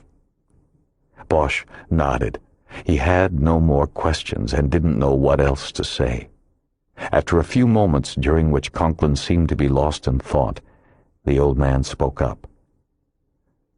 I think, young man, that you only run into a person that is a perfect fit once in your life. When you find the one that you think fits, then grab on for dear life. And it's no matter what she's done in the past. None of that matters. Only the holding on matters. Bosch nodded again. It was all he could think to do. Where did you meet her? Oh, I met her at a dance. She was introduced, and of course she was younger than me, so I didn't think there would be any interest from her. But I was wrong. We danced. We dated. And I fell in love. You didn't know about her past? At the time, no. But she told me eventually. By then I didn't care. What about Fox? Yes. He was the liaison. He introduced us. I didn't know who he was either. You see, for him it was a business move. Introduce the girl to the prosecutor, sit back and see what happens. I never paid her, and she never asked me for money. All the while we fell in love, Fox must have been weighing his options. Bosch wondered if he should take the photo from Monty Kim out of his case and show it to Conklin, but he decided not to tempt the old man's memory with the reality of a photo. Conklin spoke while Bosch was still thinking about it. I'm very tired now, and you never answered my question. What question? Did you come here to kill me? Bosch looked at his face and his useless hands and realized he felt the stirring of sympathy. I didn't know what I was going to do. I just knew I was coming. You want to know about her? My mother? Yes. Bosch thought about the question. His own memories of his mother were dim and becoming darker all the time, and he had few recollections about her that came from others. What was she like? He said. Conklin thought for a moment. She is hard for me to describe. I felt a great attraction to her. That crooked smile. I knew she had secrets. I suppose all people do, but hers ran deep. And despite all of that, she was full of life. You see, I didn't think I was at the time we met. That's what she gave to me. He drank from the glass of water again, emptying it. Bosch offered to get more, but Conklin waved off the offer. I had been with other women, and they wanted to show me off like a trophy, he said. "Your mother wasn't like that. She'd rather stay at home or take a picnic basket to Griffith Park than go to the clubs on the Sunset Strip." "How did you find out about what she did?" "She told me. The night she told me about you. She said she needed to tell me the truth because she needed my help. I have to admit, the shock was... I initially thought of myself, protecting myself. But I admired her courage in telling me, and I was in love by then. I couldn't turn away." "How did Mattel know?" "I told him. I regret it to this day. If she was as you described her, why did she do what she did? I've never understood." "I haven't either. As I told you, she had her secrets. She didn't tell me them all." Bosch looked away from him and out the window. The view was to the north. He could see the lights of the Hollywood Hills glimmering in the mist from the canyons. "She used to tell me that you were a tough little egg," Conklin said from behind him. His voice was almost hoarse now. It was probably more talking than he had done in months. "She once told me that she knew it didn't matter what happened to her because you were tough enough to make it through." Bosch said nothing. He just looked through the window. "Was she right?" the old man asked. Bosch's eyes followed the crest line of the hills directly north. Somewhere up there, the lights glowed from Mattel's spaceship. He was up there, somewhere, waiting for Bosch. He looked back at Conklin, who was still waiting for an answer. "I think maybe the jury's still out." Bosch leaned against the stainless steel wall of the elevator as it descended. He realized how different his feelings were from those that he held while the elevator had been carrying him up. He had ridden up with hatred pounding in his chest like a cat in a burlap bag. He didn't even know the man he carried it for. Now he looked upon that man as a pitiful character, a half of a man who lay with his frail hands folded on the blanket, waiting, maybe hoping for death to come and end his private misery. Bosch believed Conklin. There was something about his story and his pain that seemed too genuine to be dismissed as an act. Conklin was far beyond posing. He was facing his grave. He had called himself a coward and a puppet, and Bosch could think of nothing much harsher that a man could put on his own tombstone. In realizing that Conklin spoke the truth, Bosch knew that he had already met the real enemy face to face.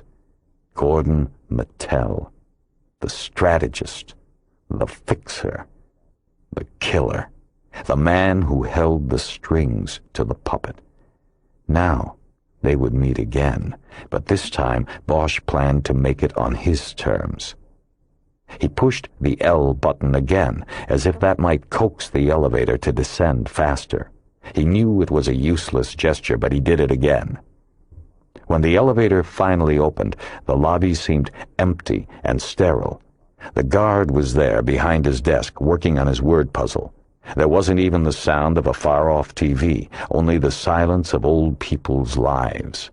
He asked the guard if he needed him to sign out, and he was waved off. "Look, sorry I was an asshole before," Bosch offered.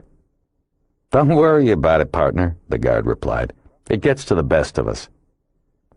Bosch wondered what the "it" was he was talking about, but said nothing.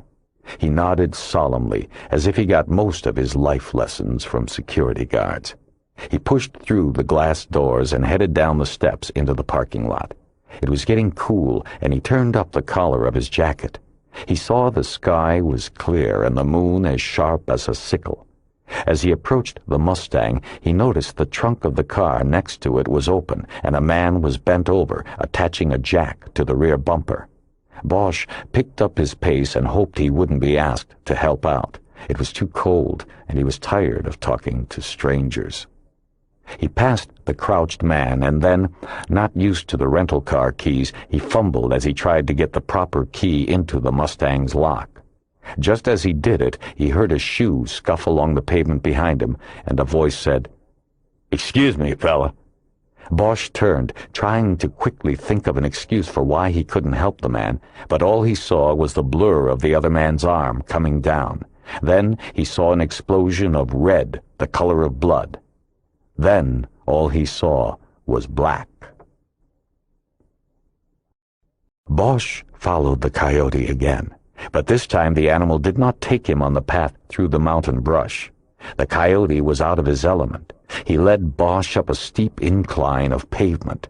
Bosch looked around and realized he was on a tall bridge over a wide expanse of water that his eyes followed to the horizon. Bosch became panicked as the coyote got too far ahead of him. He chased the animal, but it crested the rise of the bridge and disappeared. The bridge was now empty, except for Bosch. He struggled to the top and looked around. The sky was blood red and seemed to be pulsing with the sound of a heartbeat. Bosch looked in all directions, but the coyote was gone. He was alone. But suddenly, he wasn't alone. The hands of someone unseen grabbed him from behind, and they pushed him toward the railing. Bosch struggled. He swung his elbows wildly and dug his heels in and tried to stop his movement to the edge. He tried to speak, to yell for help, but nothing came from his throat. He saw the water shimmering like the scales of a fish below him. Then, as quickly as they had taken hold of him, the hands were gone, and he was alone. He spun around, and no one was there. From behind, he heard a door sharply close. He turned again, and there was no one, and there was no door. Bosch woke up in darkness and pain to the sound of muffled shouting. He was lying on a hard surface, and at first it was a struggle just to move. Eventually, he slid his hand across the ground and determined it was carpet. He knew he was inside somewhere, lying on a floor. Across the expanse of darkness, he saw a small line of dim light.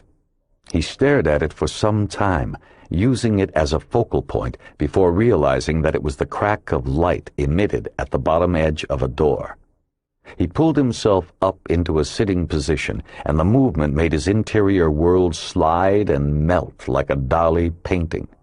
A feeling of nausea came over him, and he closed his eyes and waited for several seconds until equilibrium returned. He raised his hand to the side of his head where the pain came from and found the hair matted with a stickiness he knew by smell was blood. His fingers traced the matted hair to a 2-inch-long gash in his scalp. He touched it gingerly and determined that the blood had clotted, for now. The wound was no longer bleeding. He didn't think he could stand, and so he crawled toward the light. The dream of the coyote broke into his mind and then disappeared in a flash of red pain. He found the doorknob was locked. That didn't surprise him, but the effort exhausted him. He leaned back against the wall and closed his eyes. Inside, his instinct to seek a means of escape and his desire to lay up and mend fought for his attention. The battle was only interrupted by the start of the voices again. Bosch could tell they did not come from the room on the other side of the door. They were further away, yet near enough to be understood. Stupid fuck. Look, I told you didn't say anything about any briefcase. There had to have been one. Use your common sense. You said bring the man, I bring the man. You want? I go back to the car and look for a briefcase. But you didn't say nothing about... You can't go back, you fool. The place will be crawling with cops. They probably have his car and the briefcase already. I didn't see any briefcase. Maybe he didn't have one. And maybe I should have depended on someone else. Bosch realized that they were talking about him. He also recognized the angry voice as belonging to Gordon Mattel. It had the crisp delivery and haughtiness of the man Bosch had met at the fundraiser. The other voice Bosch didn't recognize, though he had a good idea who it was. Though defensive and submissive, it was a gruff voice full of the timbre of violence. Bosch guessed it was the man who had hit him, and he imagined that to be the man he had seen Mattel with inside the house during the fundraiser. It took Bosch several minutes to consider the content of what they were arguing about. A briefcase. His briefcase. It wasn't in the car, he knew. Then he realized he must have forgotten it, left it in Conklin's room. He had brought it up with him so he could take out the photo Monty Kim had given him and the bank statements from Eno's safe deposit box and confront the old man with his lies. But the old man hadn't lied. He hadn't denied Bosch's mother, and so the photo and statements weren't necessary. The briefcase lay at the foot of the bed, forgotten. He thought about the last exchange he had heard. Mattel told the other man he could not go back, that the police would be there. This made no sense to him, unless someone had witnessed the attack on him. Maybe the security guard. It gave him hope. Then he dashed it himself when he thought of another possibility. Mattel was taking care of all the loose ends, and Conklin had to be one of them. Bosch slumped against the wall. He knew he was now the last loose end. He sat there in silence until he heard Mattel's voice once more. "Go get him. Bring him outside." As quickly as he could, not yet formulating a plan, Bosch crawled back toward the spot where he thought he had been when he woke up. He rammed into something heavy, put his hands on it, and determined it was a pool table. He quickly found the corner and reached into the pocket. His hand closed on a billiard ball. He pulled it out, quickly trying to think of a way to conceal it. Finally, he shoved it inside his sport coat so that it rolled down the inside of the left sleeve to the crook in his elbow. There was more than enough room. Bosch liked large jackets because they gave him room to grab his gun. That made the sleeves baggy. He believed that by cocking his arm he could conceal that he had the heavy ball in the folds of the sleeve. As he heard a key hit the doorknob, he moved to his right and sprawled on the carpet, closed his eyes, and waited. He hoped he was in or close to the spot on the carpet where he had been dropped by his captors. In moments he heard the door open, and then light burned through his eyelids. There was nothing after that, no sound or movement. He waited. "Forget it, Bosch," the voice said. "That only works in movies." Bosch didn't move. "Look, your blood is all over the carpet. It's on the doorknob here."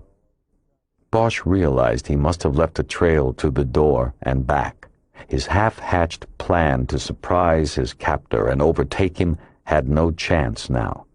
He opened his eyes. There was a light on the ceiling directly overhead. "All right," he said. "What do you want?" "Get up. Let's go." Bosch slowly got up. It was an actual struggle, but he added to it, ad-libbing a bit. And when he was all the way up, he saw blood on the green felt bumper of the pool table. He quickly stumbled and grabbed the spot for support. He hoped the man in the room had not seen the blood was already there. "Get away from there, goddammit! That's a $5,000 table. Look at the blood. Shit!" "Sorry, I'll pay for it." "Not where you're going. Let's go." Bosch recognized him.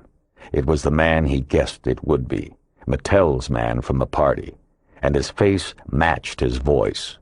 Gruff, strong, he had broken a few boards with it.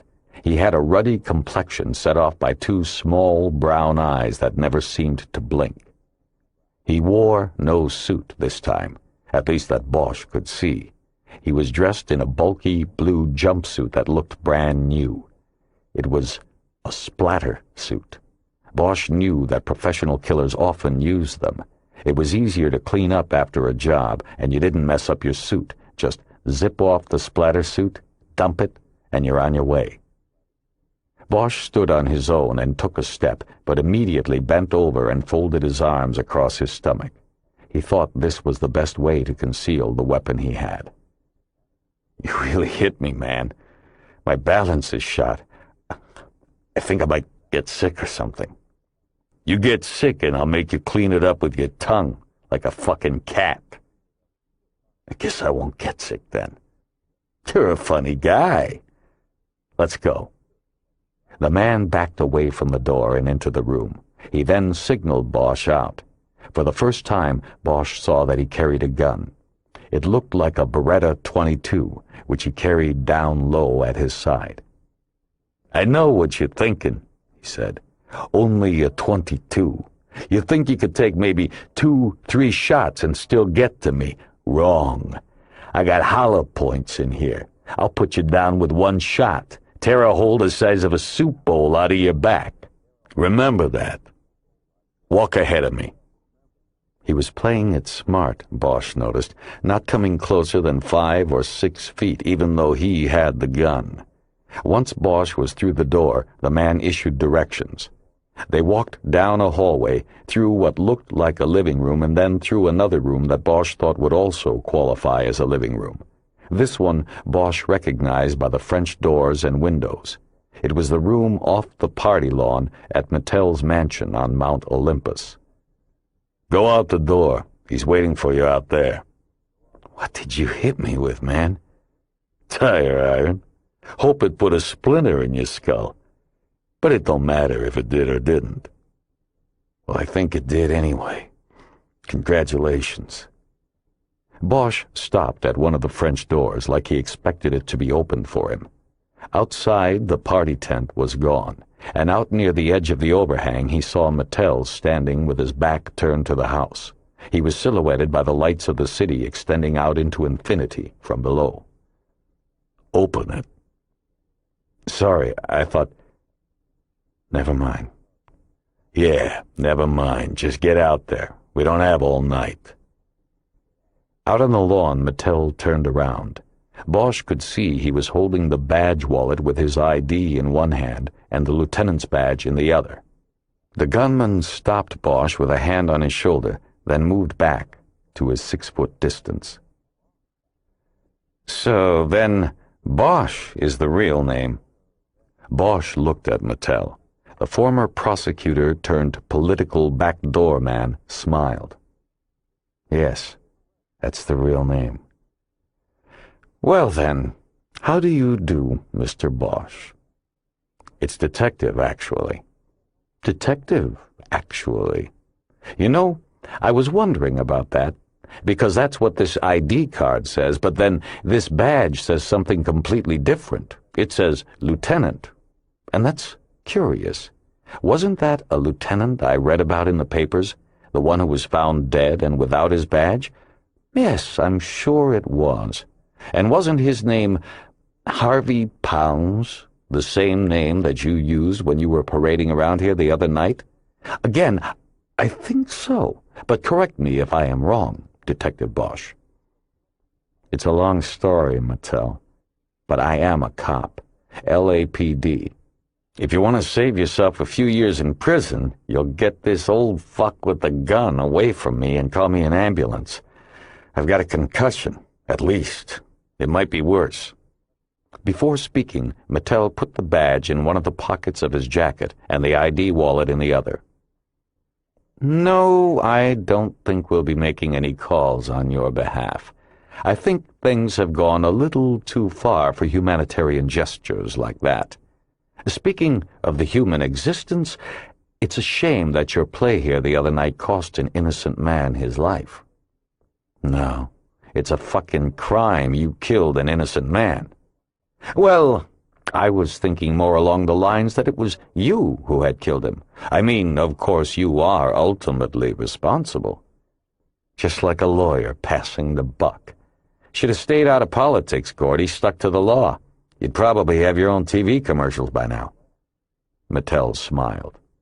And what? Given up all of this? He spread his arms to take in the house and the magnificent view. Bosch followed the arc of his arm to look at the house, but he was really trying to get a bead on the other man, the one with the gun. He spotted him standing 5 feet directly behind him, the gun at his side. He was still too far away for Bosch to risk making a move, especially in his condition. He moved his arms slightly and felt the billiard ball nesting in the crook of his elbow. It was reassuring to him. It was all he had. "The law is for fools, Detective Bosch. But I must correct you, I don't really consider myself to be in politics. I consider myself to be just a fixer of problems of any kind for anyone. Political problems just happen to be my forte. But now, you see, I have to fix a problem that is neither political nor someone else's. This one is my own." He raised his eyebrows like he could hardly believe it himself. "And that's why I have invited you here. Why I asked Jonathan to bring you along. You see, I had an idea that if we watched Arno Conklin, our mystery party crasher of the other night would eventually show up, and I wasn't disappointed." "You're a clever man, Mattel." Bosch turned his head slightly so that he could see Jonathan in his peripheral vision. He was still out of reach. Bosch knew he had to draw him closer. "Hold your ground, Jonathan," Mattel said. "Mr. Bosch is not one to get excited about, just a minor inconvenience." Bosch looked back at Mattel. "Just like Marjorie Lowe, right? She was just a minor inconvenience, just a nobody who didn't count." "Now, that's an interesting name to bring up. Is that what this is about, Detective Bosch?" Bosch stared at him, too angry to speak.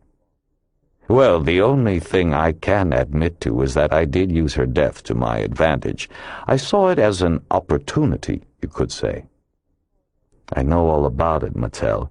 You used her to get control of Conklin, but eventually even he saw through your lies. It's over now. It doesn't matter what you do to me here. My people will be coming. You can count on it. The old give up, the place is surrounded ploy. I don't think so. This badge business, something tells me that you've exceeded your bounds on this one. I think maybe this is what they call an unofficial investigation, and the fact that you used a false name before and were carrying a dead man's badge tend to bear me out. I don't think anyone is coming, are they?" Bosch's mind raced, but he drew a blank and remained silent. "I think you're just a small-time extortionist who stumbled onto something somehow and wants a payoff to go away. Well, we're going to give you a payoff, Detective Bosch." "There are people who know what I know, Mattel," Bosch blurted. "What are you going to do, go out and kill them all?" "I'll take that suggestion under advisement."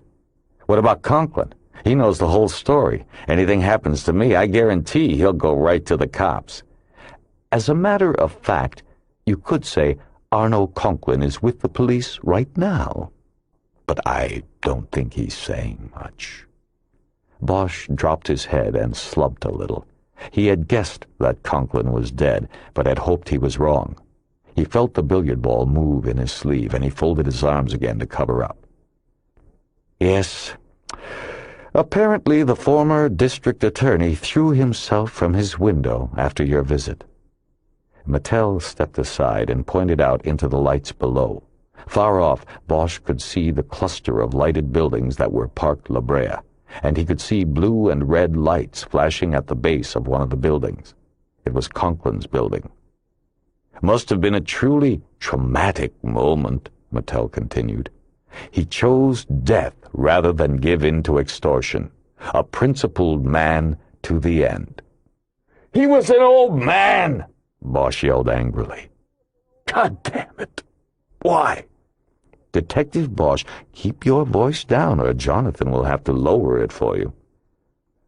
"You're not getting away this time," Bosch said in a lower, tighter, controlled voice. "As far as Conklin goes, I assume the final declaration will be suicide. He was very sick, you know." "Right. A guy with no legs walks over to the window and decides to throw himself out. Well, if the authorities don't believe that, then maybe they will come up with an alternate scenario when they find your fingerprints in the room. I'm sure you obliged us by leaving a few, along with my briefcase. That hit Mattel like a slap across the face. That's right. I left it there. And there's enough in it to bring them up this mountain to see you, Mattel. They'll come for you. Bosch yelled the last line at him as a test. John? Mattel barked. Almost before the word was out of Mattel's mouth, Bosch was clubbed from behind. The impact came on the right side of the neck, and he went down to his knees, careful to keep his arm bent and the heavy ball in place. He slowly, more slowly than was needed, got up. Since the impact had been on the right, he assumed that Jonathan had hit him with his gun hand. By providing me with the location of the briefcase, you have answered the most important question I had, Mattel said. The other, of course, was what was in the briefcase and how it would concern me. Now, the problem I have is that without the briefcase or the ability to get it, I have no way of checking the veracity of what you tell me here. So I guess you're fucked. No, Detective, I think that would more accurately describe your situation. However, I have one other question before you go off. Why, Detective Bosch, why were you bothering with something so old and so meaningless? Bosch looked at him for a long time before answering.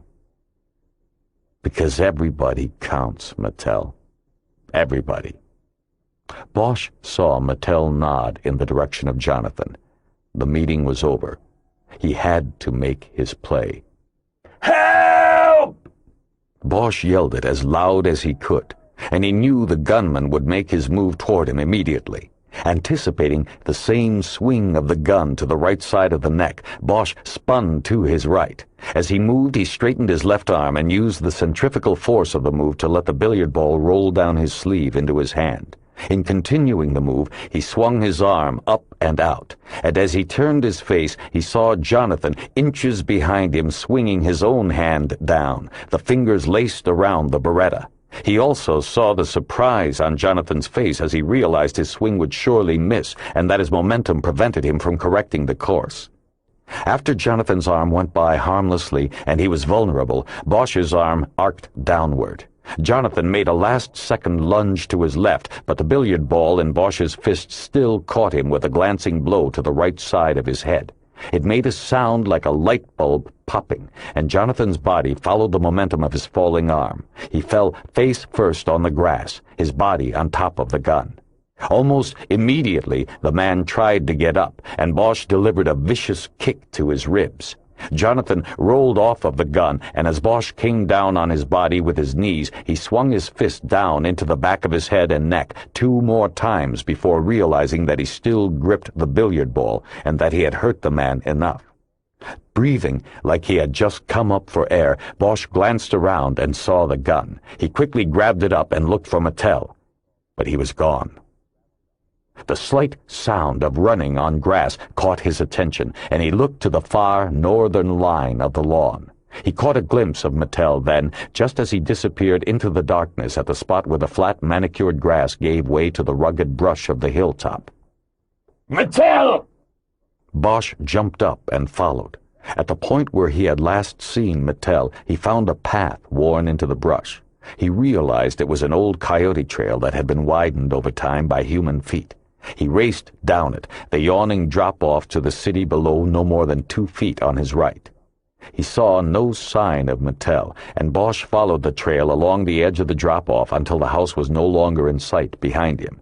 Finally, he stopped after coming across nothing that indicated Mattel was even near or had taken this path. Breathing heavily, his head pounding where he was wounded, Bosch came upon a steep bluff rising off the side of the trail, and he saw that it was ringed with old beer bottles and other debris. The bluff was a popular lookout spot. He put the gun in his waistband and then used his hands for balance and purchase as he climbed 10 feet to its top. He did a slow 360-degree turn while on top of the bluff, but saw nothing. He listened, but the hiss of the city's traffic precluded any chance of him hearing Mattel moving in the brush. He decided to give it up, to get back to the house and call out an air unit before Mattel could get away. They'd find him with a spotlight if the chopper could get out here quickly enough. As he gingerly slid back down the bluff, Mattel suddenly came at him from the darkness to the right. He had been hiding behind a thick growth of brush and Spanish sword plants. He dove into Bosch's midsection, knocking him down onto the trail, his weight on top of him. Bosch felt the man's hands going for the gun still in his waistband, but Bosch was younger and stronger. The surprise attack was Mattel's last card. Bosch closed his arms around him and rolled to his left. Suddenly, the weight was off, and Mattel was gone. Bosch sat up and looked about, then pulled himself over to the edge. He pulled the gun out of his waistband and then leaned over and looked down. There was only darkness when he looked directly down the side of the rugged hill. He could see the rectangular roofs of houses about 150 yards down. He knew they were built along the twisting roads that fed off of Hollywood Boulevard and Fairfax Avenue. He did another complete turn and then looked down again. He didn't see Mattel anywhere. Bosch surveyed the scene beneath him in its entirety until his eyes caught the backyard lights flicking on behind one of the houses directly below. He watched as a man came out of the house carrying what looked like a rifle. The man slowly approached a round backyard spa platform, the rifle pointed ahead of him. The man stopped at the edge of the spa and reached to what must have been the outdoor electrical box. The tub light came on, silhouetting the body of a man floating in a circle of blue. Even from on top of the hill, Bosch could see the swirls of blood seeping from Mattel's body. Then the voice of the man with the rifle came up the hillside, intact. Linda, don't come out. Just call the police. Tell them we got a body in our hot tub. Then the man looked up the hillside, and Bosch moved back away from the edge. Immediately, he wondered why he'd had the instinctive reaction to hide. He got up and slowly made his way back to Mattel's house along the path. As he walked, he looked out across the city at the lights shimmering in the night and thought it was beautiful. He thought about Conklin and Pounds and then pushed the guilt out of his mind with thoughts about Mattel, about how his death finally closed the circle begun so long ago. He thought of the image of his mother in Monty Kim's photo, her looking timidly around the edge of Conklin's arm. He waited for the feeling of satisfaction and triumph that he knew was supposed to come with vengeance accomplished. But none of it ever came to him. He only felt hollow and tired. When he got back to the perfect lawn behind the perfect mansion, the man called Jonathan was gone. Assistant Chief Irvin S. Irving stood in the open doorway of the examination suite. Bosch was sitting on the side of the padded table holding an ice pack to his head. The doctor had given it to him after putting in the stitches. He noticed Irving when he adjusted the bag in his hand. How do you feel? I'll live, I guess. That's what they tell me, at least. Well, that's better than you can say for Mattel. He took the high dive. Yeah. What about the other one? Nothing on him. We got his name, though.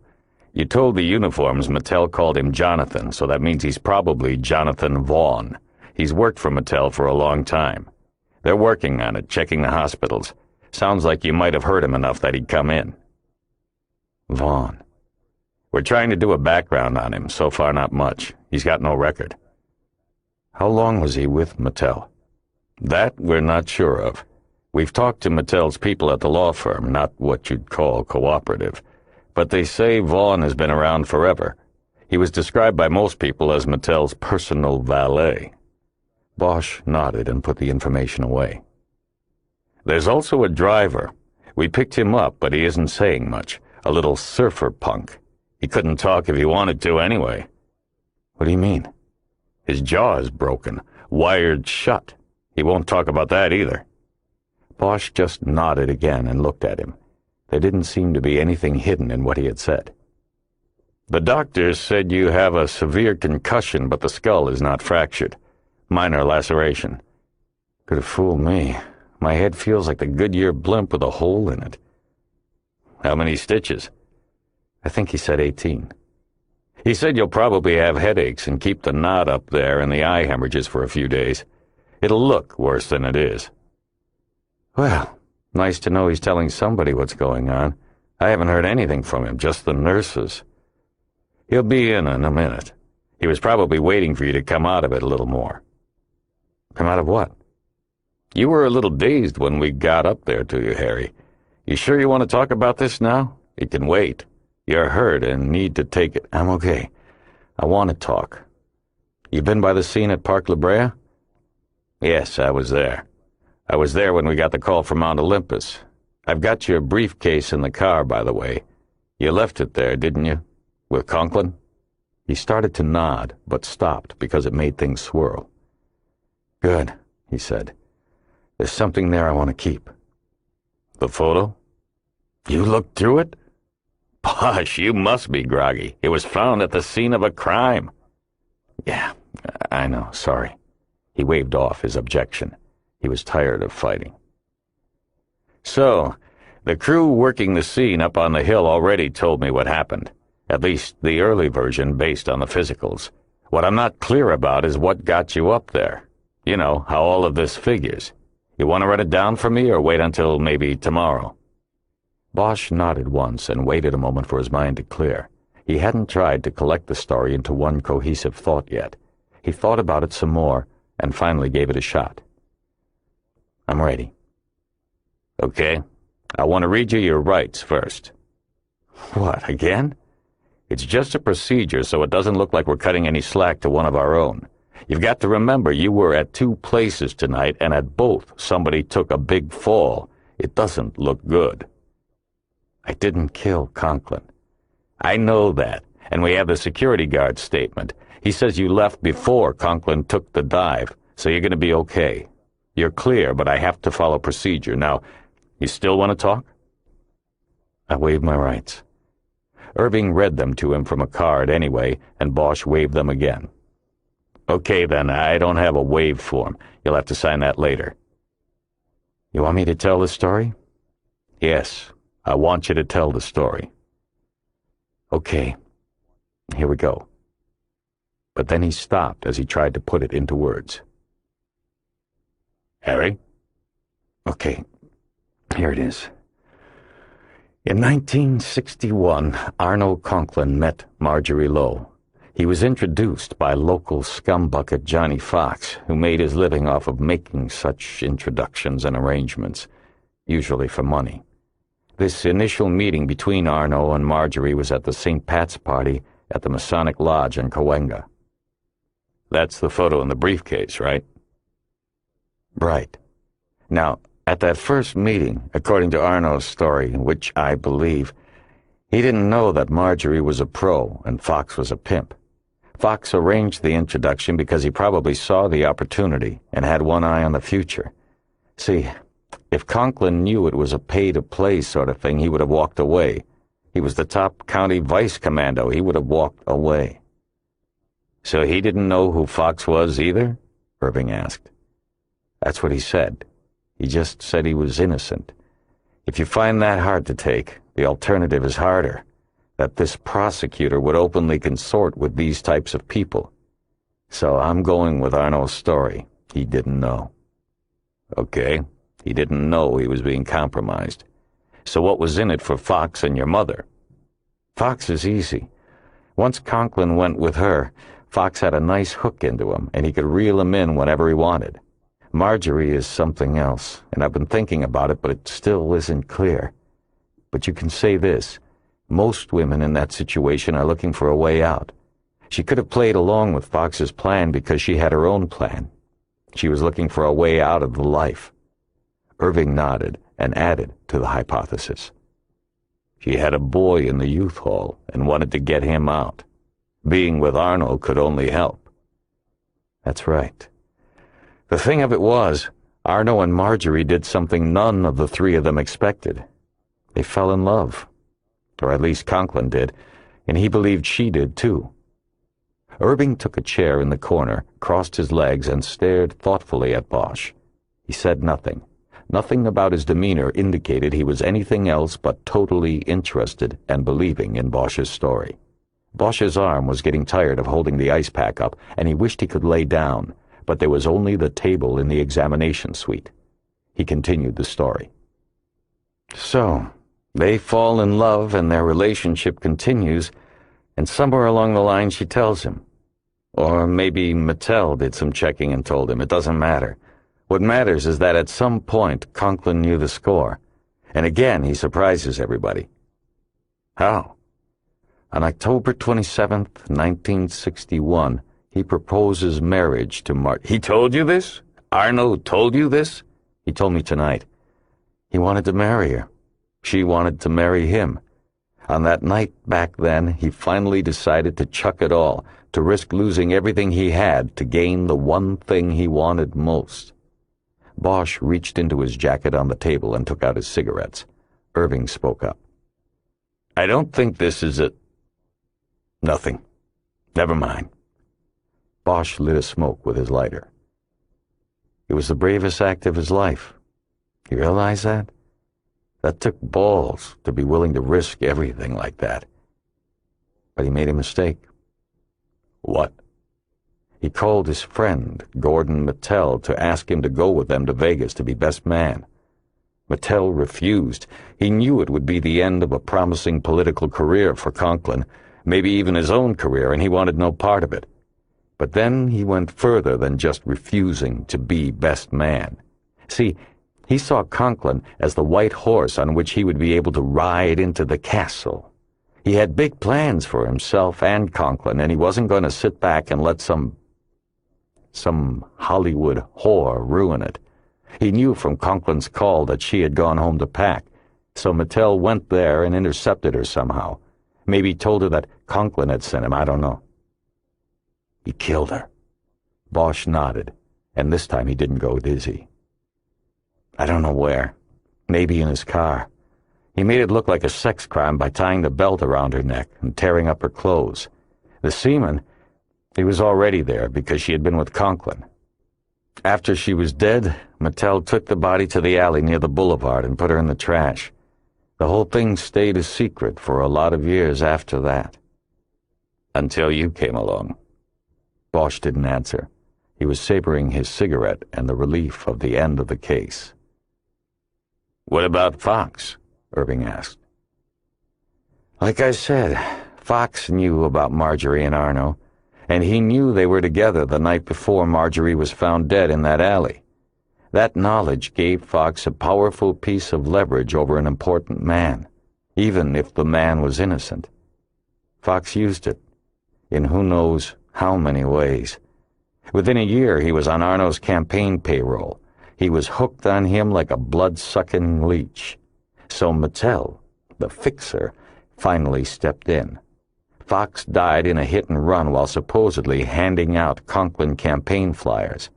Would have been easy to set up, make it look like it was an accident and the driver just fled. But that's no surprise. The same guy who worked the Marjorie Lowe case worked the hit-and-run. Same result. Nobody ever arrested. McKittrick? No. Claudino. He's dead now. Took his secrets with him. But Mattel was paying him off for 25 years. The bank statements? Yeah, in the briefcase. You look, you'll probably find records somewhere linking Mattel to the payments. Conklin said he didn't know about them, and I believe him. You know, somebody ought to check all the elections Mattel worked on over the years. They'll probably find out he was a rat fucker that could have held his own in the Nixon White House. Bosch ground his cigarette out on the side of a trash can next to the table and dropped the butt in. He started to feel very cold and put his jacket back on. It was smudged with dirt and dried blood. You look like a mess in that, Harry, Irving said. Why don't you... I'm cold. Okay. You know, he didn't even scream. What? Mattel. He didn't even scream when he went down that hill. I can't figure that out. You don't have to. It's just one of those, and I didn't push him. He jumped me in the brush, and when we rolled, he went over. He didn't even scream. I understand. No one is saying, all I did was start to ask questions about her, and people started dying. Bosch was staring at an eye chart on the far wall of the room. He could not figure out why they would have such a thing in an emergency room examination suite.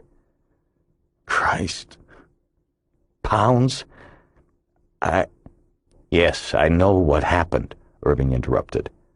Bosch looked over at him. You do? We interviewed everyone in the squad. Edgar told me that he made a computer run for you on Fox. My only conclusion is that Pounds either overheard or somehow got wind of it. I think he was monitoring what your close associates were doing after you went on ISL. Then he must have taken it a step further and stumbled into Mattel and Vaughn. He ran DMV traces on the parties involved. I think it got back to Mattel. He had the connections that would have warned him.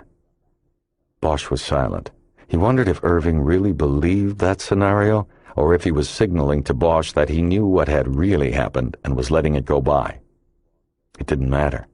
Whether or not Irving blamed him or took departmental action against him, Bosch's own conscience would be the hardest thing to live with. Christ, he said again. He got killed instead of me. His body started shuddering then, as if by saying the words out loud he had started some kind of exorcism. He threw the ice pack into the trash can and wrapped his arms around himself, but the shuddering wouldn't stop. It seemed to him that he would never be warm again, that his shaking was not a temporary affliction, but a permanent part of him now. He had the warm, salty taste of tears in his mouth, and he realized then that he was crying. He turned his face away from Irving and tried to tell him to leave, but he couldn't say anything. His jaw was locked as tight as a fist. "Harry?"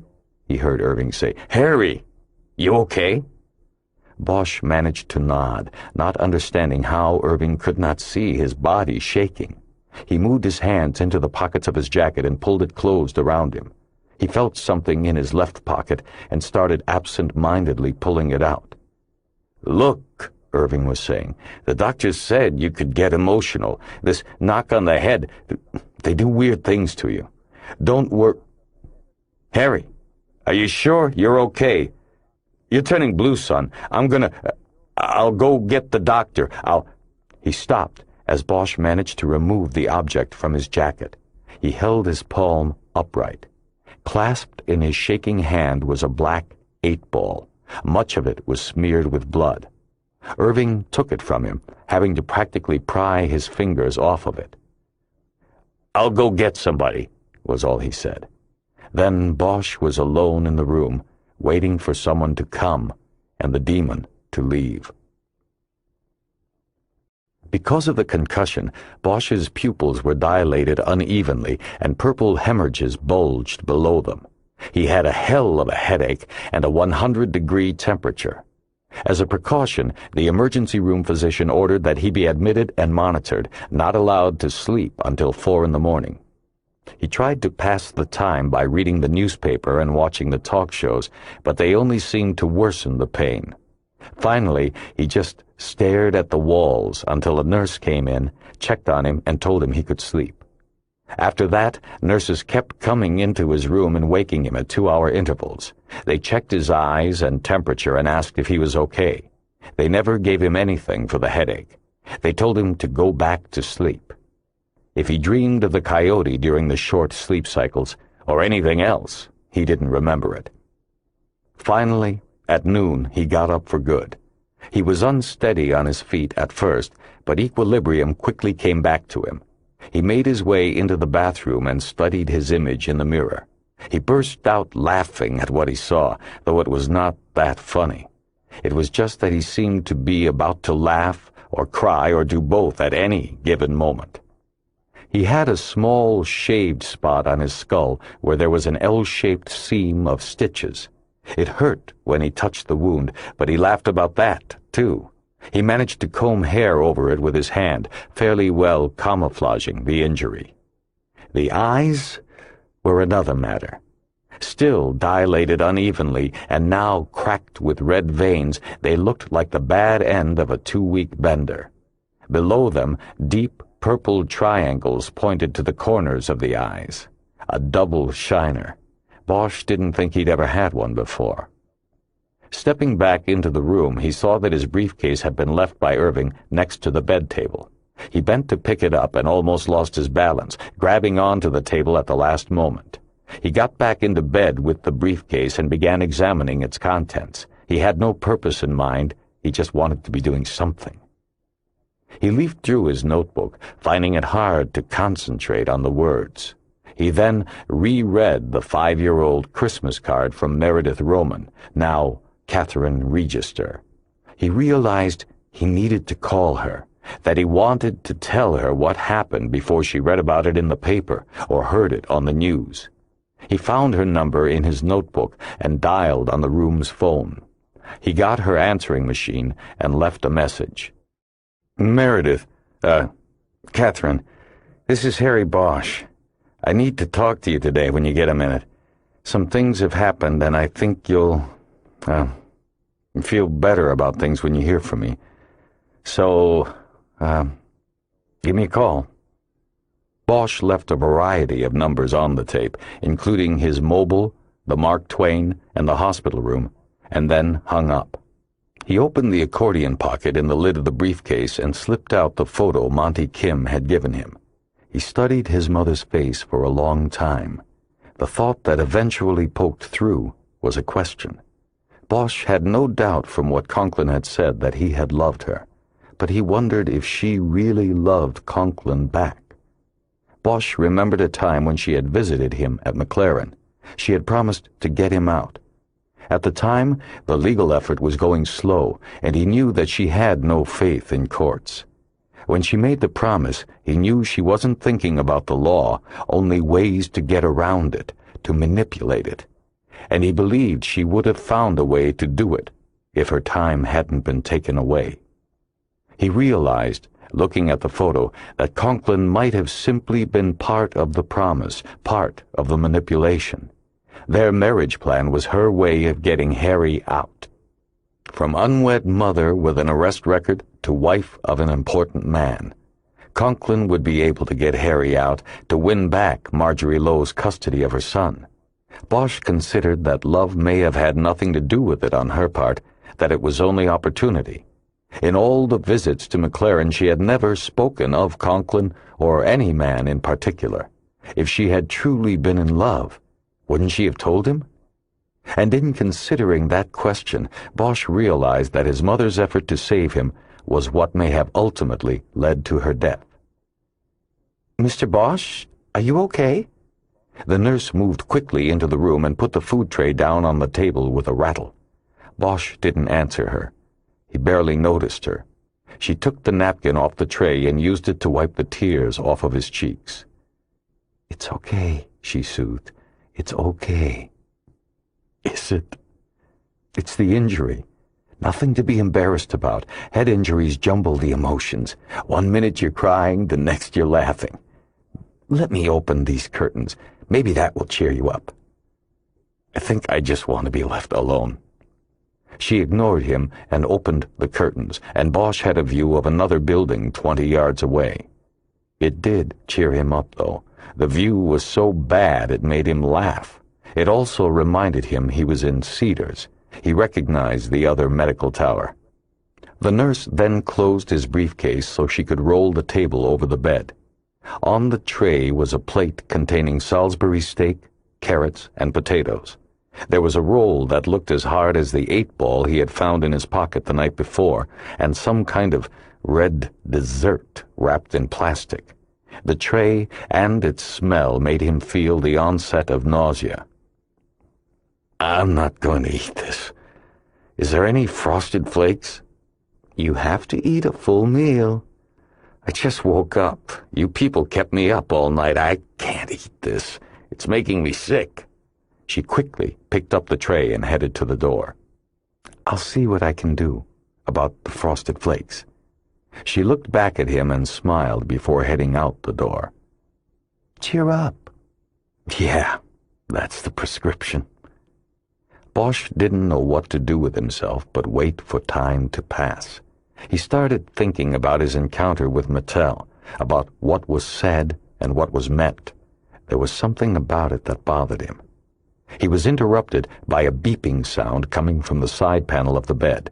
He looked down and found it was the phone. Hello? Harry? Yes? It's Jazz. Are you okay? There was a long silence. Bosch didn't know if he was ready for this yet, but now it was unavoidable. Harry? I'm fine. How'd you find me? The man who called me yesterday. Irving something. Chief Irving. Yes. He called and told me you were hurt. He gave me the number. That annoyed Bosch, but he tried not to show it. Well, I'm fine, but I can't really talk. Well, what happened? It's just a long story. I don't want to go through it now. Now she was quiet. It was one of those moments when both people try to read the silence, pick up each other's meanings in what they weren't saying. You know, don't you? Why didn't you tell me, Jasmine? More silence. Do you want me to tell you now? I don't know. What did he tell you? Who? Irving. It wasn't from him. He doesn't know. It was somebody else, somebody trying to hurt me. It was a long time ago, Harry. I want to tell you what happened, but not on the phone.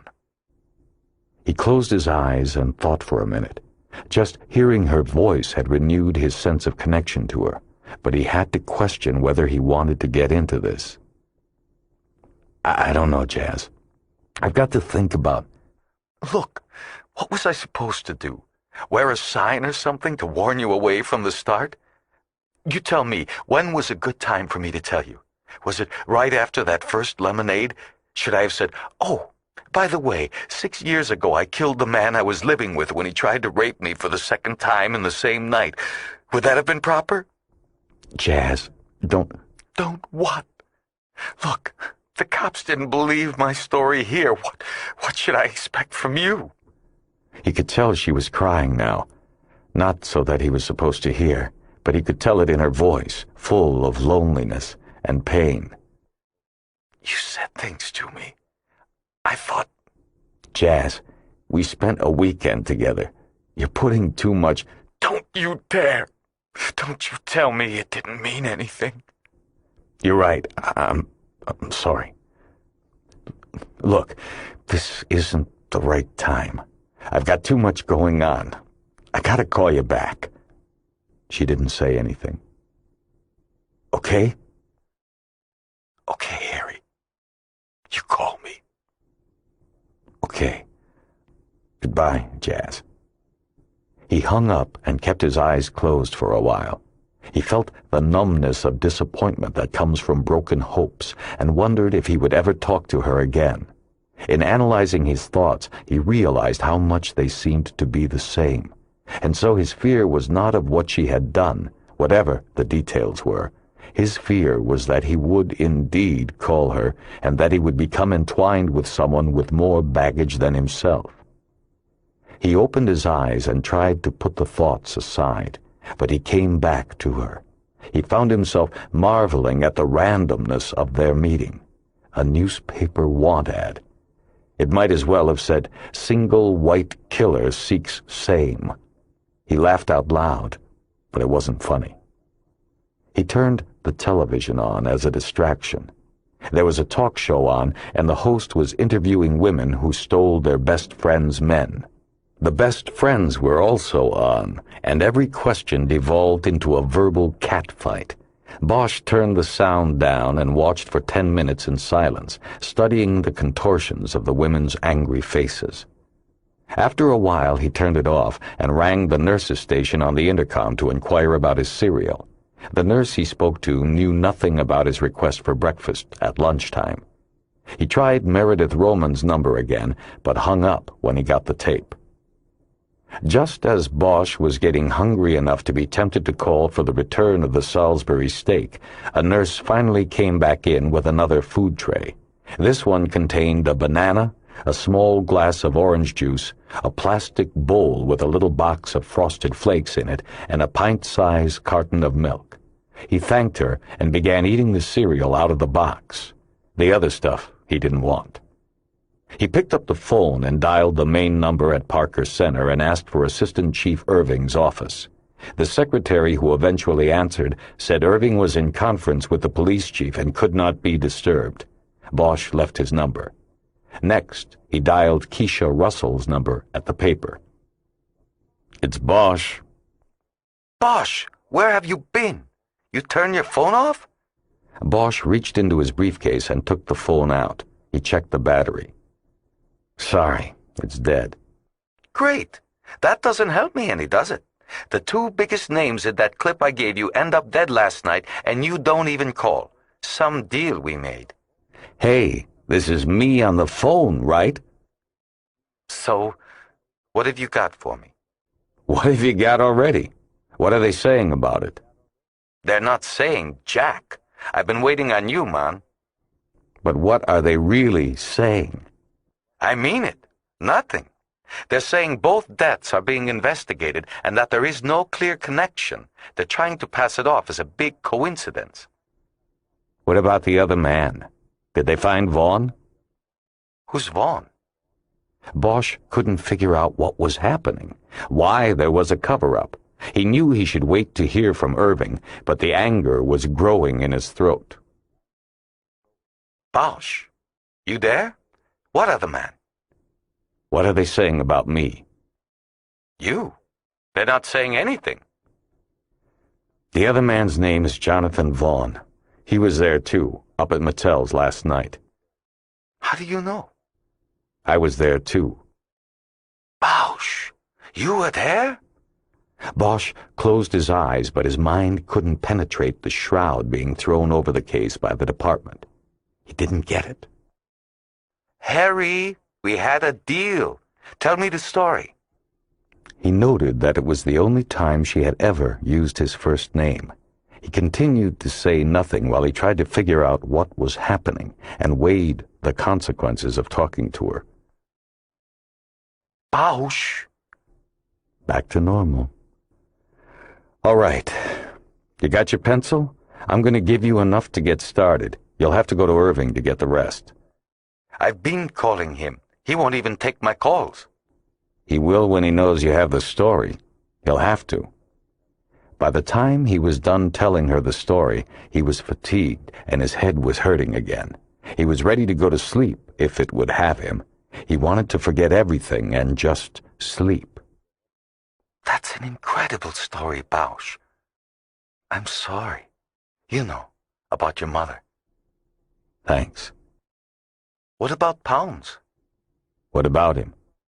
Is it connected? Irving was honchoing that investigation. Now he's doing this one. You'll have to ask him. If I can get him on the line.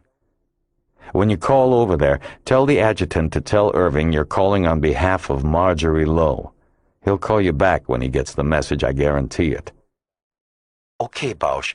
Last thing. We didn't talk about this at the start like we should have. Can I use your name as source? Bosch thought about it, but only for a few moments. Yeah, you can use it. I don't know what my name's worth anymore, but you can use it. Thanks. I'll see you. You're a pal. Yeah, I'm a pal. He hung up and closed his eyes. He dozed off, but wasn't sure for how long. He was interrupted by the phone. It was Irving, and he was angry.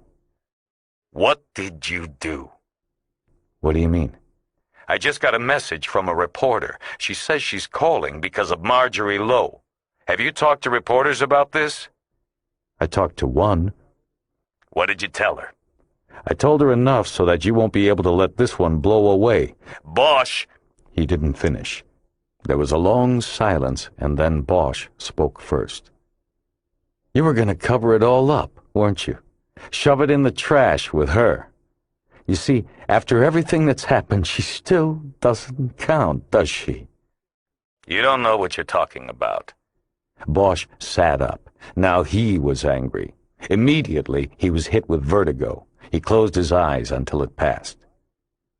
Well, then why don't you tell me what I don't know? Okay, Chief? You're the one who doesn't know what you're talking about. I heard what you people put out, that there may be no connection between Conklin and Mattel. What kind of... You think I'm going to sit here for that? And Vaughn, not even a mention of him. A fucking mechanic in a splatter suit. He throws Conklin out the window and is ready to put me in the dirt. He's the one who did Pounds, and he doesn't even rate a mention by you people. So, Chief, why don't you tell me what the fuck I don't know, okay? Bosch, listen to me. Listen to me. Who did Mattel work for? I don't know, and I don't care. He was employed by very powerful people. Some of the most powerful in this state. Some of the most powerful in the country. And I don't give a shit! A majority of the city council. So, what are you telling me? The council and the governor and the senators and all of those people, what, are they all involved now, too? You covering their asses, too? Bosch, would you calm down and make sense? Listen to yourself. Of course I'm not saying that.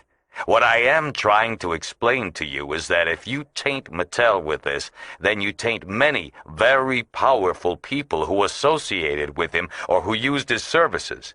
That could come back to haunt this department as well as you and me in immeasurable ways.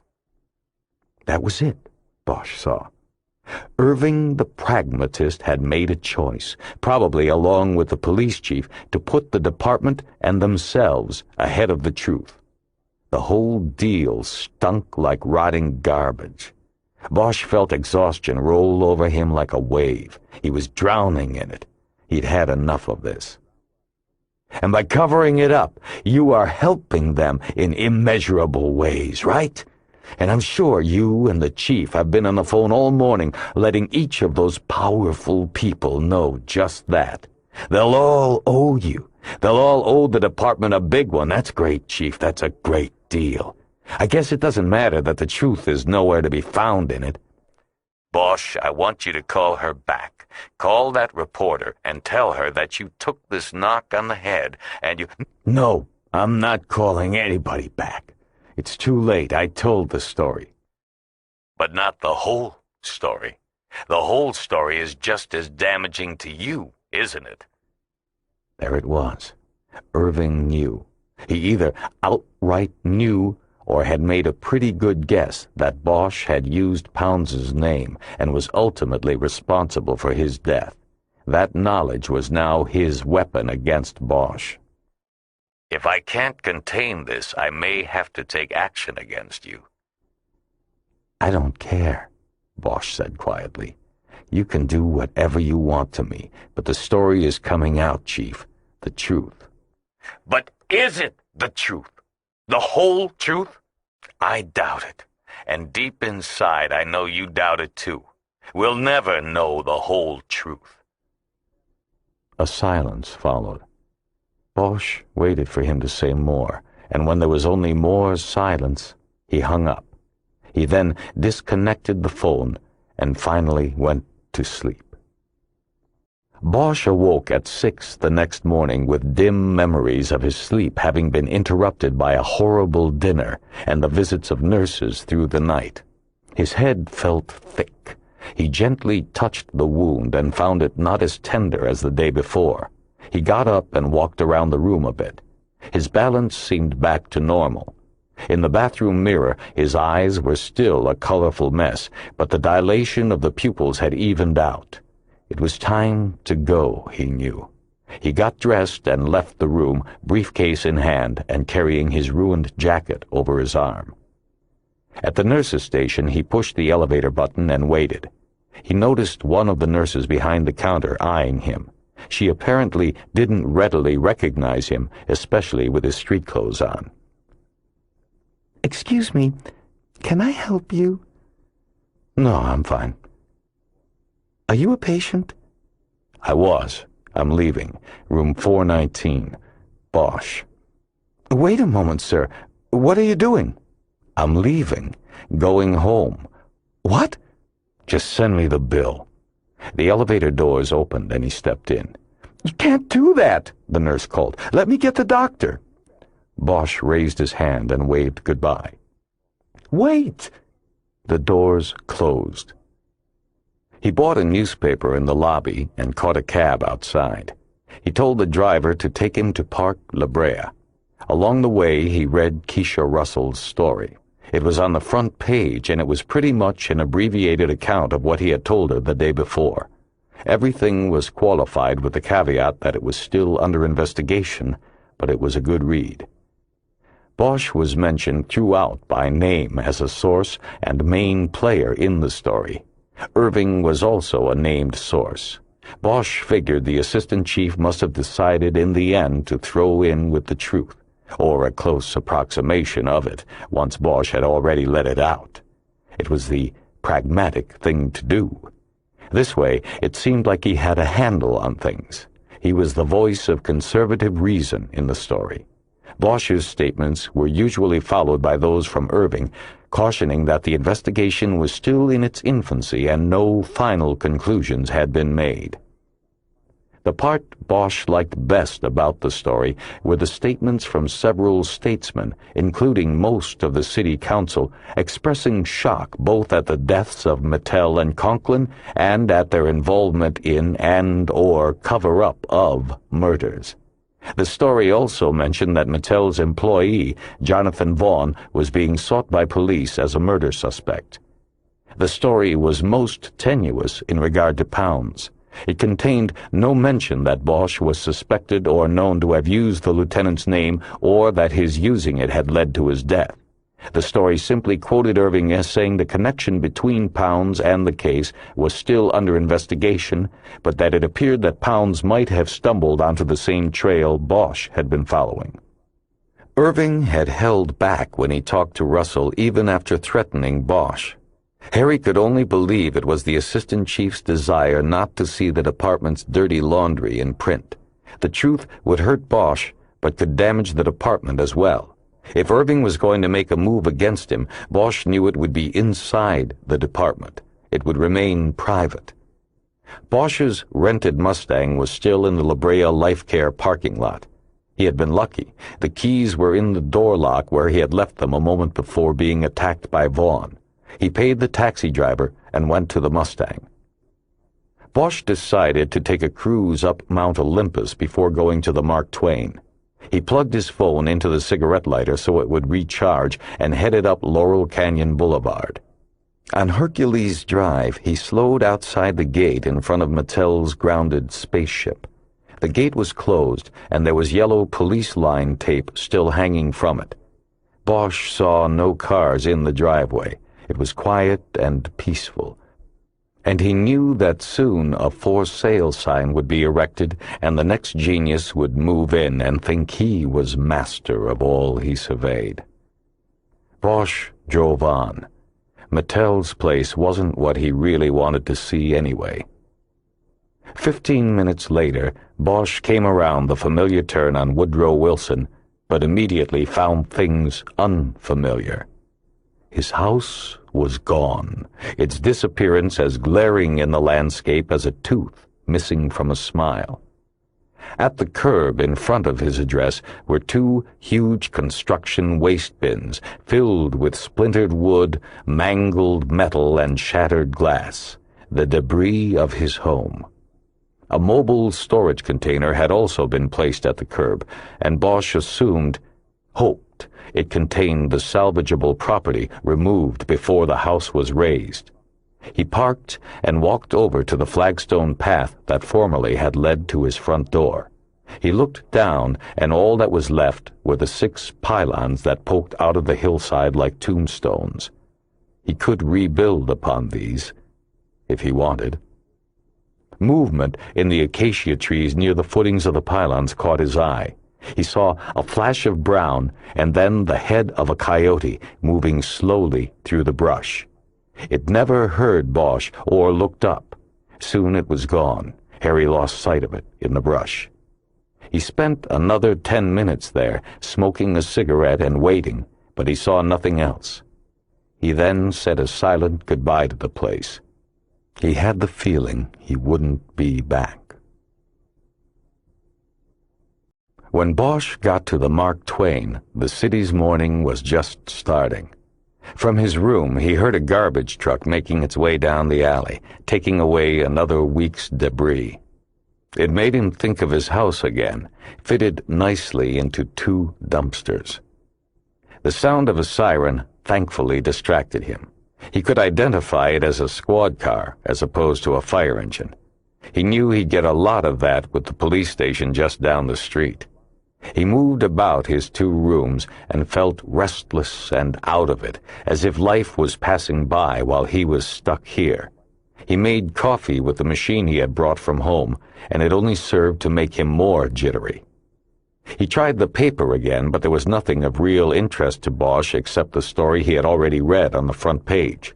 He paged through the thin metro section anyway and saw a report that the county commission chambers were being outfitted with bulletproof desk blotters that the commissioners could hold up in front of them in the event a maniac came in spraying bullets.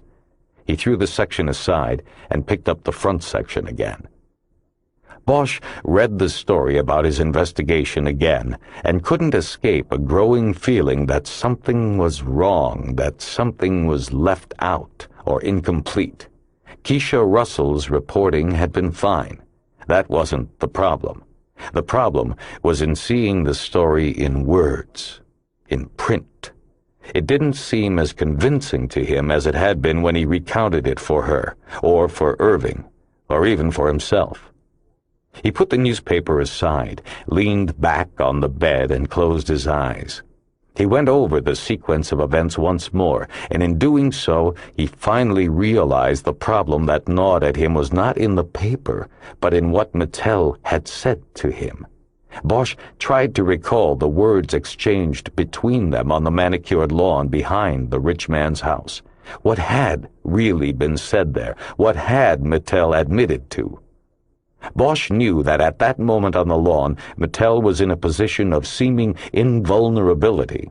He had Bosch captured, wounded, and doomed before him. His attack dog, Vaughn, stood ready with a gun to Bosch's back. In that situation, Bosch believed there would be no reason for a man of Mattel's ego to hold back. And, in fact, he had not held back. He had boasted of his scheme to control Conklin and others. He freely, though indirectly, admitted that he had caused the deaths of Conklin and Pounds. But despite those admissions, he had not done the same when it came to the killing of Marjorie Lowe. Through the fragmented images of that night that still remained in his mind, Bosch tried to recall the exact words said and couldn't quite get to them. His visual recollection was good. He had Mattel standing in front of the blanket of lights, but the words weren't there. Mattel's mouth moved, but Bosch couldn't get the words. Then, finally, after working at it for a while, it came to him. He had it. Opportunity. Mattel had called her death an opportunity. Was that an acknowledgement of culpability? Was he saying he killed her or had her killed? Or was he simply admitting that her death presented an opportunity for him to take advantage of? Bosch didn't know, and not knowing felt like a heavy weight in his chest. He tried to put it out of his mind and eventually started drifting off toward sleep. The sounds of the city outside, even the sirens, were comforting. He was at the threshold of unconsciousness, almost there, when he suddenly opened his eyes. "The prince," he said out loud. 30 minutes later, he was shaved, showered, and in fresh clothes heading downtown. He had his sunglasses on and he checked himself in the mirror. His battered eyes were hidden. He licked his fingers and pressed his curly hair down to better cover the shaved spot and the stitches in his scalp. At County USC Medical Center, he drove through the back lot to the parking slots nearest the rear garage bays of the Los Angeles County Medical Examiner's office. He walked in through one of the open garage doors and waved to the security guard, who knew him by sight, and nodded back. Investigators weren't supposed to go in the back way, but Bosch had been doing it for years. He wasn't going to stop until someone made a federal case out of it. The minimum wage guard was an unlikely candidate to do that. He went up to the investigators' lounge on the second floor, hoping not only that there would be someone there he knew, but, more importantly, someone Bosch hadn't alienated over the years. He swung the door open and immediately was hit with the smell of fresh coffee. But the room was bad news. Only Larry Sakai was in the room. He was a coroner's investigator Bosch never really liked, and the feeling was mutual. "Harry Bosch," Sakai said after looking up from the newspaper he held in his hands. "Speak of the devil, I'm reading about you here. Says here you're in the hospital." "Nah, I'm here, Sakai. See me?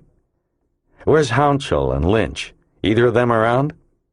Hounshell and Lynch were two investigators that Bosch knew would do him a favor without having to think about it too long. They were good people. "Nah, they're out bagging and tagging. Busy morning. Guess things are picking up again." Bosch had heard a rumor through the grapevine that while removing victims from one of the collapsed apartment buildings after the earthquake, Sakai had gone in with his own camera and taken photos of people dead in their beds, the ceilings crushed down on top of them. He then sold the prints to the tabloid newspapers under a false name. That was the kind of guy he was. "Anybody else around?" "No, boss, just me." "What do you want?" "Nothing." Bosch turned back to the door, then hesitated. He needed to make the print comparison and didn't want to wait. He looked back at Sakai. "Look, Sakai, I need a favor. You want to help me out? I'll owe you one." Sakai leaned forward in his chair. Bosch could see just the point of a toothpick poking out between his lips. "I don't know, Bosch. Having you owe me one is like having the old whore with AIDS say she'll give me a free one if I pay for the first." Sakai laughed at the comparison he had created. "Okay, fine." Bosch turned and pushed through the door, keeping his anger in check. He was 2 steps down the hall when he heard Sakai call him back, just as he had hoped. He took a deep breath and went back into the break room. "Bosch, come on. I didn't say I wouldn't help you out. Look, I read your story here, and I feel for what you're going through, okay?" Yeah, right, Bosch thought, but didn't say. "Okay," he said. "What do you need?" "I need to get a set of prints off one of the customers in the cooler." "Which one?" "Mattel." Sakai nodded toward the paper which he had thrown onto the break table. "That Mattel, huh?" "Only one I know of." Sakai was quiet while he considered the request. "You know, we make prints available to investigating officers assigned to homicides." "Cut the crap, Sakai. You know I know that, and you know, if you read the paper, that I'm not the I.O. But I still need the prints. You gonna get them for me, or am I just wasting my time here?" Sakai stood up. Bosch knew that Sakai knew that if he backed down now, after making the overture, then Bosch would gain a superior position in the netherworld of male interaction, and in all their dealings that would follow. If Sakai followed through and got the prints, then the advantage would obviously go to him. "Cool your jets, Bosch. I'm going to get the prints. Why don't you get yourself a cup of coffee and sit down? Just put a quarter in the box." Bosch hated the idea of being beholden to Sakai for anything, but he knew this was worth it. The prints were the one way he knew to end the case, or tear it open again. Bosch had a cup of coffee, and in 15 minutes the coroner's investigator was back. He was still waving the card so the ink would dry. He handed it to Bosch and went to the counter to get another cup of coffee. "This is from Gordon Mattel, right?" "Right. That's what it said on the toe tag. And man, he got busted up pretty good in that fall." "Glad to hear it." You know, it sounds to me like that story in the newspaper ain't as solid as you LAPD guys claim if you're sneaking around here getting the guy's prints.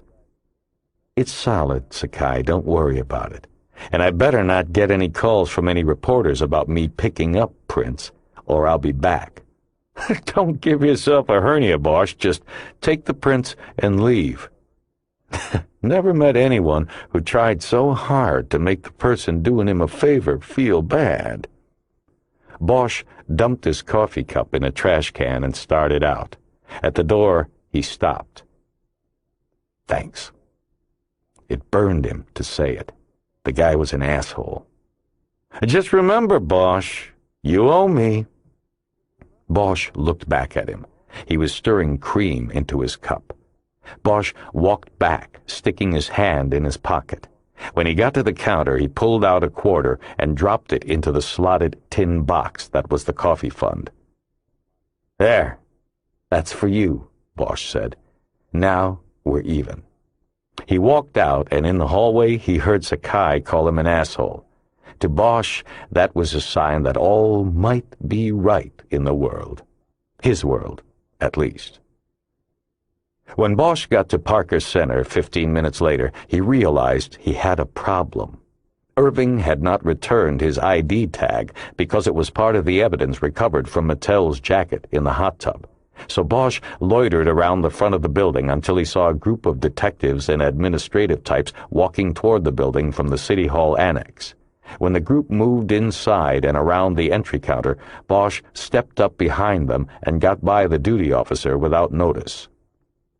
Bosch found Hirsch at his computer in the latent fingerprint unit and asked him if he still had the life scan from the prints off the belt buckle. Yeah, I've been waiting for you to pick them up. Well, I got a set I want you to check against them first. Hirsch looked at him, but hesitated only a second. Let's see him. Bosch got the print card Sakai had made out of his briefcase and handed it over.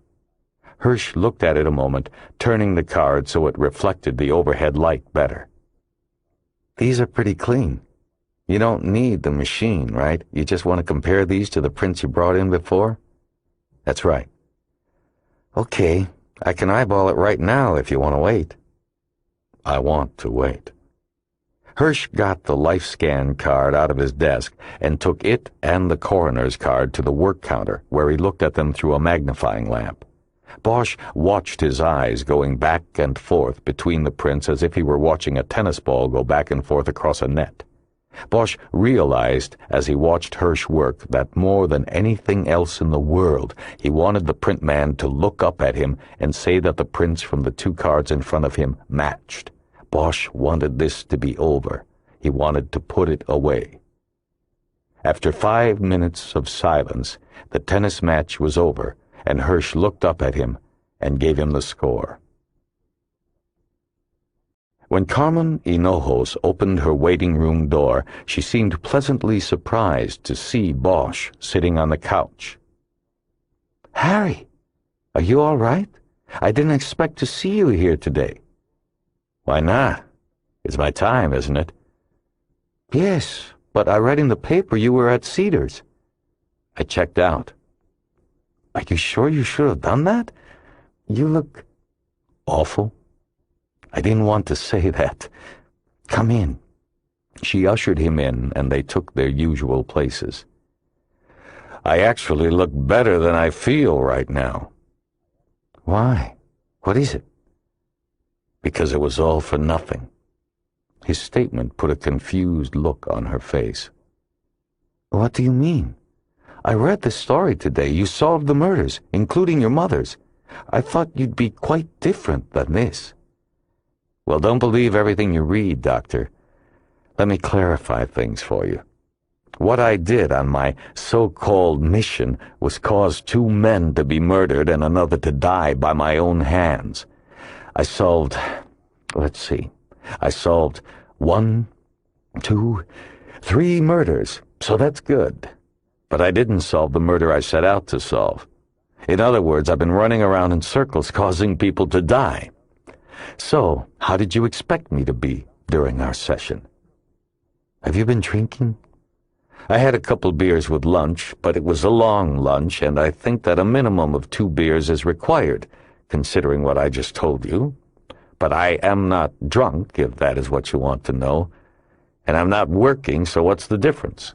I thought we agreed to cut back on— Oh, fuck that! This is the real world here. Isn't that what you called it? The real world? Between now and the last time we talked, I've killed someone, Doc.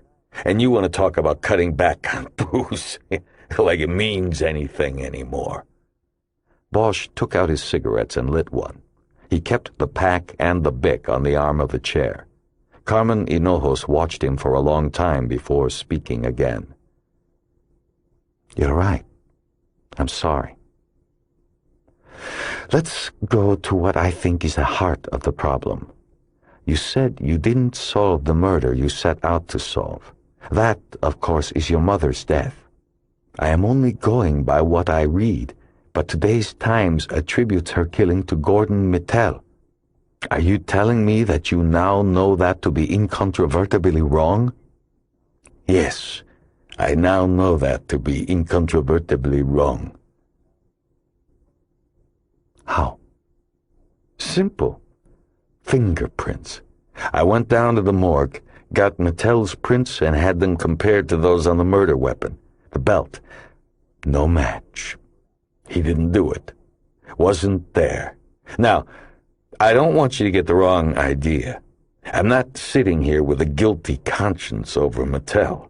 He was a man who decided to kill people and then had them killed. Just like that.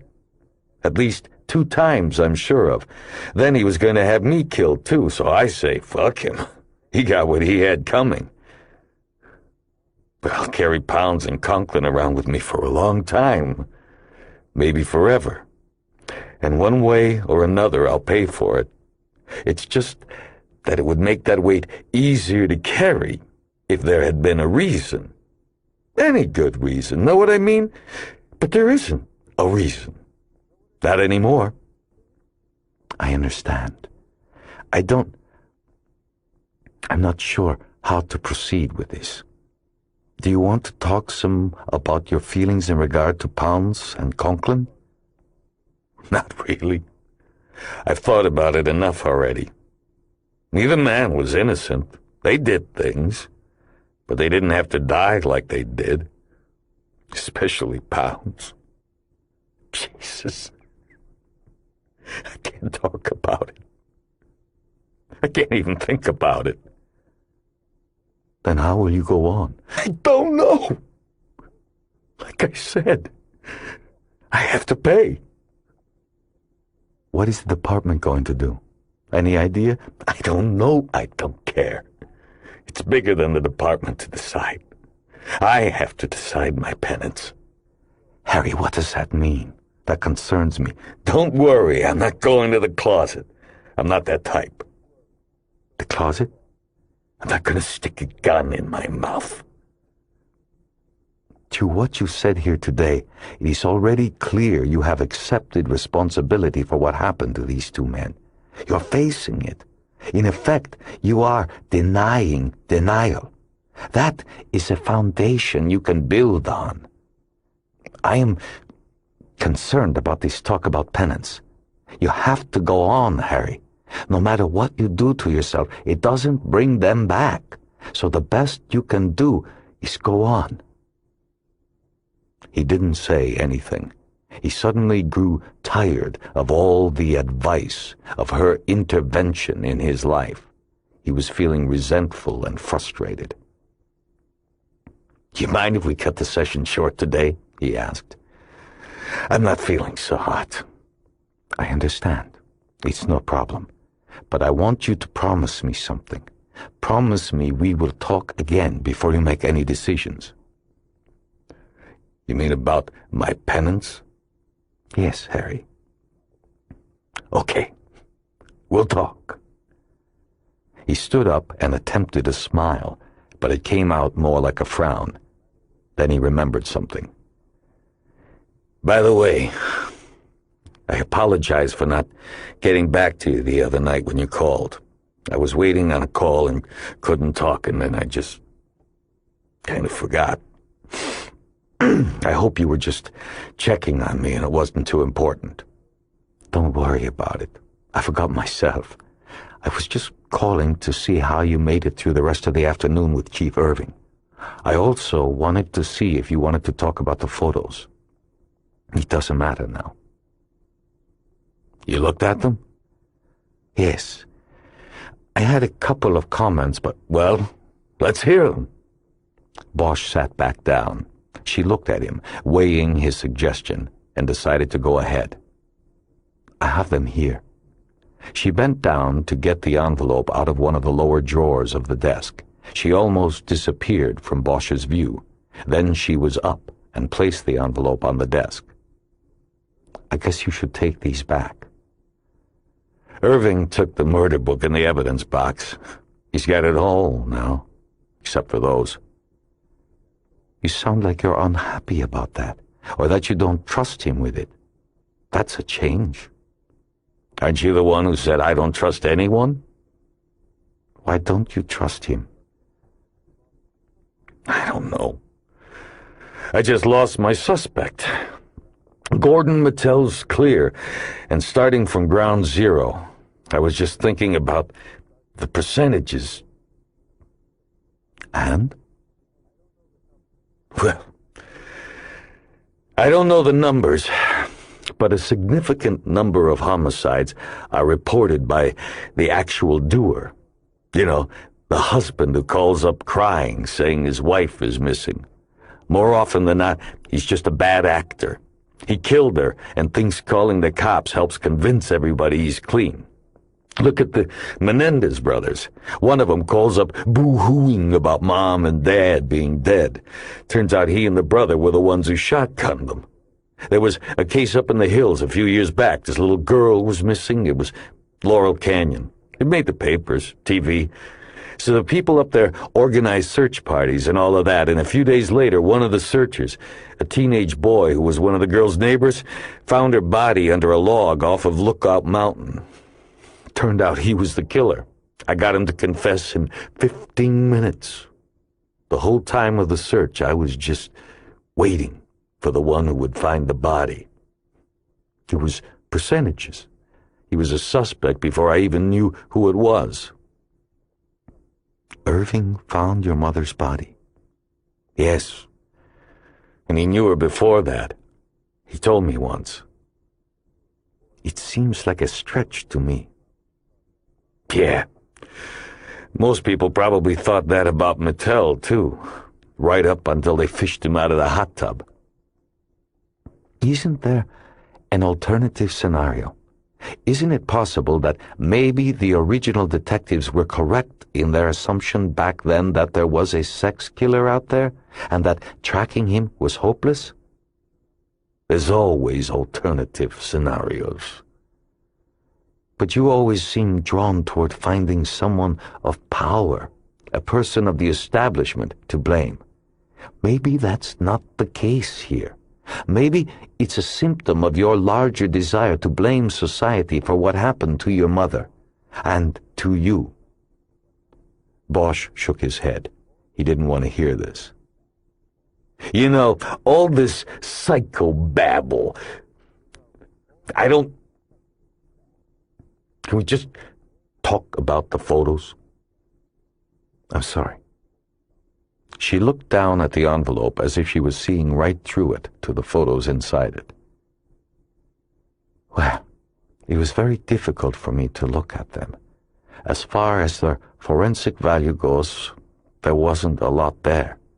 The photos show what I would call a statement homicide. The fact that the ligature, the belt, was still wrapped around her neck seems to indicate that the killer wanted police to know exactly what he did, that he had been deliberate, that he had had control over this victim. I also think the choice of placement is significant as well. The trash bin had no top. It was open. That suggests that placing the body there may not have been an effort to hide it. It was also He was saying she was trash. Right. Again, a statement. If he was just getting rid of a body, he could have put it anywhere in that alley. but he chose the open dumpster. Subconsciously or not, he was making a statement about her. So to make a statement such as that about a person, he would have to have known her to some degree, known about her, known she was a prostitute, known enough to judge her. Irving came to Bosch's mind again, but he said nothing.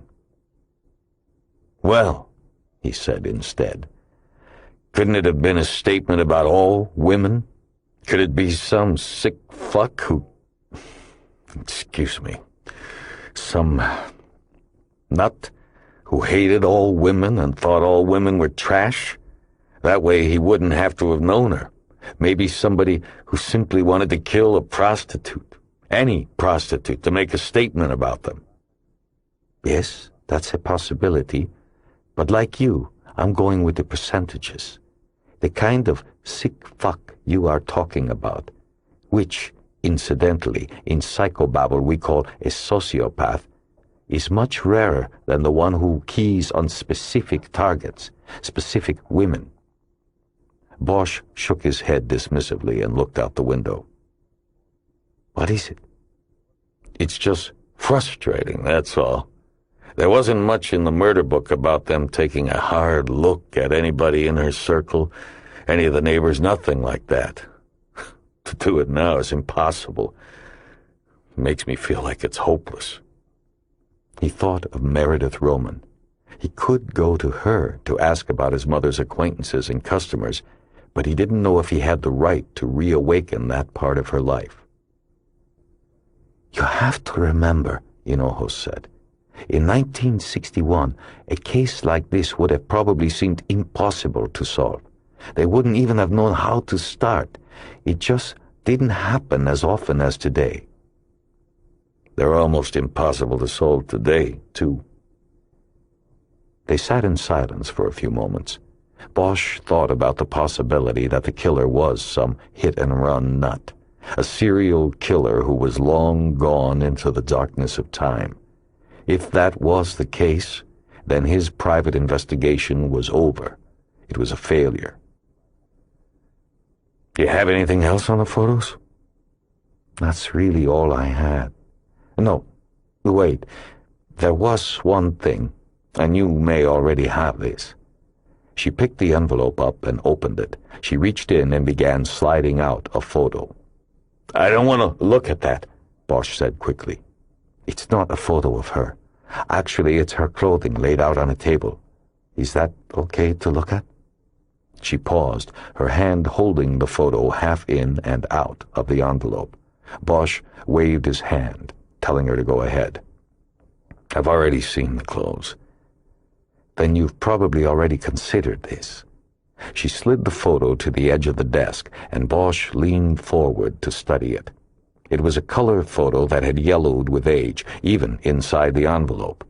The same items of clothing he had found in the evidence box were spread out on a table in a formation that outlined a body, in the way a woman might put them out on a bed before dressing. It reminded Bosch of cutouts for paper dolls. Even the belt with the seashell buckle was there, but it was between the blouse and the black dress, not at the imaginary neck. Okay, she said. What I found odd here was the belt. The murder weapon. Yes. Look, it has the large silver shell as the buckle, and there are smaller silver shells as ornamentation. It's rather showy. Right. But the buttons on the blouse are gold. Also, the photos of the body, they show she was wearing gold teardrop earrings and a gold neck chain. Also a bracelet. Right, I know that. They were in the evidence box, too. Bosch didn't understand what she was getting at. Harry, this is not a universal rule or anything. That's why I hesitate to bring it up. But usually women, don't mix and match gold and silver. And it appears to me your mother was well dressed on this evening, that she had jewelry on that matched the buttons of her blouse. She was coordinated, and she had style. What I'm saying is that I don't think she would have worn this belt with those other items. It was silver, and it was showy. Bosch said nothing. Something was poking its way into his mind, and its point was sharp. And lastly, this skirt buttons on the hip. It's a style that is still around, and I even have something similar to it myself. What's so functional about it is that because of the wide waistband, it can be worn with or without a belt. There are no loops. Bosch stared at the photo. No loops. Right. So what you're saying is, this might not have been her belt. It might have, but it was. I remember it. The seashell belt. I gave it to her for her birthday. I identified it for the cops, for McKittrick, the day he came to tell me. Well, then that shoots down everything I was going to say. I guess maybe when she came into the apartment, the killer was already waiting with it. No, it didn't happen in her apartment. They never found the crime scene. Listen, never mind whether it was her belt or not. What were you going to say? Oh, I don't know. Just a theory about it possibly being the property of another woman who may have been the motivating factor behind the killer's action. It's called aggression transference. It doesn't make sense now with this evidence, but there are examples of what I was going to suggest. A man takes his ex-girlfriend's stockings and strangles another woman with them. In his mind, he's strangling the girlfriend. Something like that. I was going to suggest it could have happened in this case with the belt. But Bosch was no longer listening. He turned and looked out the window, but wasn't seeing anything either. In his mind, he was seeing the pieces falling together.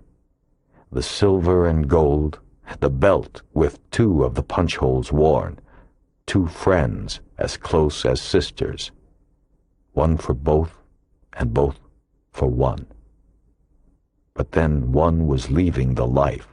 She'd found a white knight, and one was staying behind. Harry, are you okay? He looked over at Hinojos. You just did it, I think. Did what? He reached for his briefcase and from it withdrew the photo taken at the St. Patrick's Day dance more than 3 decades before. He knew it was a long shot, but he needed to check. This time he didn't look at his mother. He looked at Meredith Roman, standing behind the sitting Johnny Fox. And for the first time he saw that she wore the belt with the silver seashell buckle. She had borrowed it. It dawned on him then. She had helped Harry pick the belt out for his mother. She had coached him, and she chose it not because his mother would like it, but because she liked it and knew she would get to use it. 2 friends who shared everything. Bosch shoved the photo back into the briefcase and shut it. He stood up. I gotta go. Bosch used the same ruse he had earlier to get back into Parker Center. Coming out of the elevator on the 4th floor, he practically ran into Hirsch, who was waiting to go down. He grabbed hold of the young print tech's arm and held him in the hallway as the elevator doors closed. You going home? I was trying to. I need one more favor. I'll buy you lunch. I'll buy you dinner. I'll buy you whatever you want if you do it for me. It's important and it won't take long. Hirsch looked at him. Bosch could see he was beginning to wish he'd never gotten involved. What's that saying, Hirsch? In for a penny, in for a pound. What do you say? I've never heard it. Well, I have. I'm having dinner with my girlfriend tonight, and that's great. This won't take that long. You'll make it to your dinner. All right. What is it you need? Hirsch, you're my goddamn hero, you know that? Bosch doubted he even had a girlfriend. They went back to the lab. It was deserted since it was almost 5 on a slow day. Bosch put his briefcase on one of the abandoned desks and opened it. He found the Christmas card and took it out by holding a corner between 2 fingernails. He held it up for Hirsch to see. This came in the mail 5 years ago. You think you can pull a print off it? A print from the sender? My prints are going to be on there too, I'm sure. Hirsch furrowed his brow and studied the card. His lower lip jutted outward as he contemplated the challenge. All I can do is try. Prints on paper are usually pretty stable. The oils last long and sometimes leave ridge patterns in the paper even when they evaporate. Has it been in its envelope? Yeah, for 5 years until last week. That helps. Hirsch carefully took the card from Bosch and walked over to the work counter, where he opened the card and clipped it to a board. I'm going to try the inside. It's always better. Less chance of you having touched it inside, and the writer always touches the inside. Is it all right if this gets kind of ruined? Do what you have to do. Hirsch studied the card with a magnifying glass, then lightly blew over the surface. He reached to a rack of spray bottles over the work table and took down one marked ninhydrin. He sprayed a light mist over the surface of the card, and in a few minutes it began to turn purple around the edges. Then light shapes began to bloom like flowers on the card. Fingerprints. I've got to bring this out some, Hirsch said, more to himself than Bosch. Hirsch looked up at the rack, and his eyes followed the row of chemical reagents until he found what he was looking for, a spray bottle marked zinc chloride. He sprayed it on the card. This should bring the storm clouds in. The prints turned the deep purple shade of heavy rain clouds. Hirsch then took down a bottle labeled PD, which Bosch knew meant physical developer. After the card was misted with PD, the prints turned a grayish black and were more defined. Hirsch looked them over with his magnifying lamp. I think this is good enough. We won't need the laser. Now, look at these here, Detective. Hirsch pointed to a print that appeared to have been left by a thumb on the left side of Meredith Roman's signature, and 2 smaller finger marks above it. These look like marks left by someone trying to hold the card steady while it was being written on. Any chance that you might have touched it this way? Hirsch held his fingers in place an inch over the card in the same position that the hand that left the prints would have been in. Bosch shook his head. All I ever did was open it and read it. I think those are the prints we want. Okay. Now what? Bosch went to his briefcase and pulled out the print cards Hirsch had returned to him earlier in the day. He found the card containing the lifts from the belt with the seashell buckle. Here, he said. Compare this to what you just got off the Christmas card. You got it. Hirsch pulled the magnifying glass with the ringed light attachment in front of him and once again began his tennis match eye movement as he compared the prints. Bosch tried to envision what had happened. Marjorie Lowe was going to Las Vegas to get married to Arno Conklin. The very thought of it must have been absurdly wonderful to her. She had to go home and pack. The plan was to drive through the night. If Arno was planning to bring along a best man, perhaps Marjorie was to bring a maid of honor. Maybe she would have gone upstairs to ask Meredith to come. Or maybe she would have gone to her to borrow back the belt that her son had given her. Maybe she would have gone to say goodbye. But something happened when she got there, and on her happiest night, Meredith killed her. Bosch thought about the interview reports that had been in the murder book. Meredith told Eno and McKittrick that Marjorie's date on the night she had died had been arranged by Johnny Fox, but she didn't go to the party herself because she said Fox had beaten her the night before, and she was not presentable. The detectives noted in the report that she had a bruise on her face and a split lip. Why didn't they see it then? Bosch wondered. Meredith had sustained those injuries while killing Marjorie. The drop of blood on Marjorie's blouse had come from Meredith. But Bosch knew why they hadn't seen it. He knew the investigators dismissed any thought in that direction, if they ever even had any, because she was a woman, and because Fox backed her story. He admitted he beat her. Bosch now saw what he believed was the truth. Meredith killed Marjorie, and then hours later called Fox at his card game to give him the news. She asked him to help her get rid of the body and hide her involvement. Fox must have readily agreed, even to the point of his willingness to say he beat her, because he saw the larger picture. He lost a source of income when Marjorie was killed, but that would have been tempered by the increased leverage the murder would give him over Conklin and Mattel. Keeping it unsolved would make it even better. He'd always be a threat to them. He could walk into the police station at any time to tell what he knew and lay it on Conklin. What Fox didn't realize was that Mattel could be as cunning and vicious as he was. He learned that a year later on La Brea Boulevard. Fox's motivation was clear. Bosch still wasn't sure about Meredith's. Could she have done it for the reasons Bosch had set out in his mind? Would the abandonment of a friend have led to the rage of murder? He began to believe there was still something left out. He still didn't know it all. The last secret was with Meredith Roman, and he would have to go get it. An odd thought pushed through these questions to Bosch. The time of death of Marjorie Lowe was about midnight. Fox didn't get his call and leave his card game until roughly 4 hours later. Bosch now assumed that the murder scene was Meredith's apartment. Now he wondered, what did she do in that place for 4 hours with the body of her best friend lying there? Detective? Bosch looked away from his thoughts to Hirsch, who was sitting at the desk, nodding his head. You got something? Bingo. Bosch just nodded. It was confirmation of more than just the match of fingerprints. He knew it was a confirmation that all the things he had accepted as the truths of his life could be as false as Meredith Roman.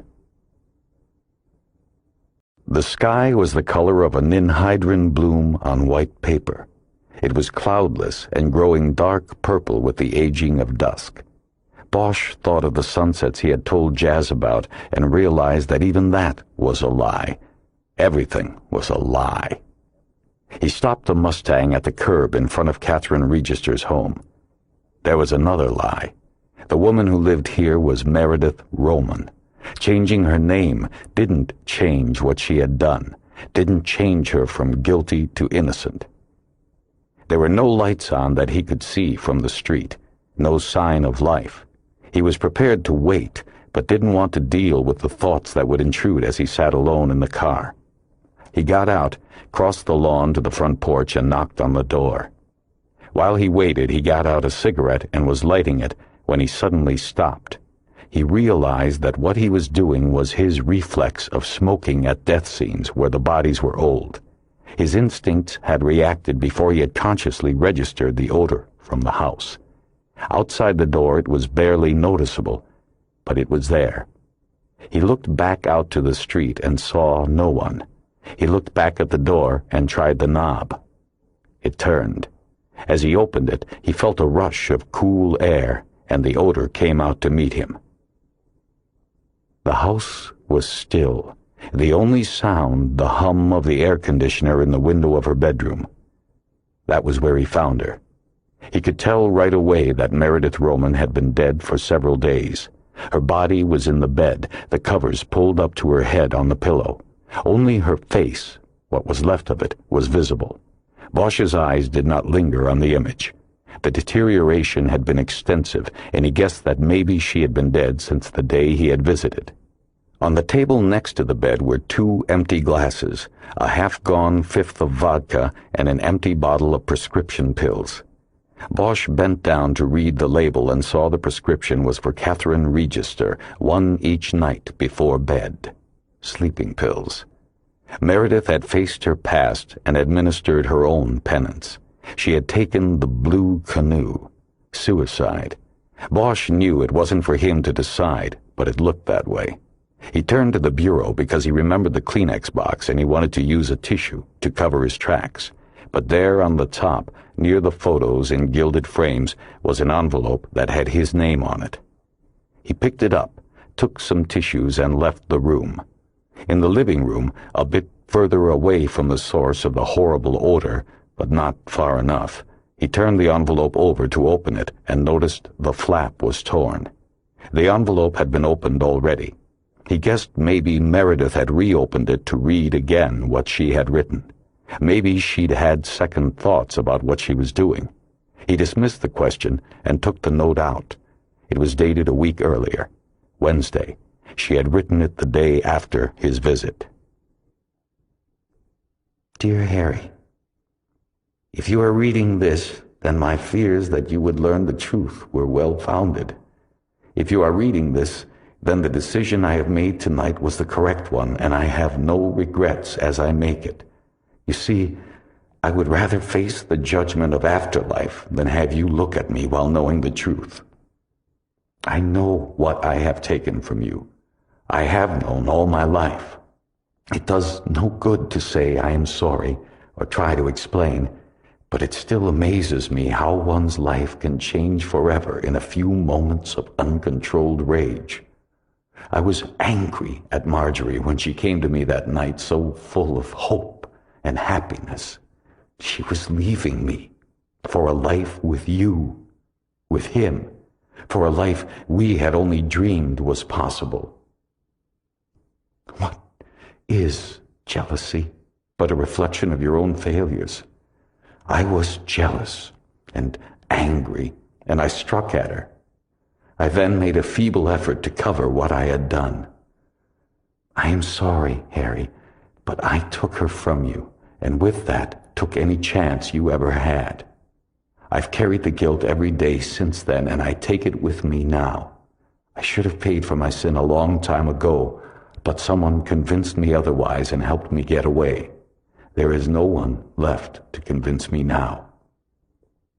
I don't ask for your forgiveness, Harry. That would be an insult. I guess all I want is for you to know my regrets and to know that sometimes people who get away don't really get away. I didn't. Not then. Not now. Goodbye. Meredith. Bosch reread the note and then stood there thinking about it for a long time. Finally, he folded it and put it back in its envelope. He walked over to the fireplace, lit the envelope on fire with his Bic, and then tossed it onto the grate. He watched the paper bend and burn until it bloomed like a black rose and went out. He went to the kitchen and lifted the receiver off the phone after wrapping his hand in tissue. He put it on the counter and dialed 911. As he walked toward the front door, he could hear the tiny voice of the Santa Monica police operator asking who was there and what the problem was. He left the door unlocked and wiped the exterior knob with the tissue after stepping out onto the porch. He heard a voice from behind him. She writes a good letter, don't she? Bosch turned around. Vaughn was sitting on the rattan loveseat on the porch. He was holding a new .22 in his hand. It looked like another Beretta. He looked none the worse for wear. He didn't have the black eyes that Bosch had, or the stitches. Vaughn. Bosch couldn't think of anything else to say. He couldn't imagine how he had been found by him. Could Vaughn have been daring enough to hang around Parker Center and follow Bosch from there? Bosch looked out into the street and wondered how long it would take the police operator to dispatch a car to the address the computer gave her for the 911 call. Even though Bosch had said nothing on the line, he knew they would eventually send a car to check it out. He had wanted them to find Meredith. If they took their time about it, they would probably find him as well. He had to stall Vaughn for as long as possible. Yeah, nice note, the man with the gun said. But she left something out, don't you think? What's left out?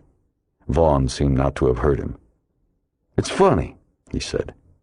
I knew your mother had a kid, but I never met you, never even saw you. She kept you away from me. I wasn't good enough, I guess. Bosch continued to stare as things began to fall together. Johnny Fox. In the flesh. I don't understand. Mattel had me killed? Nah, not really. I killed myself, I guess you could say.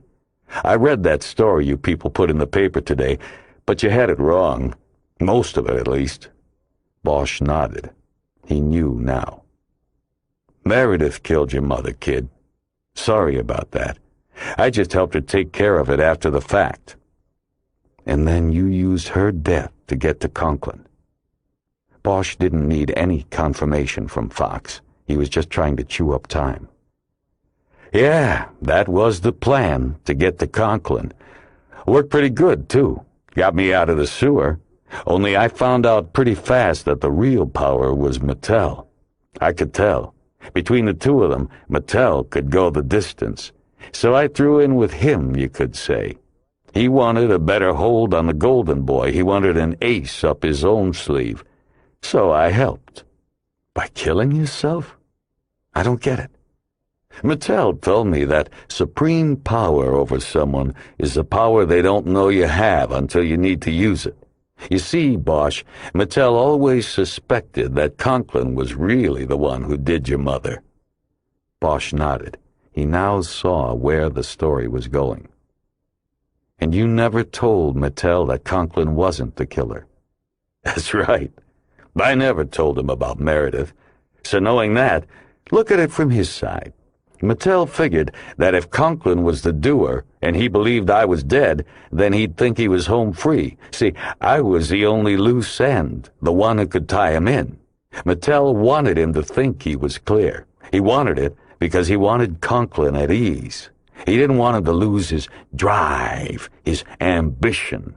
Conklin was going places, and Mattel didn't want him to hesitate even one fucking second. But he also wanted to keep an ace up his sleeve, something that he could always pull out if Conklin tried to step out of line. That was me. I was the ace. So we arranged that little hit and run, me and Mattel. Thing is, Mattel never had to play the ace. Conklin gave Mattel a lot of good years after that. By the time he backed out on that Attorney General thing, Mattel was well diversified. By then, he had a congressman, a senator, a quarter of the local pals on his client list. You could say by then he had already climbed on Conklin's shoulders to the higher ground. He didn't need Arno anymore. Bosch nodded again and thought a moment about the scenario. All those years, Conklin believed it had been Mattel who killed her, and Mattel believed it had been Conklin. It was neither. "So who was the one you ran over?" He asked it just to be asking something. "Oh, just somebody. Doesn't matter. He was just a volunteer, you could say. I picked him up on Mission Street. He thought he was handing out Conklin flyers. I planted my ID in the bottom of the satchel I gave him. He never knew what hit him or why." "How'd you get away with it?" Bosch asked, though he thought he already knew the answer to that as well. Mattel had Eno on the line. We set it up so that it happened when he was next up on call. He took care of everything, and Mattel took care of him. Bosch could see that the setup also gave Fox a share of power over Mattel, and he'd ridden along with him ever since. A little plastic surgery, a nicer set of clothes, and he was Jonathan Vaughn, aide to the wunderkind political strategist and rainmaker. "So how'd you know I'd show up here?" "I'd kept tabs on her over the years. I knew she was here, alone. After our little run-in on the hill the other night, I came here to hide, to sleep. You gave me a headache. What the hell you hit me with?" "The 8-ball. I guess I should have thought of that when I put you in there. Anyway, I found her like that in the bed. I read the note and knew who you were. I figured you'd be back, especially after you left that message on the phone yesterday." "You've been here all this time?" "You get used to it. I put the air on high, closed the door. You get used to it." Bosch tried to imagine it. Sometimes he believed that he was used to the smell, but he knew he wasn't. "What did she leave out of the note, Fox?" "That was the part about her wanting Conklin for herself. See, I tried her with Conklin first. But it didn't take. Then I set him up with Marjorie and got the fireworks. Nobody expected that he'd want to end up marrying her, though, least of all Meredith. There was only room on the horse with the White Knight for one rider. That was Marjorie. Meredith couldn't handle that. Must have been a hell of a catfight. Bosch said nothing, but the truth stung his face like a sunburn. That's what it had all come down to, a catfight between whores. "Let's go to your car now," Fox said. "Why?" "We need to go to your place now." "For what?" Fox never answered. A Santa Monica squad car stopped in front of the house just as Bosch asked his question. 2 officers started getting out. "Be cool, Bosch," Fox said quietly. "Be cool if you want to live a little longer." Bosch saw Fox turn the aim of his gun toward the approaching officers. They could not see it because of the thick bougainvillea running along the front of the porch. One of them started to speak. "Did someone here call 9? Bosch took 2 steps and launched himself over the railing to the lawn. As he did it, he yelled a warning. "He's got a gun! He's got a gun!" On the ground, Bosch heard Fox start running on the wood decking of the porch. He guessed he was going for the door. Then came the first shot. He was sure it came from behind him, from Fox. Then the 2 cops opened up like the 4th of July. Bosch couldn't count all the shots. He stayed on the grass with his arms spread wide and his hands up, just hoping they wouldn't send one his way. It was over in no more than 8 seconds. When the echoes died and silence returned, Bosch yelled again. "I'm unarmed! I'm a police officer! I am no threat to you! I am an unarmed police officer!" He felt the end of a hot gun barrel pressed against his neck. "Where's the ID?" "Right inside coat pocket." Then he remembered he still didn't have it. The cop's hands grasped him by the shoulders. "I'm going to roll you over." "Wait a minute. I don't have it." "What is this?"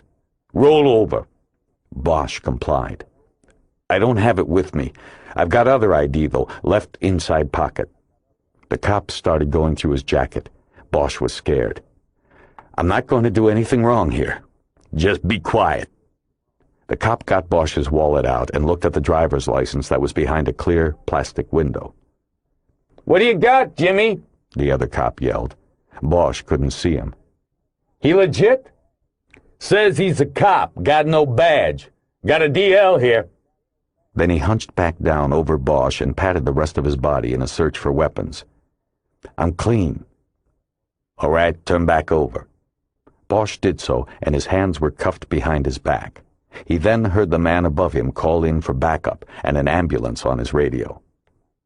"All right, get up." Bosch did as he was told. For the first time he could see the porch. The other cop stood with his handgun pointing down at Fox's crumpled body at the front door. Bosch was led up the steps to the porch. He could see Fox was still alive. His chest was heaving. He had wounds in both legs, the stomach, and it looked like one slug had gone through both cheeks. His jaw hung open, but his eyes seemed even wider as he stared at death coming for him. "I knew you'd fire, you fuck," Bosch said to him. "Just die now." "Shut up," the one called Jimmy ordered. "Right now." The other cop pulled him away from the front door. Out in the street, Bosch could see neighbors joining together in little knots or watching from their own porches. Nothing like gun shops in suburbia for getting people together, he thought. The smell of spent gunpowder in the air does it better than a barbecue any day. The young cop got right up in Bosch's face. Harry could see that his nameplate identified him as D. Sparks. "Okay, what the fuck's going on here? If you're a cop, tell us what's going on." "You two are a couple of heroes, that's what's going on." "Tell the story, man. I don't have time for bullshit." Bosch could hear approaching sirens now. "My name's Bosch. I'm with LAPD. This man you shot is the suspect in the killing of Arno Conklin, the former district attorney of this county, and LAPD Lieutenant Harvey Pounds. I'm sure you've heard about these cases." "Hey, Jim, you hear that?" He turned back to Bosch. "Where's your badge?" "Stolen. I can give you a number to call. Assistant Chief Irvin Irving. He'll tell you about me." "Never mind that. What's he doing here?" He pointed to Fox. "He told me he was hiding out. Earlier today I got a call to come to this address, and he was here waiting to ambush me. See, I could identify him. He had to take me out."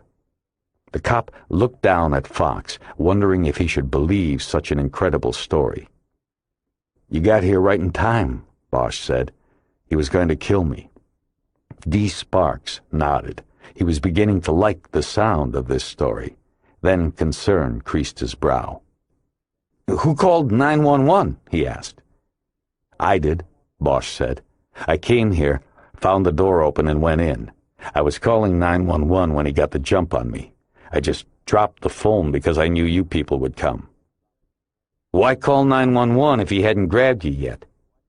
"Because of what's in the back bedroom." "What?" "There's a woman in the bed. She looks like she's been dead about a week." "Who is she?" Bosch looked at the young cop's face. "I don't know." "Why didn't you reveal that you knew she was your mother's killer? Why did you lie?" "I don't know. I haven't figured it out. It's just that there was something about what she wrote and what she did at the end that... I don't know. I just felt like that was enough. I just wanted to let it go." Carmen Hinojos nodded her head as if she understood, but Bosch wasn't sure he did himself. "I think that's a good decision, Harry." "You do?" "I don't think anybody else would think it was a good decision." "I'm not talking about on a procedural or criminal justice level. I'm just talking about on a human level. I think you did the right thing for yourself." "I guess." "Do you feel good about it?" "Not really." "You were right, you know." "I was? About what?" "About what you said about me finding out who did it." "You warned me. Said it might do me more harm than good." "Well, that was an understatement. Some mission I gave myself, right?" "I'm sorry if I was right. But as I said in the last session, the deaths of those men can't be..." "I'm not talking about them anymore. I'm talking about something else. You see, I know now that my mother was trying to save me from that place I was at, like she had promised me that day out by the fence that I told you about. I think that whether she loved Conklin or not, she was thinking of me. She had to get me out, and he was the way to do it. So ultimately, you see, it was because of me that she died." "Oh, please, don't tell yourself that, Harry. That's ridiculous." Bosch knew that the anger in her voice was real. "If you are going to take that form of logic," she continued, "you can come up with any reason why she was killed. You can argue that your own birth set circumstances in motion that led to her death. You see how silly that is?" "Not really." "It's the same argument you made the other day about people not taking responsibility. Well, the inverse of that is people who take too much responsibility, and you are becoming one of them. Let that go, Harry. Let it go. Let someone else take some responsibility for some things, even if that someone else is dead. Being dead does not absolve them of everything." He was cowed by the forcefulness of her denunciation. He just looked at her for a long moment. He could tell her outburst would signal a natural break in the session. The discussion of his guilt was done. She had ended it, and he had his instructions. "I'm sorry to have raised my voice." "No problem." "Harry, what do you hear from the department?" "Nothing. I'm waiting on Irving." "What do you mean?" "He kept my culpability out of the paper. Now it's his move. He's either going to come at me with IAD, if he can make a case against me impersonating Pounds, or he's going to let it go. I'm betting he's going to let it go." "Why?" The one thing about the LAPD is that it is not into self-flagellation. Know what I mean? This case is very public, and if they do something to me, they know there's always the danger it'll get out, and it'll be one more black eye for the department. Irving sees himself as the protector of the department's image. He'll put that ahead of taking me down. Besides, he'll have leverage on me now. I mean, he thinks he will. You seem to know Irving and the department well. Why? Chief Irving called me this morning and asked me to forward a positive RTD evaluation to his office as soon as possible. He said that? He wants a positive return-to-duty report? Yes, those were his words. Do you think you are ready for that? He thought a few moments, but didn't answer the question. Has he done that before? Told you how to evaluate somebody? No, it's the first time, and I'm very concerned about it. It undermines my position here if I simply accede to his wishes. It's quite a dilemma because I don't want you caught in the middle. What if he didn't tell you which way to go? What would your evaluation be, positive or negative? She played with a pencil on the desktop for a few moments while considering the question. It's very close, Harry, but I think you need more time. Then don't do it. Don't give in to him. That's quite a change. Only a week ago, all you could talk about was getting back to the job. That was a week ago. There was a palpable sadness in his voice. Stop beating yourself to death with it, she said. The past is like a club, and you can only hit yourself in the head with it so many times before there is serious and permanent damage. I think you are at your limit. For what it's worth, I think you are a good and clean and ultimately kind man. Don't do this to yourself. Don't ruin what you have, what you are with this kind of thinking. He nodded like he understood, but he had dismissed her words as soon as he heard them. I've been doing a lot of thinking the last couple of days. About what? Everything. Any decisions on anything? Almost. I think I'm going to pull the pin, leave the department. She leaned forward and folded her arms on the desk. A serious look creased her brow. Harry, what are you talking about? This is not like you. Your job and your life are the same. I think it's good to have some distance, but not total separation. She stopped when she seemed to come upon an idea. Is this your idea of penance, of making up for what happened? I don't know. For what I did, something has to be paid. That's all. Irving's not going to do anything, I will. Harry, you made a mistake. A serious mistake, yes. But for that, you are giving up your career? The one thing that even you readily admit you do well? You're going to throw it all away? He nodded. Did you pull the papers yet? Not yet. Don't do it. Why not? I can't do this anymore. It's like I'm walking around handcuffed to a chain of ghosts. He shook his head. They were having the same debate that he had been having in his mind for the last 2 days, since the night at Meredith Roman's house. Give it some time, Inojo said. All I'm saying is think about it. You're on paid leave now. Use it. Use the time. I'll tell Irving he's not getting an RTD from me yet. Meantime, you just give it some time and think hard on it. Go away somewhere, sit on the beach, but think about it before you turn in your papers. Bosch raised his hands in surrender. Please, Harry, I want to hear you say it. All right, I'll do some more thinking. Thank you. She let some silence underline his agreement.